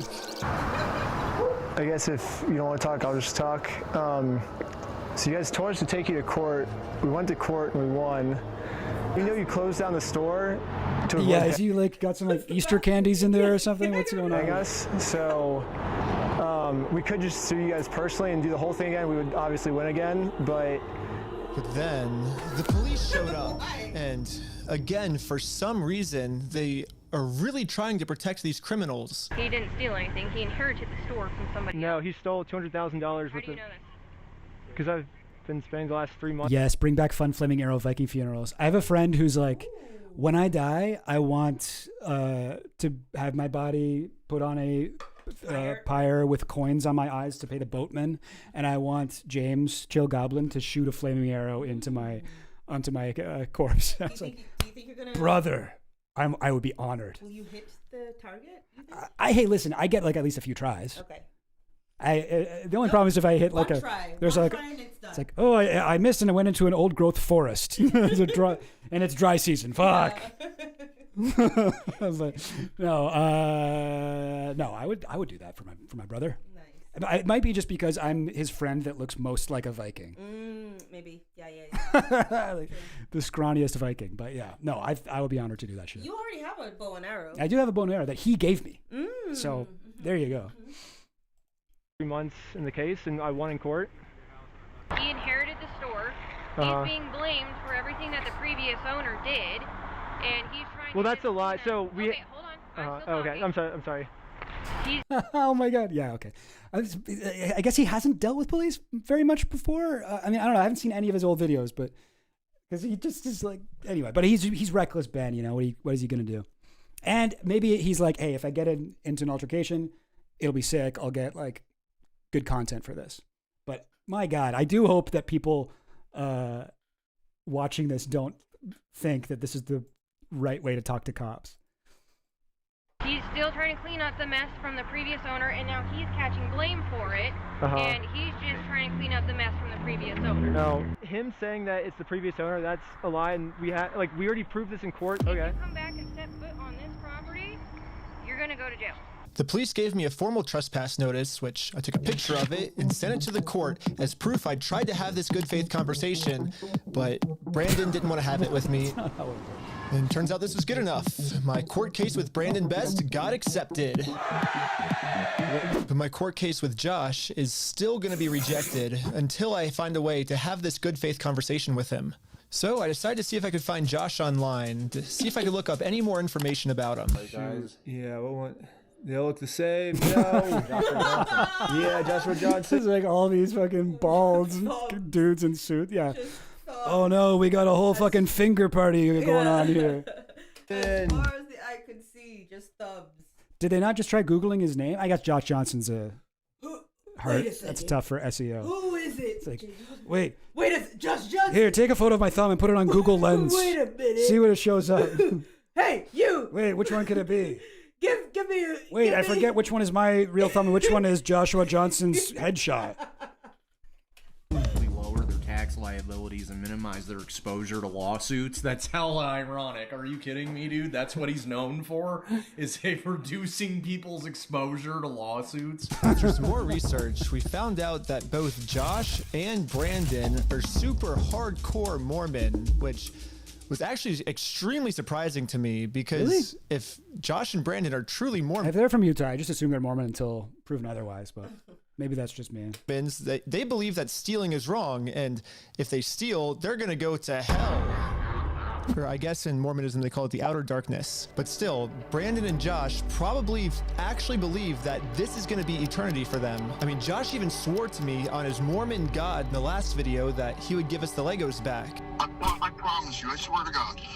I promise you on everything. But maybe I can use this to my advantage. My problem right now seems to be that Josh is never gonna listen to anything I ever tell him. But if someone from his church heard this audio, maybe he would listen to them. So after finding exactly what church these guys go to, we went to it and showed one of the Mormons there this audio clip. And the Mormon thought that the best thing to do was to have a talk with Josh to save him from going to this outer darkness. Okay, good luck. A random Mormon. And I guess me and Tyler are staying back. Yeah, it's like, I talked to my Mormon friend, and he said this guy's going into the outer darkness. Yeah, totally. And that feel like that's a good enough source. I feel like I did my due diligence. But bruh, if you don't give us the fucking Legos, then how are you gonna get to be the god of your own planet with a bunch of wives in the afterlife, dude? Yeah, you want to go to the other 7 heavens? What the heck, dude? There's like all the different. He just knows so much about Mormon like theology. Dude, man, what about the outer darkness, bruh? You don't want that, man. I don't want that for you, dude. Like, man, what are you even doing? You want to go to the outer dark? I know you like Star Wars, but you don't want to go to the outer darkness. You will not find Tatooine there, man. I know it seems like space, but it's not, bro. And back because we're already trespassed. So yeah, we ended up just driving home. But on our way back, this happened. What? Pulled over again? What? For what? Wait. How's it going? How's it going? I'm Officer Hawkins, American Fort Police Department. How you doing? Good, how are you? Good. Well, what's your name? Are you Ben? Again, eh? Yo, this is actually crazy. So like, this is like, this guy, this YouTuber is just like uncovering blatant police corruption. I love it. This is just like, this is what it is. This is what the police do. They protect and defend capital and its owners. This is why they're much more concerned about violence to private property than they are to violence against people. This is amazing. I love Reckless Ben. This guy's awesome.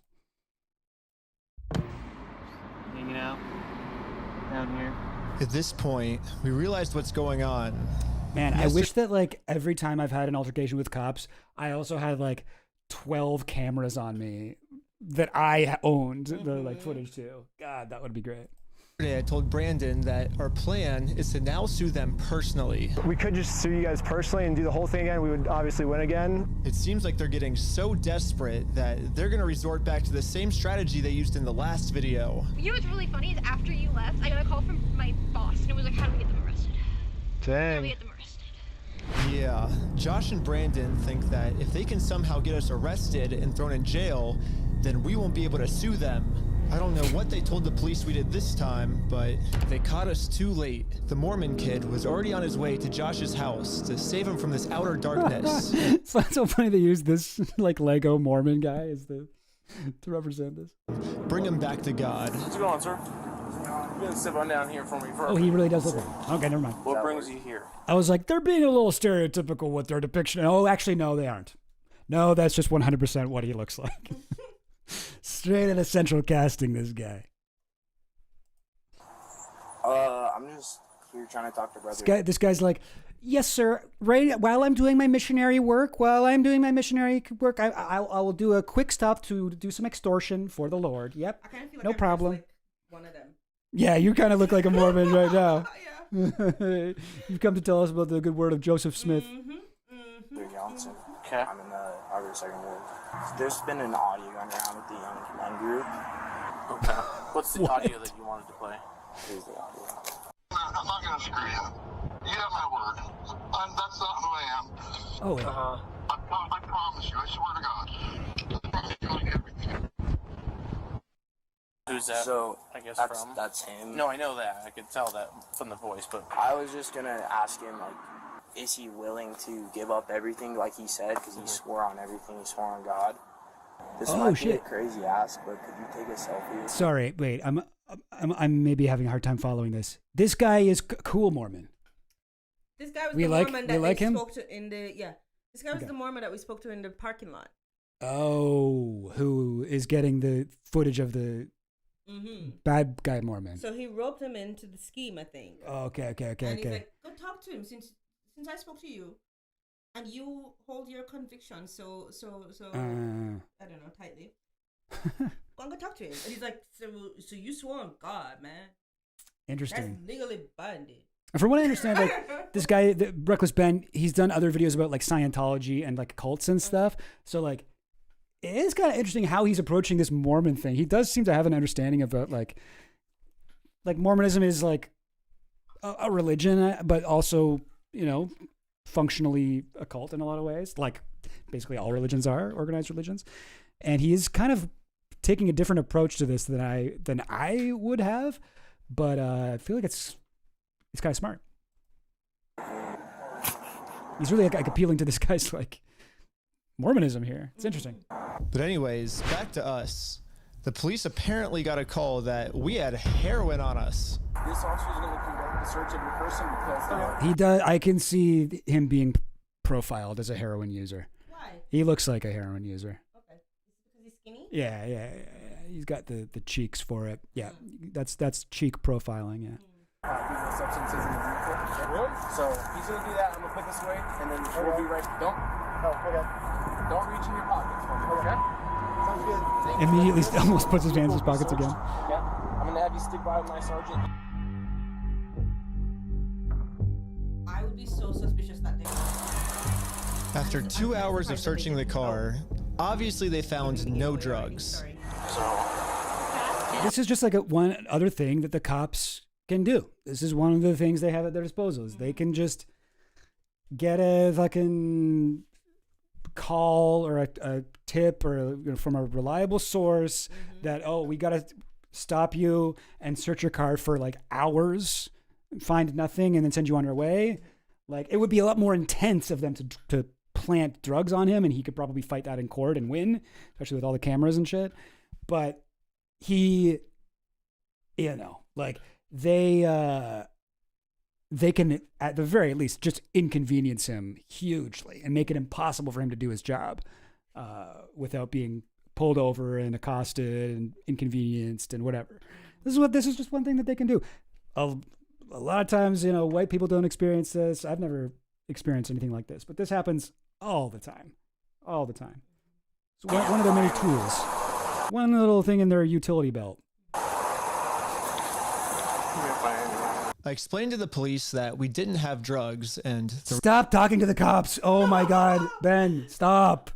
Stop it. Literally do not say anything to them. I bet you this is him. Don't say telling it. the story of Bricks and Minifigs. Moron. So I don't have any heroin, but have you heard about Bricks and Minifigs? Here's the thing, guys. Maybe you didn't hear it the first time I said, but there's a guy and his dad's really old and he's got a lot of Star Wars Legos. Okay, so it starts there.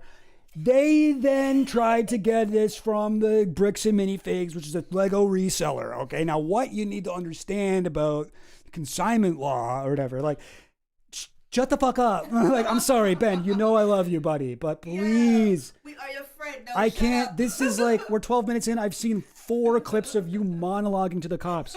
Never do that. Do not tell them anything. Do not tell them anything other than what you have to. You do not have to show them your ID unless you are driving a car or in a place with a liquor license. But like, other than that, just don't talk to them. Okay. Do not respond. You don't have to. You don't have to do this. The reality of the situation is that Bricks and Minifigs is so desperate at this point that they're willing to do anything to get us arrested. Oh, damn. I was searched like this, but they did find something. Fuck. That sucks. I did one time, I was in college. I was going to a party, and we had to walk through the woods. And I went to York University, and we were close to like Jane and Finch area, which is like the most, I don't know, has the highest crime, I guess, in Toronto, maybe something like that. That's a reputation anyway. I don't know if that's actually true, but like, there's a lot of like cop presence there. And we were walking through the woods to get to this party, which was at like the Jane and Finch area. And there were like gunshots in the woods. And then a bunch of cops came up on us and they searched us all. And I had like a big bag of weed and a pipe in my pocket. And I was dressed like Charlie Brown because it was Halloween. And they emptied out my pockets, and the officer put the weed and the pipe on the hood of the cop car. And I was like, fuck. But they were looking for guns. And so the guy just gave me back my weed and my pipe at the end. I was like, oh, wow. Maybe cops are good after all. All right. Delete that. Yeah. Delete that from the stream. I had like the opposite reaction of him. I was like, wait, but for some reason, the cop didn't try to fuck me over and destroy my life. This whole thing get deleted. Wait, that's weird. But I don't know. It was like, all right, this guy has like $20 worth of weed, and I'm murder police. Whatever. Like, I feel like was probably his kind of thing. like that guy from oh God, what? But I would have expected him to at least like dump the weed out and crush it under his foot or something. You know? Kind of like in Yeah. It's like, I'm a murder police. I'm homicide. I don't care about you being a hooker. Blah blah blah blah blah. Yeah. Anyway, all right, let's keep going.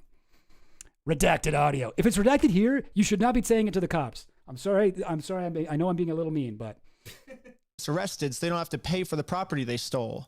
And the police was arguing back with just some of the worst comebacks I've ever heard, which is why I think the police actually redacted this audio in this clip, because if they kept the audio in, then the police would get to redacted see it. how stupid the American Fork Police Department is. But anyways, even though and this is another thing I'll just say, sorry, not to like soapbox too much about how cops suck, but like this is one of the things that like a lot of fucking well-meaning liberals and like police reformers are like, we just need to fix the cops, more police cameras.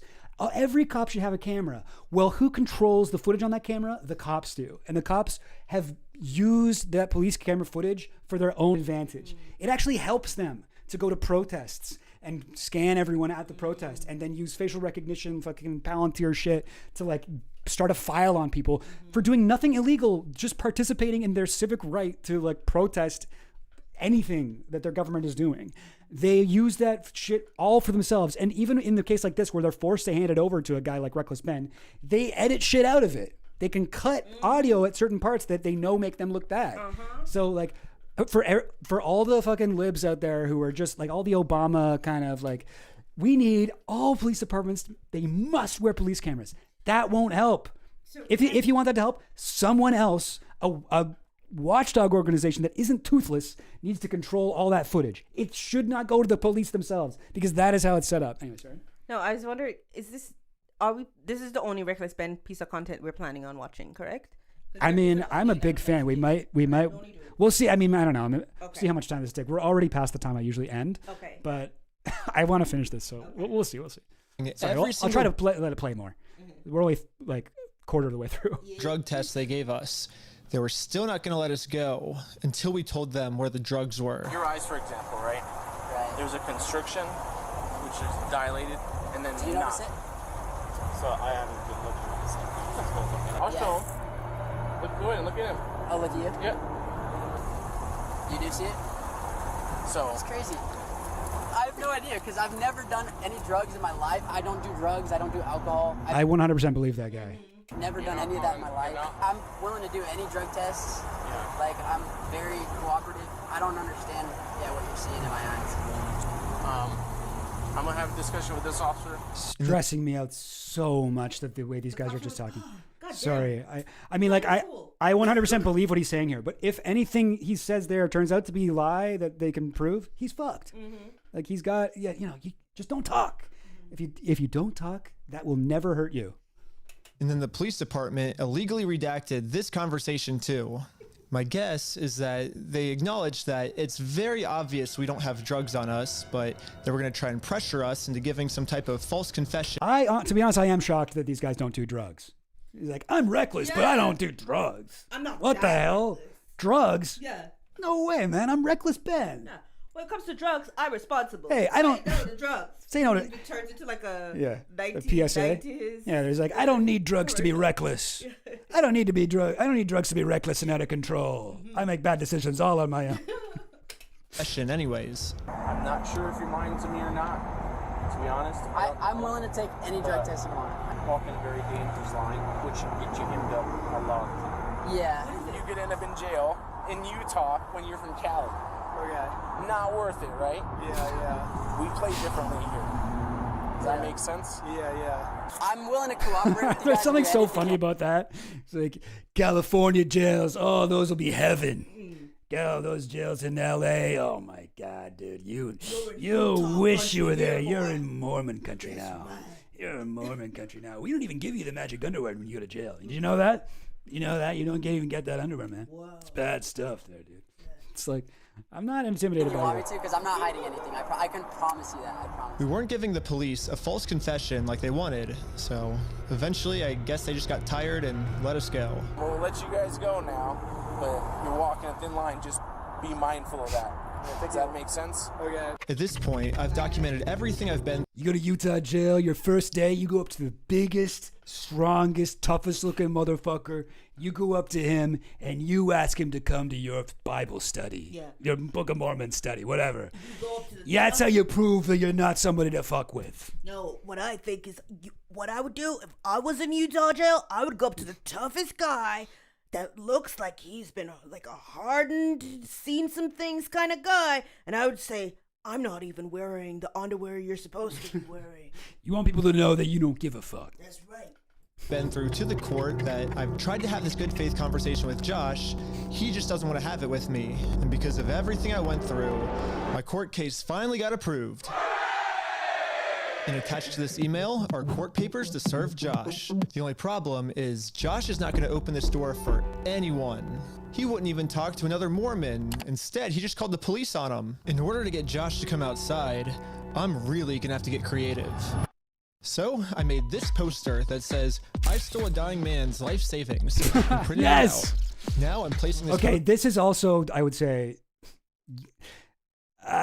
this is, now you're fucking with defamation law, and this is also dangerous. But I love the energy. Putting up these signs in this guy's neighborhood.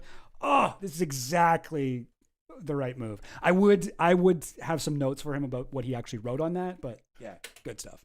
Poster in a public space right across the street from Josh's house. I'm all up around the neighborhood. This tiny patch of land is actually free for any person of the public to use. And since we have the freedom of speech, I am breaking no laws by doing this. So when Josh walks outside to take down this sign, I have a process server to serve him his court papers. But almost immediately, my sign got blocked. Oh no, he's blocking our sign.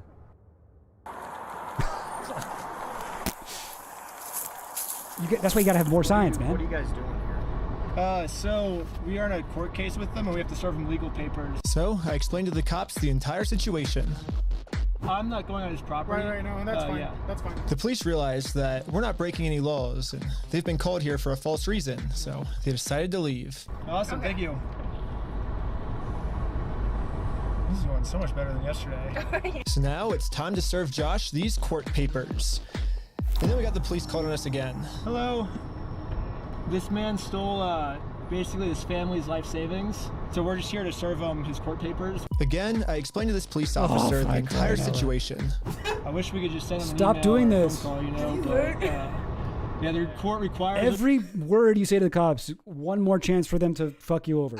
Don't do this. Every time. He loves it. He loves talking to the cops. Just come in person for some reason, so. Again, the cops realized that we are doing nothing illegal and decided to leave. Now it's time to serve Josh his court papers. But we got the police called on us again. Hello. Yep, I see those papers. Yeah. So this is what you're trying to serve him with? Yes. That's required by the court. Again, the police agree that we are not breaking the law. They've been called out here for a false reason. This guy told me that he could even just serve the papers for me. You okay if I give these papers to him? Yeah, for sure. Okay, just give me 1 minute. Okay, thank you. Sadly, we can't see the police officer serve Josh because the police department redacted all of it. But the only thing that really matters is that Josh is getting served. But yo, this is fuck. Like, oh my, fucking cops, man. Fucking cops.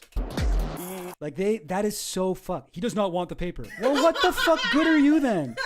What the fuck good are you? What can I do? What ever happened to serve and protect? You can't serve any right now? The fuck is this? Well, I mean, wait a minute. I do believe that that's my job and it's my calling to serve and protect, but he says he didn't want to. He doesn't want it. What am I He gonna said he do? doesn't want it. What am I gonna do? He does not want it. He said he doesn't want it, and he also said that he does not want me to protect you. So I think I gotta do what he says. Yeah, I'm serving, ain't I? Jesus Christ. This is fucking wild. Oh, man. Well, once again, I gotta say, some of this guy's fucking tactics stress me out, Reckless Ben, but I love that he is exposing naked police to like fucking corruption. They did not expect him to fucking, they didn't look into him. They should have looked more into him instead of just being like, which one do you use, Ben? They should have taken a minute to look him up and be like, oh, this guy's huge and he just does this shit. Anyway, hell yeah. Okay. He does not want the paper. So He does not want the papers? here's that back for you. Okay. Yeah, the police told me that they can't serve the papers for me because I'm lying to them, and these aren't even real court papers. Not sure what this is. I've never seen something like that. What? To be honest with you. These are court papers. Okay. It doesn't. Has it? Yeah, because like, okay, let's say that it's not real, or let's say like, it's just papers. Give it to him. If it's not real, he doesn't have to comply, right? I mean, like, if a cop knocks on your door and you just don't answer, he can't serve you papers. If he puts it in your mailbox or something, he can't prove that you got it. So he can't put it in your mailbox either. But the fact that they edited it out, he had a conversation with him. And he was like, I think so. That is my sneaky he can't, like, that is, if it's up online now, we can check it. But, like, that has to be it, right? That's what I'm guessing. I'm not sure if this part was up online. But Okay. There are a bunch of, like, the redacted stuff that... Like the police made some sort of weird snafu. All right, we'll get to that later. Let's just try to get through this. We're not It even doesn't have a judge's name or anything like that on it. Because it hasn't gotten to the judge yet. So this is serving him, and then we'll go to the court, and then the judge will be there. So the judge doesn't get involved until we're in court. Why is he saying that you guys went on the property? Because he wants us arrested, so he doesn't have to go to court. It doesn't look good when you've been trespassed. Yeah. Trying to serve papers. Well, I think it looks exactly how we're supposed to do it legally. This is the legal way to do it. Well, we have 2 or 3 incidents. Yeah, well, first, so they're incidents because he's lying to you guys. He's making them incidents. We came to do a good faith conversation, which is required by the courts before you can get a court case approved. So we did that. He called the cops on us. Yeah, that's a good point. In that case, he had offered it to him. He got it from the police. So it should be sufficient for his good faith bit. He gave it to him. He said, I don't want it, but it's good faith, right? Yeah. Like, I mean, and that's also why it's so infuriating that part of the footage is redacted, because that should be the end of it. Mm-hmm. If he had the opportunity to take the papers and he refused them, that's all Reckless Ben's responsibility is in this case. I think. I mean, I'm not a legal expert, but that's my understanding of how this works. Me worse. Oops. He lied to you guys saying that we had heroin on us, and we did a 3-hour search of the car yesterday. We found no heroin in the car. He's going to make up any lie he can to get us arrested. We are doing things the legal way, the correct way. The reason he's hiding in his house is because he's the criminal. If something doesn't look good, it doesn't look good for him, not for us. Go through the legal process, find an actual process server. She is an actual I think it's so strange that, like, Reckless Ben has a process server. He has the papers in front of him. So I guess he has like 2 pieces of proof. And the owner of the store has no proof that he's provided or that we've seen him provide. And yet the cops are just like, yeah, but do you own stuff? I mean, it's like how this fucking works. It's like these guys probably donate to the policeman's like ball or whatever they have in this like Utah town. They are known to the police. They have like ins. They're locals. They're Mormon. They have like these connections. Reckless Ben is an outsider who looks like a heroin addict.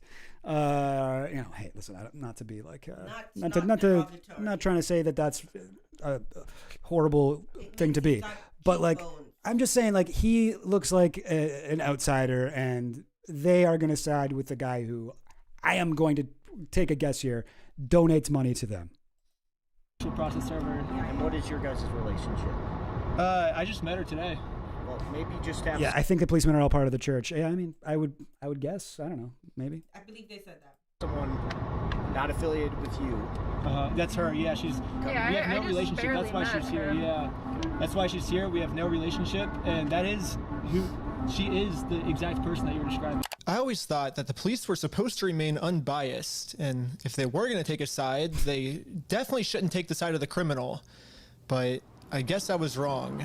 Dude, please read one thing about the police. Pick anything, any article about the police from the last 6 years. Just read one of them. Yeah. Even the ones that are pro-police. You'll read it and be like, oh, I guess the police actually suck. Yeah. So it's what I was talking about. To me, I read what he's saying here as, wow, I guess. I don't think so. I guess the police are. You think he's like he's playing it up, but like I do. I think from the way he's acting, I think he genuinely expected the police to believe him. Okay. But I don't understand. I've been talking to them, blah, blah, blah. Maybe I'm. However, I'm not doing anything illegal. I'm literally just following the instructions of the court, so the police can't stop me. Okay, have a good race your day. Okay, see ya.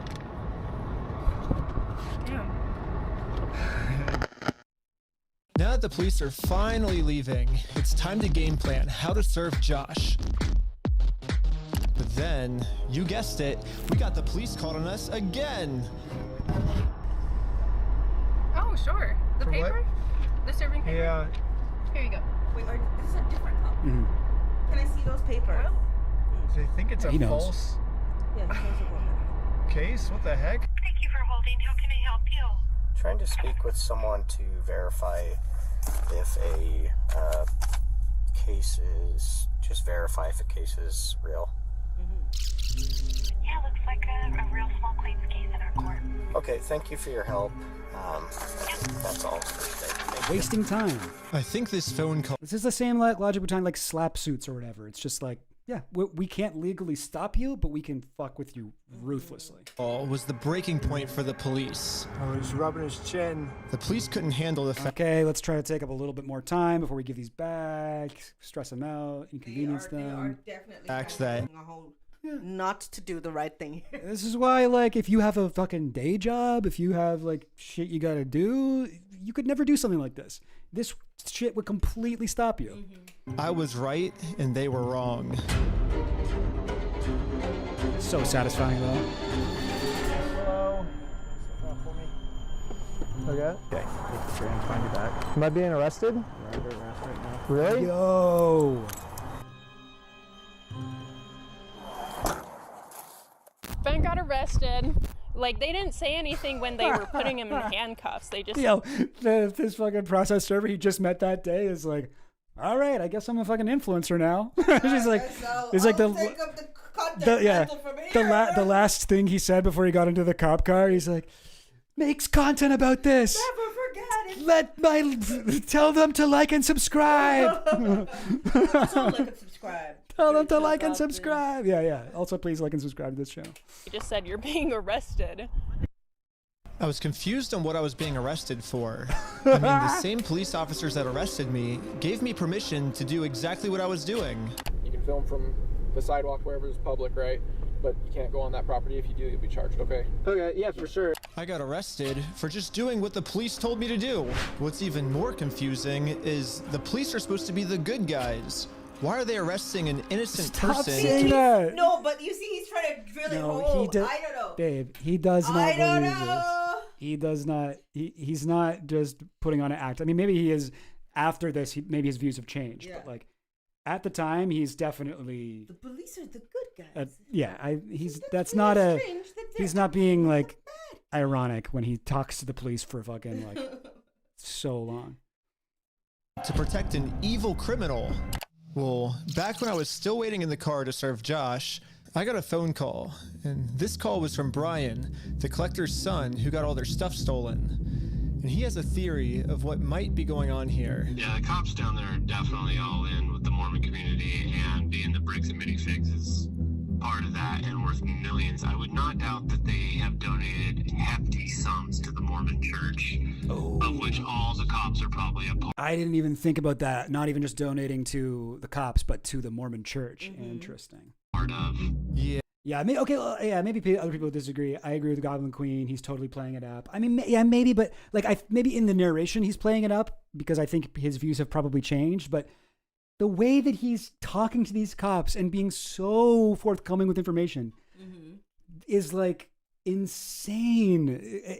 I have to think he thinks these guys are from a fucking Bruce Willis movie or something. Like this is not how you talk to the cops if you have like an understanding of how this works, in my opinion. I don't know. Yeah, Brandon Best, Joshua Johnson, and Eamon, the CEO, are all super Mormon. Like, the CEO even went to the Mormon University. And when I looked up all the police officers who were treating me unfairly, they were all Mormon too. And they take care of their own, man. They are like a huge clan that takes care of each other. And instead of trying to get rid of the few bad people who are making Mormonism look bad, they're for some reason choosing to protect these criminals. But eventually, I got released from jail. Out of jail now? And this is when it really hit me that the justice system has decided to protect these. Oh shit. Do you think Reckless Ben is gonna release his fresh out of jail Freestyle? Yeah. First day out. Yo, first day out. Reckless Ben. Bricks and minifigs. Bricks and minifigs. We steal from old people. These criminals. So now there's really only one way I can think of to get this family the money back that got stolen from them, which is a GoFundMe. Yeah, it is a pretty anticlimactic ending, but at least I'm confident that I'm not going to get in trouble for this. Now that our GoFundMe is live, it's time to promote it, to start getting donations. We printed out the GoFundMe's picture to hang it up so we could get a nice Instagram video to post to social media. But before the group could even hang the picture up, the police came. What you guys up to? We're starting a GoFundMe. Yeah. What we're doing is we're going to get a bunch of publicity to get basically all this money back for this family. Yeah. You know, we're not going to do the lawsuit anymore. We're just going to do this GoFundMe. We've already got it started. It can run into some defamation stuff. Again, the police were thinking of any technicality they could think of to protect their Mormon friend. Defamation will fuck you, though. Defamation will absolutely fuck you. There was a thing in Montreal with a tenant that did a banner drop on their building, and it said, what was I can't quite remember. I think it was something like they had a banner drop saying like, I am a single mother and they're trying to evict me and I have no other place to stay or something like that.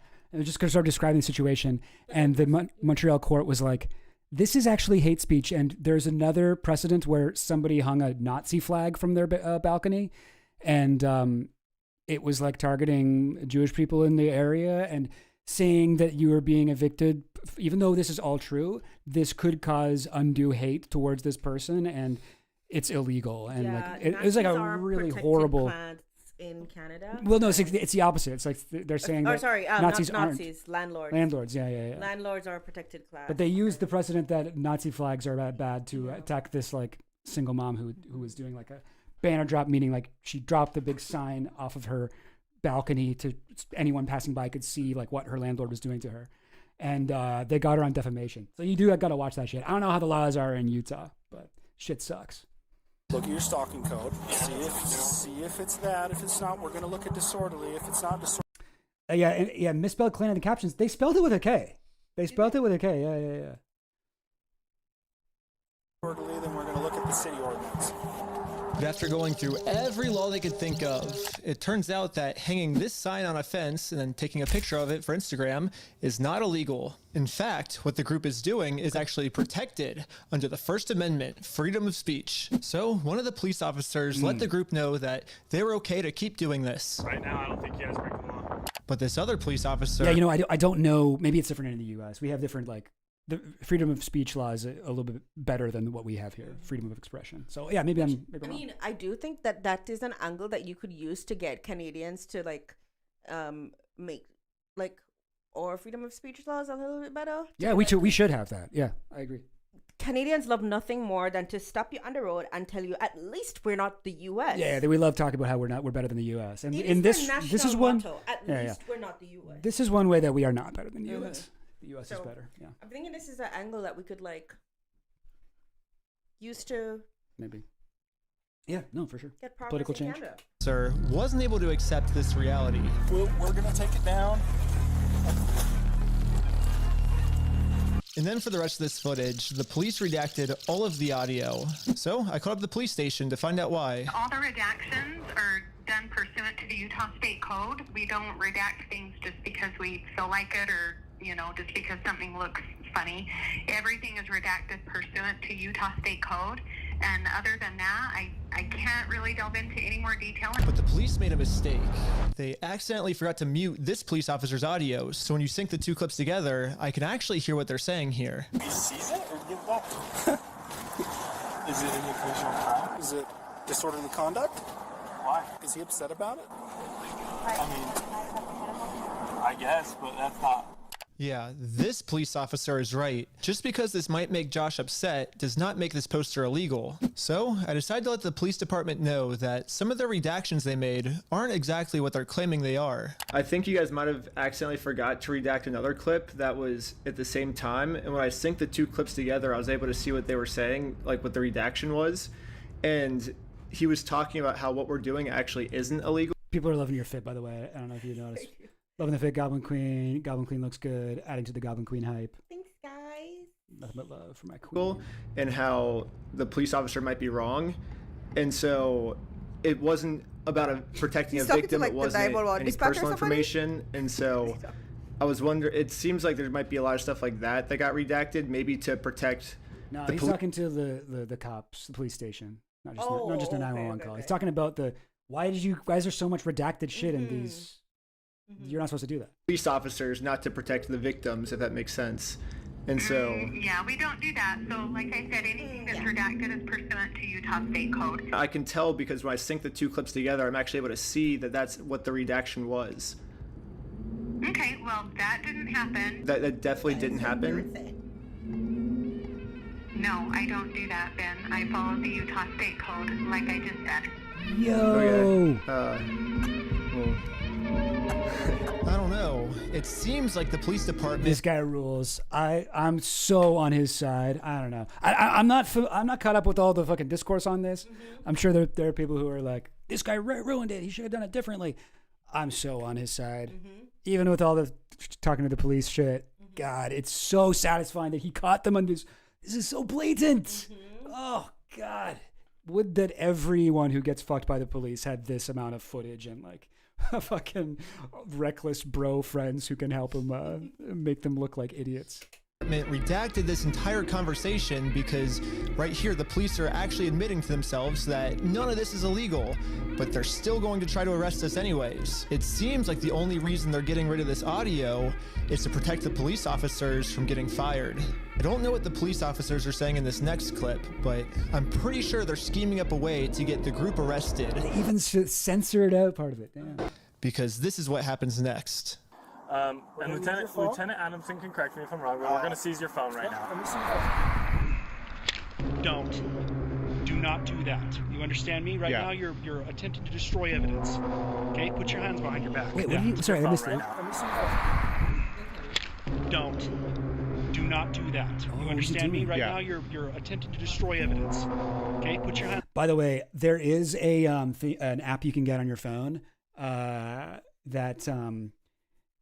so you should have like a 6-digit passcode to sign into your phone. Don't use a thumbprint ID because cops can get you to put that in, and then they have everything. So don't do a thumbprint ID phone unlock or a Face ID. Don't do that. Take that off your phone right now. Goblin Queen, talking to you. But you should do that. And just in case you ever need it, it's also smart to get a thing where if you put in a specific passcode, it'll wipe your entire phone.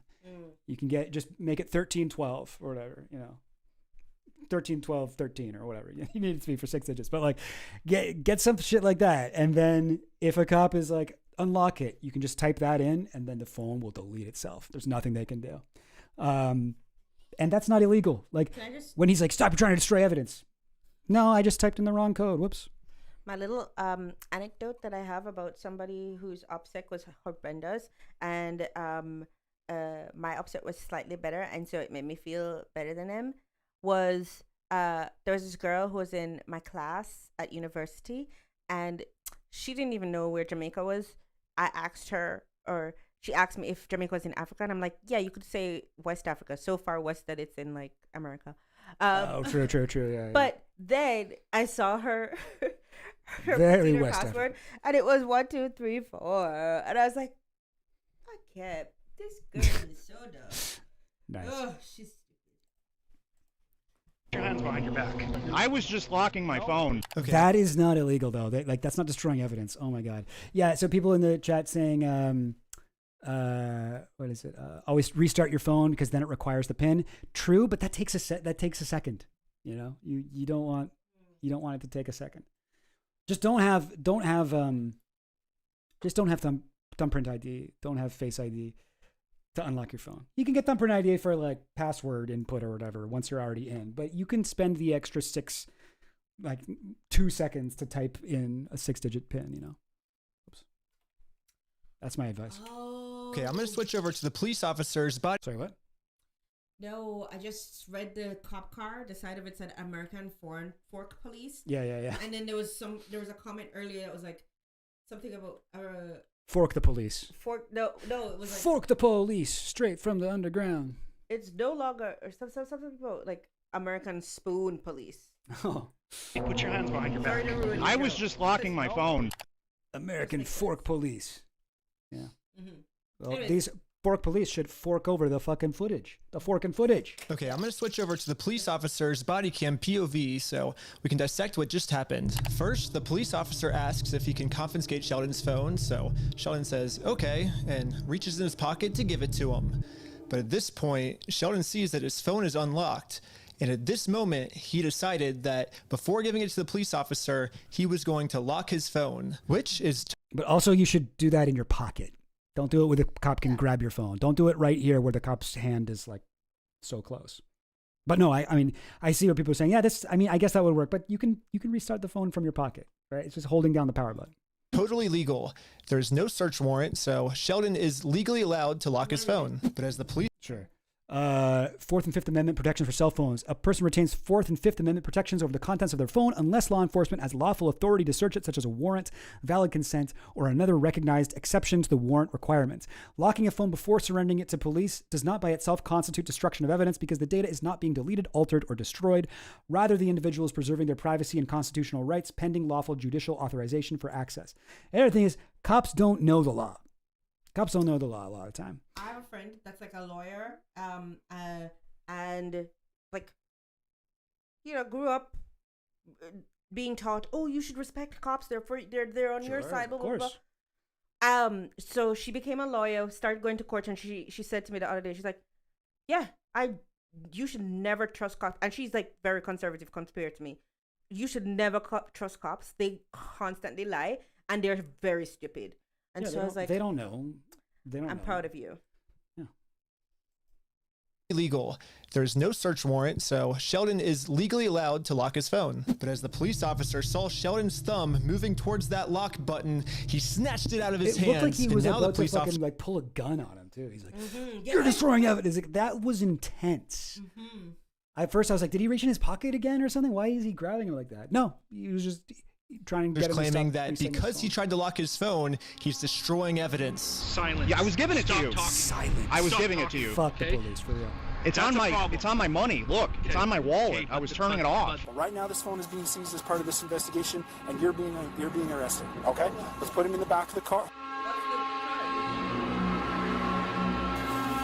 And again, the police decided to break the law, arrest Sheldon, all to protect an evil criminal. Oh, this has 4.5 million views. Fuck yeah. Oh, I'm so happy about this. It's a fun little, what do you call it? I don't know, Rick Rap moment. I saw the first video when it was like 1 million views. So okay, well, 1 million is still quite a bit. Yeah, but okay, listen. This one came out 2 weeks ago. I'm so late to the party on this, but you know, whatever.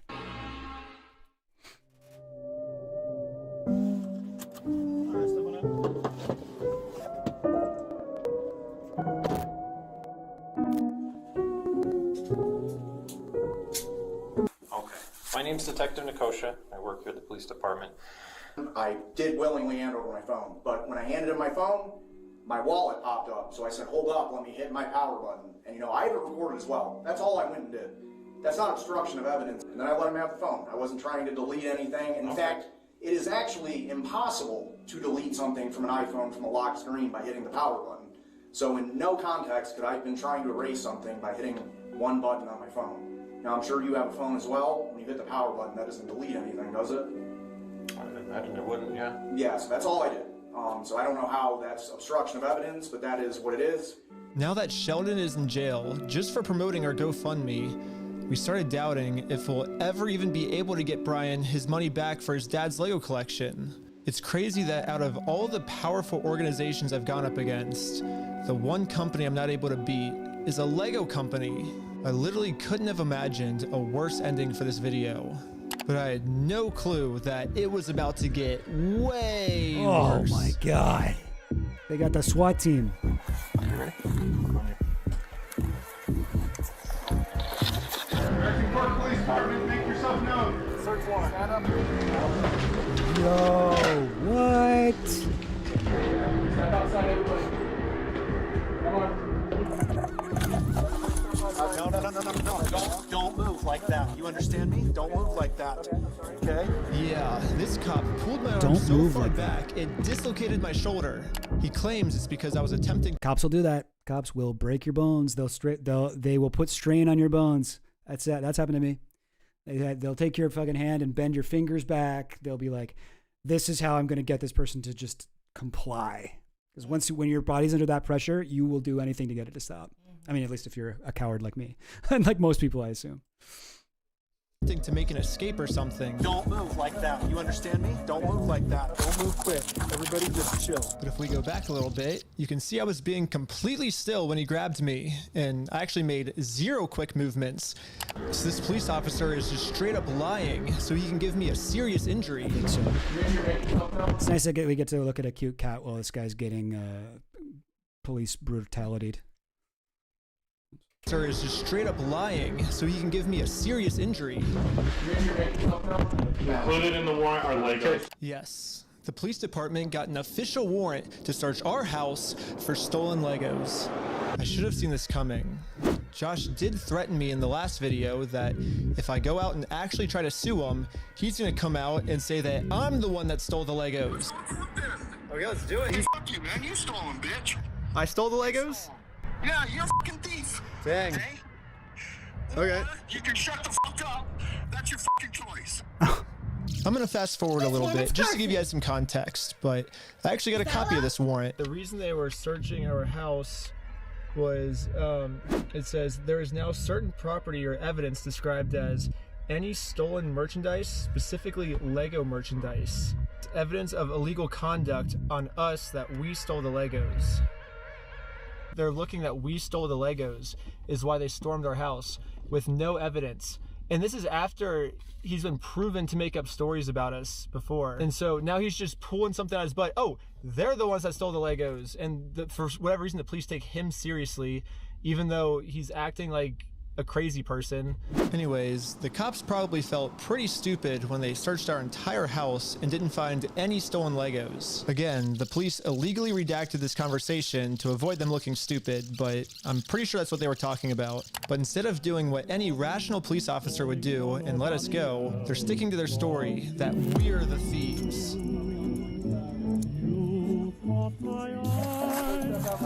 This is nuts. Oh, they got the process server girl too? Dang.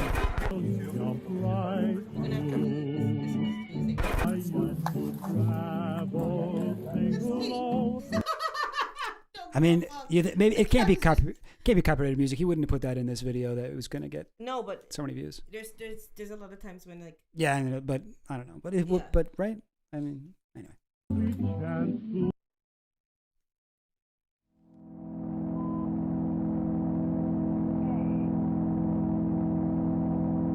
Right? Yep.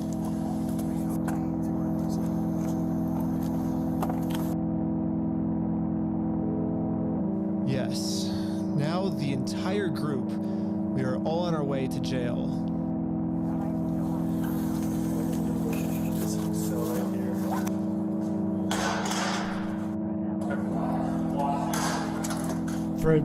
For doing nothing, for not breaking any laws. I got taken to an interrogation room so they could find some reason to lock me up for good. Then I'm Detective Nikosha. Last time, I was able to get released on bail. But this time, they're requesting that I be held in jail a month until my court date.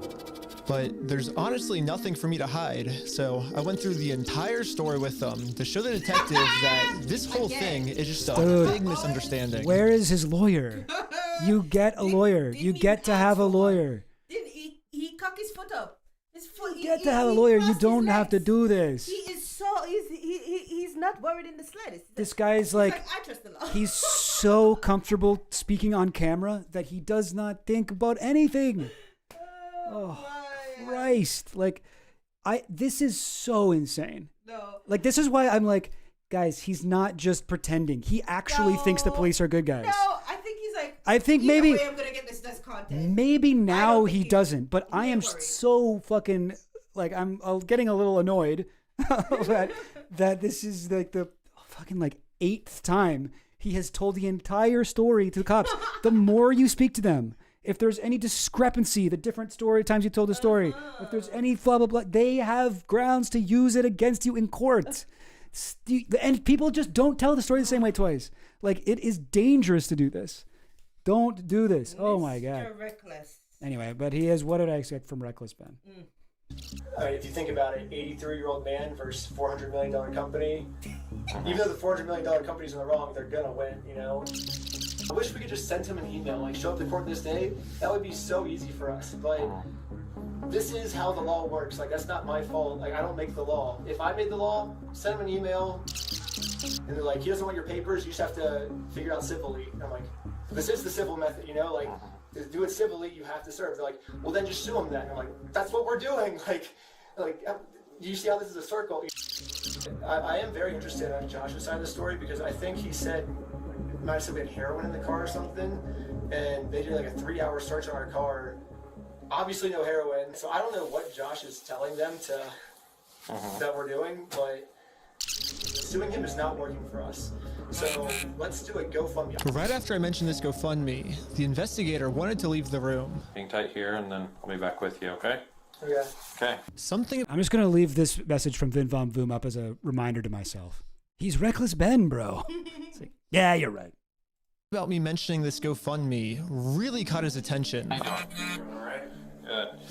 Well, I'd just like to know more about this, like, GoFundMe. Like I said, I have no idea what's going on. Yeah, we were just trying to get, so basically what ended up happening is Ben got arrested, which we were pretty blown away he got arrested, but I'm like, all right, I'll take over now. Like, I don't want you. This guy doesn't have a lawyer either. And they'll separate you. Shut the fuck up. They wouldn't even know nothing about the GoFundMe. They'll separate you and they'll try to get you to both tell the story and they'll look for inconsistencies and then they'll fucking screw in on those. Like, you got to know this stuff. But yes, Vin Von Voom, I also take your point. He is Reckless Ben after all.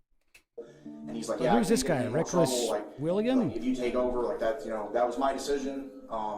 Yeah, so I mean, I don't know. What other questions do you, like, I guess have? Because there's not really, I guess, much else to say in the situation, to be honest. That's just the whole thing that just happened. I mean, I'm honestly like kind of shocked to be arrested at this point for that. Yeah, this is definitely a very strange thing to be getting interrogated about, especially. How do you get a lawyer? You will have one provided for you. If you're in the US or Canada, you can say, I would like to request a lawyer. I'm not, even if you're like completely broke, they will provide you a lawyer. They have to. But if you are like part of an activist group, you might have like, you know, a certain lawyer who you work with. You might sometimes at actions you would like take a Sharpie and write the lawyer's phone number on your arm in case you have your phone confiscated or something. You're not able to, whatever, have your contacts. Sharpie on the arm is good. But yeah, like there are different situations, but you can always do stuff. Is there a Tinder for them? There probably is, right? There must be. Anyway. Considering from my angle and the evidence I've seen, the overwhelming evidence that they just blatantly stole from this guy, it's like us trying to then do a GoFundMe to get him his money back, and I'm the one, you know, getting put in cuffs. It's crazy. I guess the detective didn't get what he was looking for, so he decided to interview the rest of the group. Sounded like a great project to me. I was like, okay, like it's No, they were always going to interview the whole group. What do you mean? And he didn't get what he wanted from me. So they were like, well, we may as well interview the other 8 people we arrested. Dude, they were always going to do that. This is all part of their plan to just inconvenience you and harass you and make your life suck until you just give up. That is their move, and it normally works really well. But I'm glad you guys powered through. But you don't have to tell them shit. Just waste their time. How are you doing? They're wasting yours. For some reason, he was trying to get all of them to admit that the GoFundMe was my idea. Hello. Obviously, Ben was behind the GoFundMe idea as well, right? I don't know whose idea that was, because I kind of just started, I think they... But he was supportive of it as his channel, right? He said, oh yeah, let's do this for the channel, from my understanding. Was that kind of your ideas to do this video with the GoFundMe and all that? But I wasn't afraid to admit that I actually made the GoFundMe for Brian because a GoFundMe is a safe, legal way to raise money for a family. Yes, owo.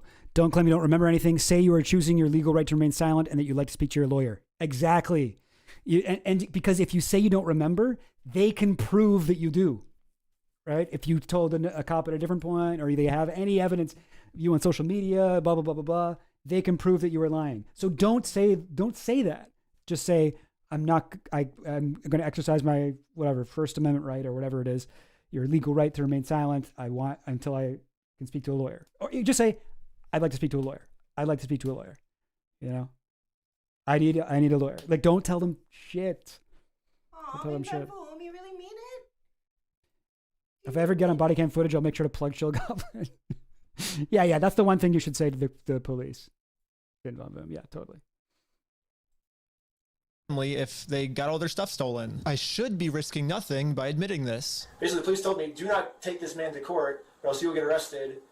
And so I was like, just thinking, and we're like, let's do a GoFundMe, you know? And that was their solution. But I was wrong. We're going to book you back into the jail, okay? The creation of the GoFundMe, right? We're blasting this person all over saying, hey, he's... So creating the GoFundMe was illegal? When I asked the detective how creating a GoFundMe was probable cause to send me to jail, this was his response. A lot of this stuff you may have to just get an attorney and fight it in the criminal side of court, right? Okay, should I Yep. go back? Yeah, go ahead and stand up. I got an officer right here that's he has cuffs for you. Will I also be able to hear Josh's side of the story? Because I think he's... No, dude. It'll be... And I never talked to Josh, but it'll be documented. I think it's only fair since I've talked to you guys so much that you guys also give me the evidence from the other guy. Josh is probably like, from the guy that I am the enemy of. Yeah. Yeah. No, yeah. Josh is not doing this. Report as well. Okay, thank you so much. But the detective was lying. The police have illegally redacted every single claim Josh has made about me. And when I finally go to court, I'm going to be completely blind to what I'm even being charged for. The worst part is that the police officers took away my bail, so now I have to wait a month in jail.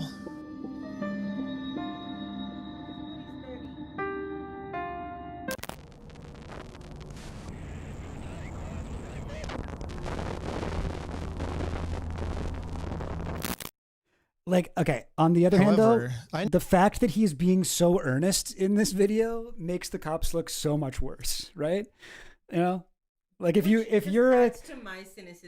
a kid watching this and you would be like, what the heck? Oh my God, but he was being nice to the cops and he was telling them the truth and they just did this and that. Like, it's like, it makes their corruption so much more blatant. That's what I'm saying. It's like so maybe it works in that sense, but like, I still, anyway. I ended up getting extremely lucky. When a judge ended up reviewing this arrest, they thought the whole thing was so stupid and ended up releasing me on bail. So now, at least I'm a free man until my court case. Let's go, man. God, he had to pay $2,500 for literally breaking no laws. That is infuriating. Yeah, like this is what cops do all the time. Like, none of this is surprising, but it's wrong, right? It's transparently wrong what they're doing. So it's good that that this is getting out there and getting so many eyes.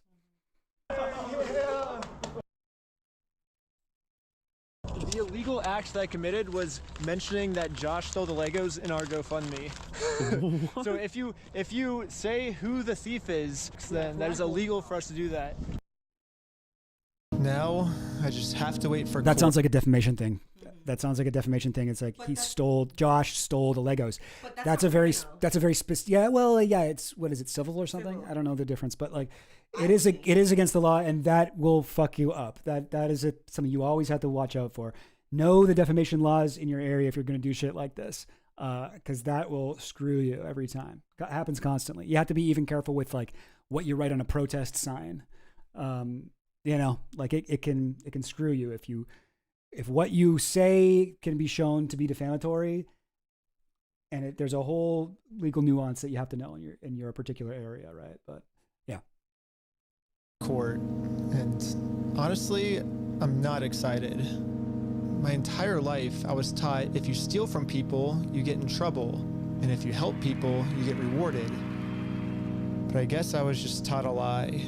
Yes, brother. Welcome. By me trying to help and do the right thing, all I did was just screw everything up and get all of my friends in trouble. I couldn't fix anything, and now with all the charges I got in this video, I'm looking at least 5 years in jail. But I finally accept my fate. I failed, and now it's time to go home.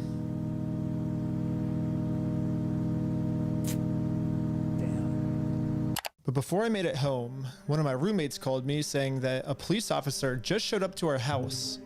So he rings the doorbell, and he's like, is Mr. Snyder here? I was like, why? I was like, can I deliver a message for you? He's like, how could you deliver a message? He said it just like that. He was like, yeah, just tell him he has a warrant for his arrest. Like, he thought he was in an action movie type walk-off, and that was his, like, end scene line. If I had to guess, I'd say that Bricks and Minifigs has seen that I am a free man, and they can't have me actively working on my lawsuit against them, and considering how many lies Bricks and Minifigs has made about me in this video... Fuck you, man. You stole them, bitch. I stole the Legos? American Park Police Department. I love to keep old men's Legos without paying for them, or paying them for it would fly. I don't think so, honestly, because that's like a subjective, like there's some subjectivity in there. I mean, it depends. It depends on where you are. It depends on like what the laws are. It depends on, I mean, if he's already gone to court and won for something, I'm not totally clear on what he won his court case on. Is he like, if like sometimes you can win in court and then legally be allowed to say a certain thing. Like when Donald Trump lost in court against E. Jean Carroll, the judge clarified he was found legally liable for rape, or like, yeah, he was found there was some tricky wording with that too. It's like he wasn't legally liable for rape, but he was found legally guilty of what the common understanding of what rape is. You know, it's like even that there's like subtlety too, but like there is like the way it's been explained to me is you can say factual things that have been proven. You know, like in the case of landlords, right? You can show a photo of the apartment and say that the landlord has not responded to this obvious need for repairs that this apartment needs for like months. You can say stuff like that, but you can't say something subjective like this guy's a slumlord and he's fucking over his tenants to steal their money, because that is not something that you can necessarily prove, and that can hurt their reputation, which is what defamation is all about. And so it's much better, like the way it's been explained to me is, it's much better to like give the audience the facts and let them put together that the guy's a slumlord in their head. And not only is that legally safer, it is actually a better way to get your message across. To like kind of incept it, to make your audience think that they were the ones that came up with it. Like it's actually better for two reasons. But like this guy's signs a lot of the time are like very on the nose, right? Like I love to steal from old people, and it even looks like a quote, you know, like it's got like, oh, I am evil and I do. It's like, well, evil isn't something that you can prove. Like that is a subjective like label. So yeah, and again, I don't know what it's like in Utah. I don't even really know what it's like in Montreal. I always got to be careful if I'm writing shit for a poster or for a whatever, like pamphlet. I run it by somebody who has like the proper training on defamation. And there are some, I think, what do you call it? Discrepancies differences rather in American and Canadian. Yeah, that's the other thing. So I mean, so take everything that we're saying with agreement. Like we were saying before about like the freedom of speech, that actually does offer you more protection in the U.S. than we have in Canada. So I might be a little bit overly paranoid about this, but it seems like that ended up fucking him over here. Make yourself known. Included in the warrant are Legos. I can only imagine of what I'm being accused of doing now. So immediately, I called the Utah Police Department to see what my warrant was for. Someone showed up at my house today saying that there was a warrant out for my arrest. If that warrant says a no bail, those are the ones that are more serious. The only thing the police department could tell me is that I do have a warrant, but this time the judge approved it that I will have no bail. And I am now a physical threat to Josh, the person the police are protecting. So basically, at any moment now, I could be arrested without bail for some mystery. Literally just for trying to serve the guy. And admittedly putting up posters of him as an evil like ghoul. But this is so blatant. Oh my God. Crime. There really is only one thing that I can do now. Well, I'm in Mexico now, and the American police have no authority here. What's going on? What the heck is that thing? Can they let us on that?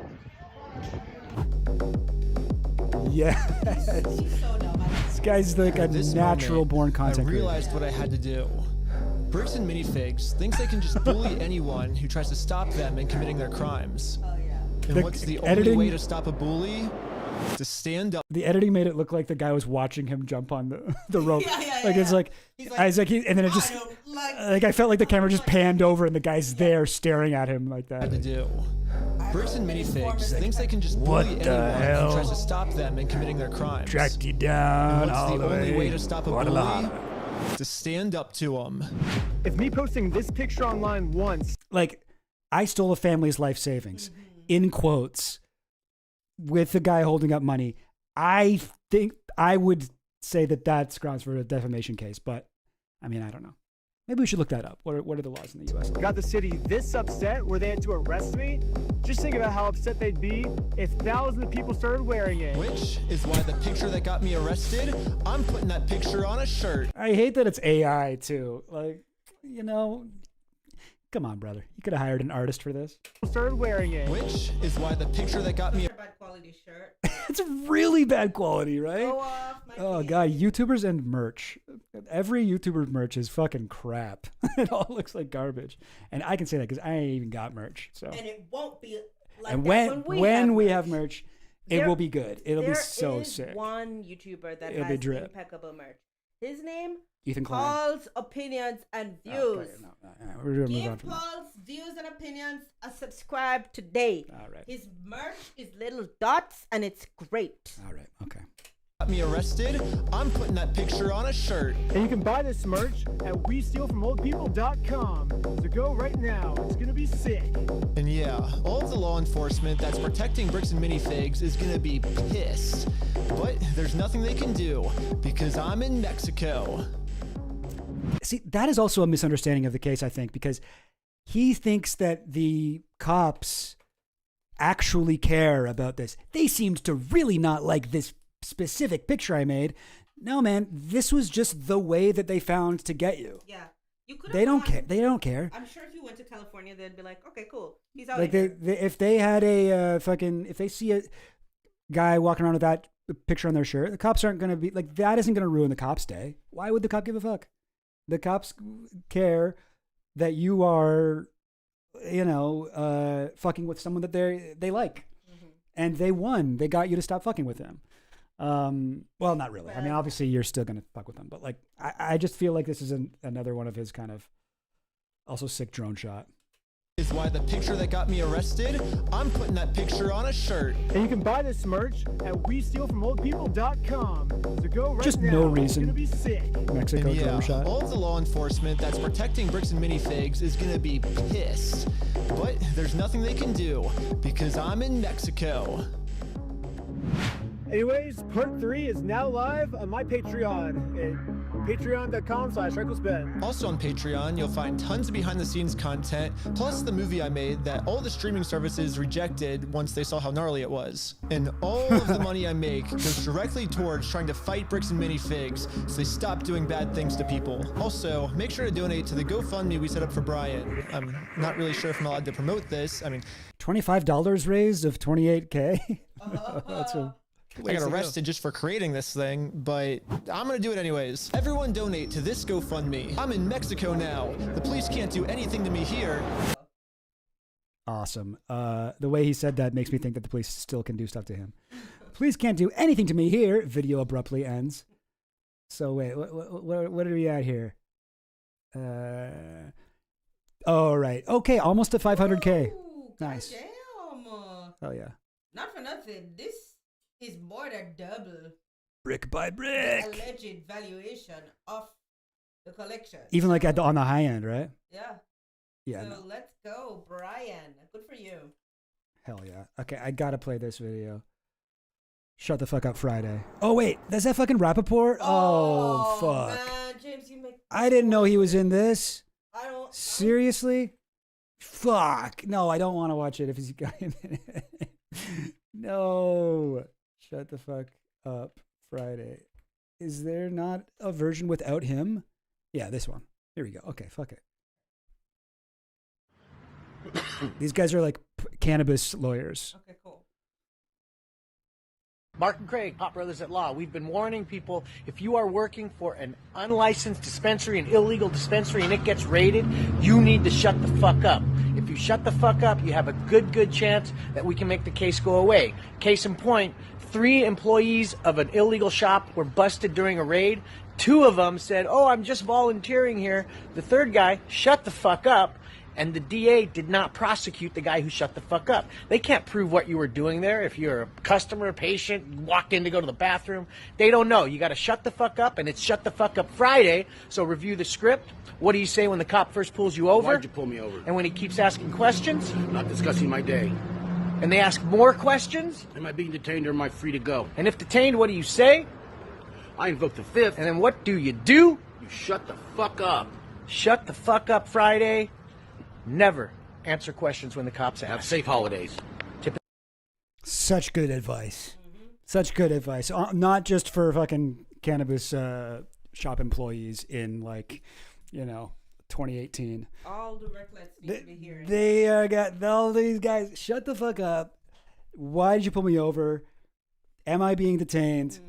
I need to speak to a lawyer. I'm invoking my whatever right to remain silent is. And I'm free to go. And then just shut the fuck up. Don't say anything. You don't gotta say anything. Don't say anything to them about what you know or what you're doing or what you're trying to do, what you're trying to accomplish, where you're from, what you've been doing. Like, you don't need to tell them any of that ever.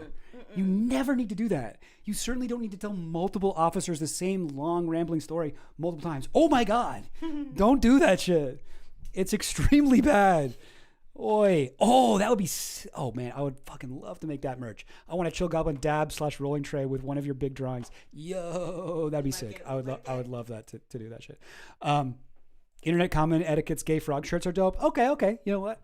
I haven't seen those. I will check those out. You know, Means TV actually has some sick merch, too. Yeah, they do.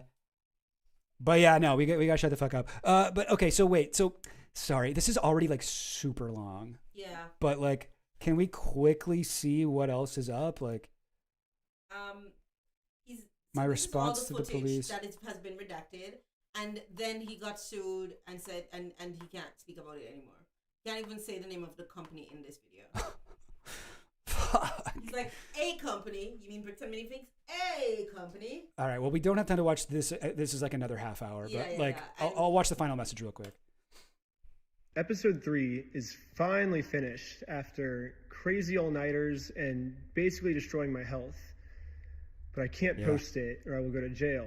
Not only that, I will also immediately lose my lawsuit of $300,000, and the GoFundMe we made for Brian will go straight to this mystery company that I am no longer allowed to talk about. They sent court papers to my email, which I guess a judge approved for them that this was a valid form of service. And so now that I'm officially served, I cannot even mention this company or I will be in jail and everything. Normally I would be like, screw the big guy telling me what to do. I'm going to do what's morally right. But wow. I actually hate to see this because Reckless Ben has had to grow up. And as much as it was stressing me out how reckless he was being, I wanted him to be able to be reckless. I want to live in a world where Reckless Ben doesn't have to sit on a concrete brick and say and talk about Bricks and Minifigs as a certain company that I'm not allowed to like. God, this is actually like legitimately heartbreaking to see. In this situation, if I do that, then all my friends get screwed with this lawsuit and we lose all the GoFundMe money we raised like immediately. So I am no longer allowed to even mention this mystery company. My personal opinion is that this is unfair because this order was put on me because this company was telling the court that I was making bomb threats. I was planning on murdering the manager and employees, which obviously I didn't do, and you can see that in the footage. The only problem is I was not given a chance to share my side. The court just heard their perspective, not mine. So because I wasn't able to share my side, I am now no longer allowed to talk about them, and it looks like this might be it. Fuck. So, yeah. Oh my God. Oh man, that is so fucking stressful. Okay, wait. What legal? What do they say? Sorry, the allegations sound. We can't watch the whole thing. That? Who is this Paper Mario character come to life? Wait, I watched one of these the other day. The first one. Everybody's wrong with the Bricks and Minifigs case. Police violated Reckless Ben's rights. Utah presses charges against Reckless Ben and its crap.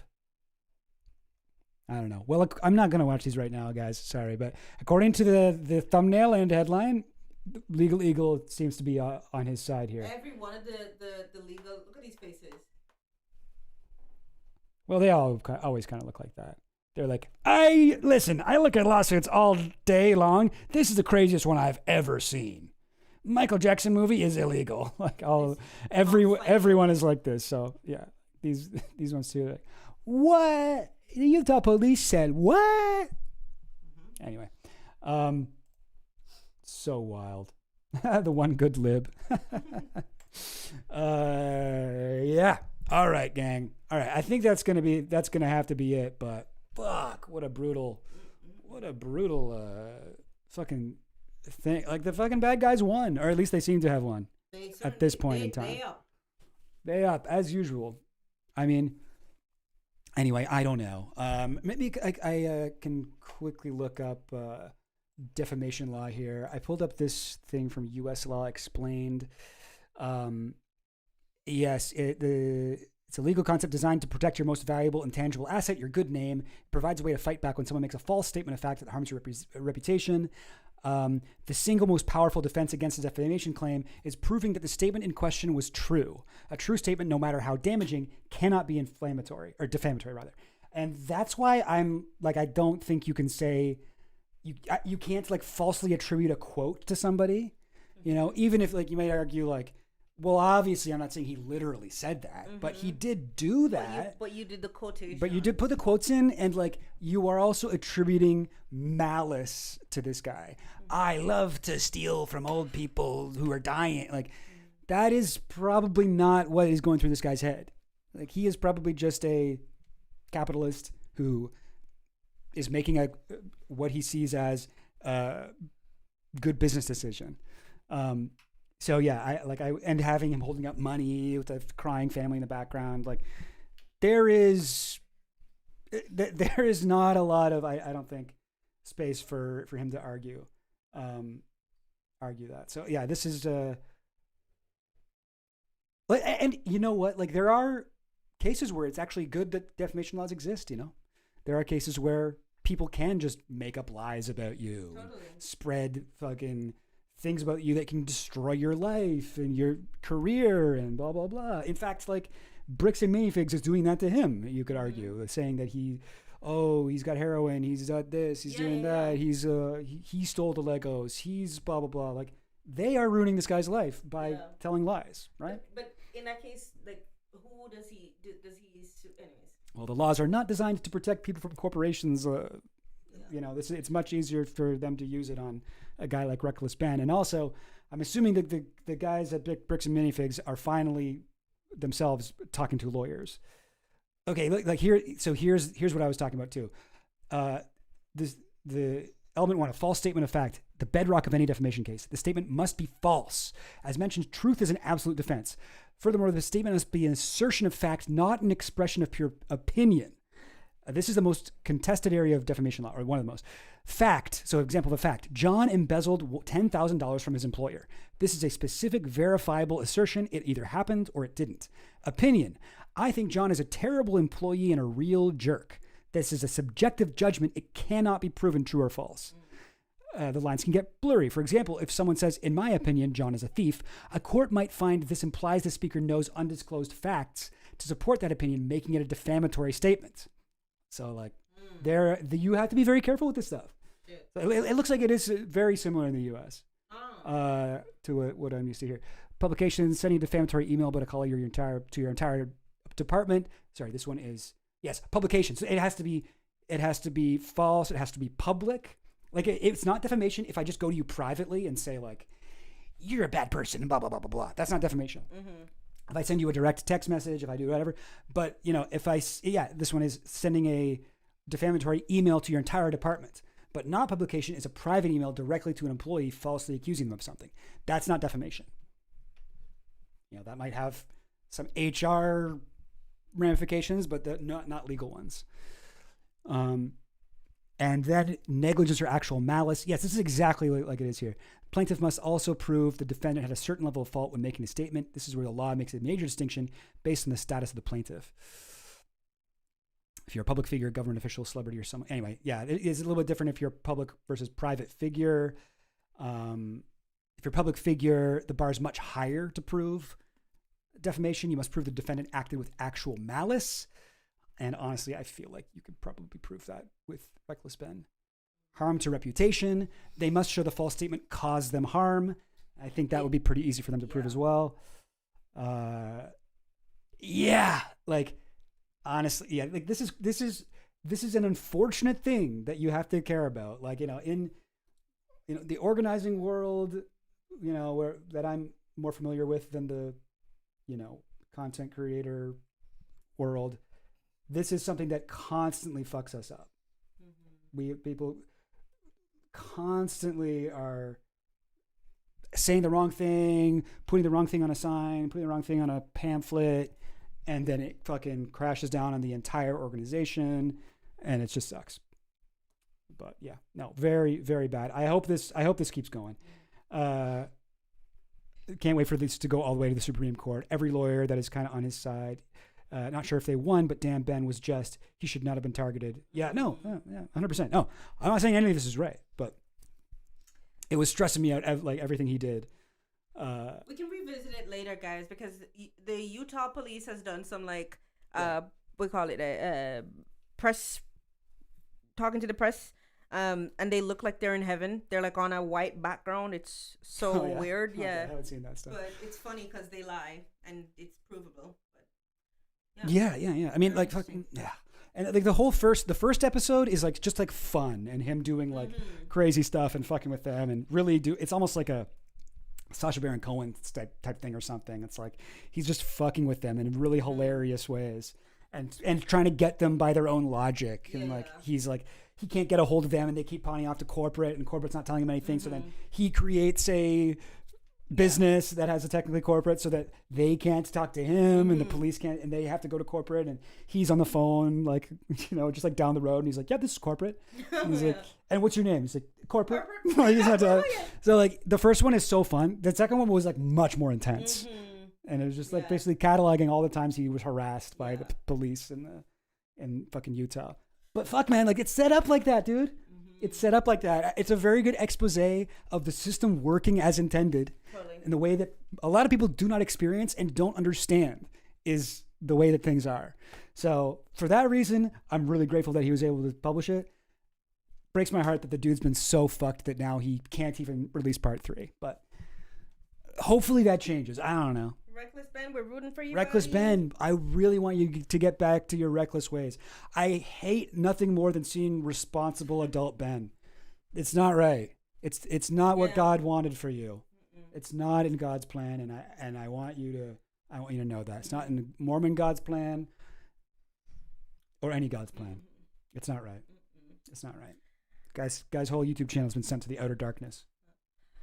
I gotta go prep for a show that I have. Yeah, we gotta end it. We gotta end. We gotta end. This has been an extra long stream. But anyway, all right. Well, thanks for watching, everybody. Yeah.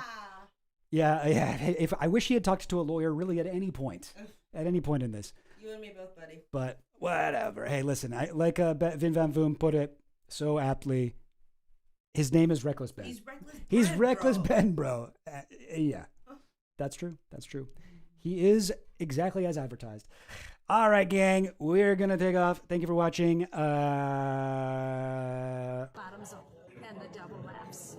Bottoms up and the double laughs. That was a little quiet. Let me turn it up a little bit. You get it again. Bottoms up and the double laughs. I turned it down because the music was really loud. And then what was the other one I liked to play? Oh, yeah, this one. Thanks forward, faith up. Thanks forward, faith up. Until next time, and we'll catch you on the flip side. I wanted to air this because I got sent this and I saw this and I watched most of it. I didn't see it all this morning. It's like 30 minutes long, but I watched part of it. And the guy's saying he's criticizing me because you do that, you don't get banned by the algorithm. And he's just one surfer coming on the waves we created. So he pretty much gets it. I thought it was entertaining and informative. He's also got a pretty ridiculous name, Extra Chill Goblin. We always like goblin jokes. I don't know why. I made goblin jokes years ago. They became super viral, so whatever. Yeah. We'll air that. So here's Extra Chill Goblin, then Harrison Smith takes over. Here it is. Extra Chill Goblin. He pretty much gets it. Dirty. He's also got a pretty ridiculous name. Extra Chill Goblin Vomit, Slop, and Blood. I thought it was entertaining and informative. He's got a goblin guide charging into a goblin's nest. I don't want to see him kissing goblins. I just don't want to catch him in bed with a goblin. Literal empire belly goblins are hobbling around coming after us. Extra chill goblin.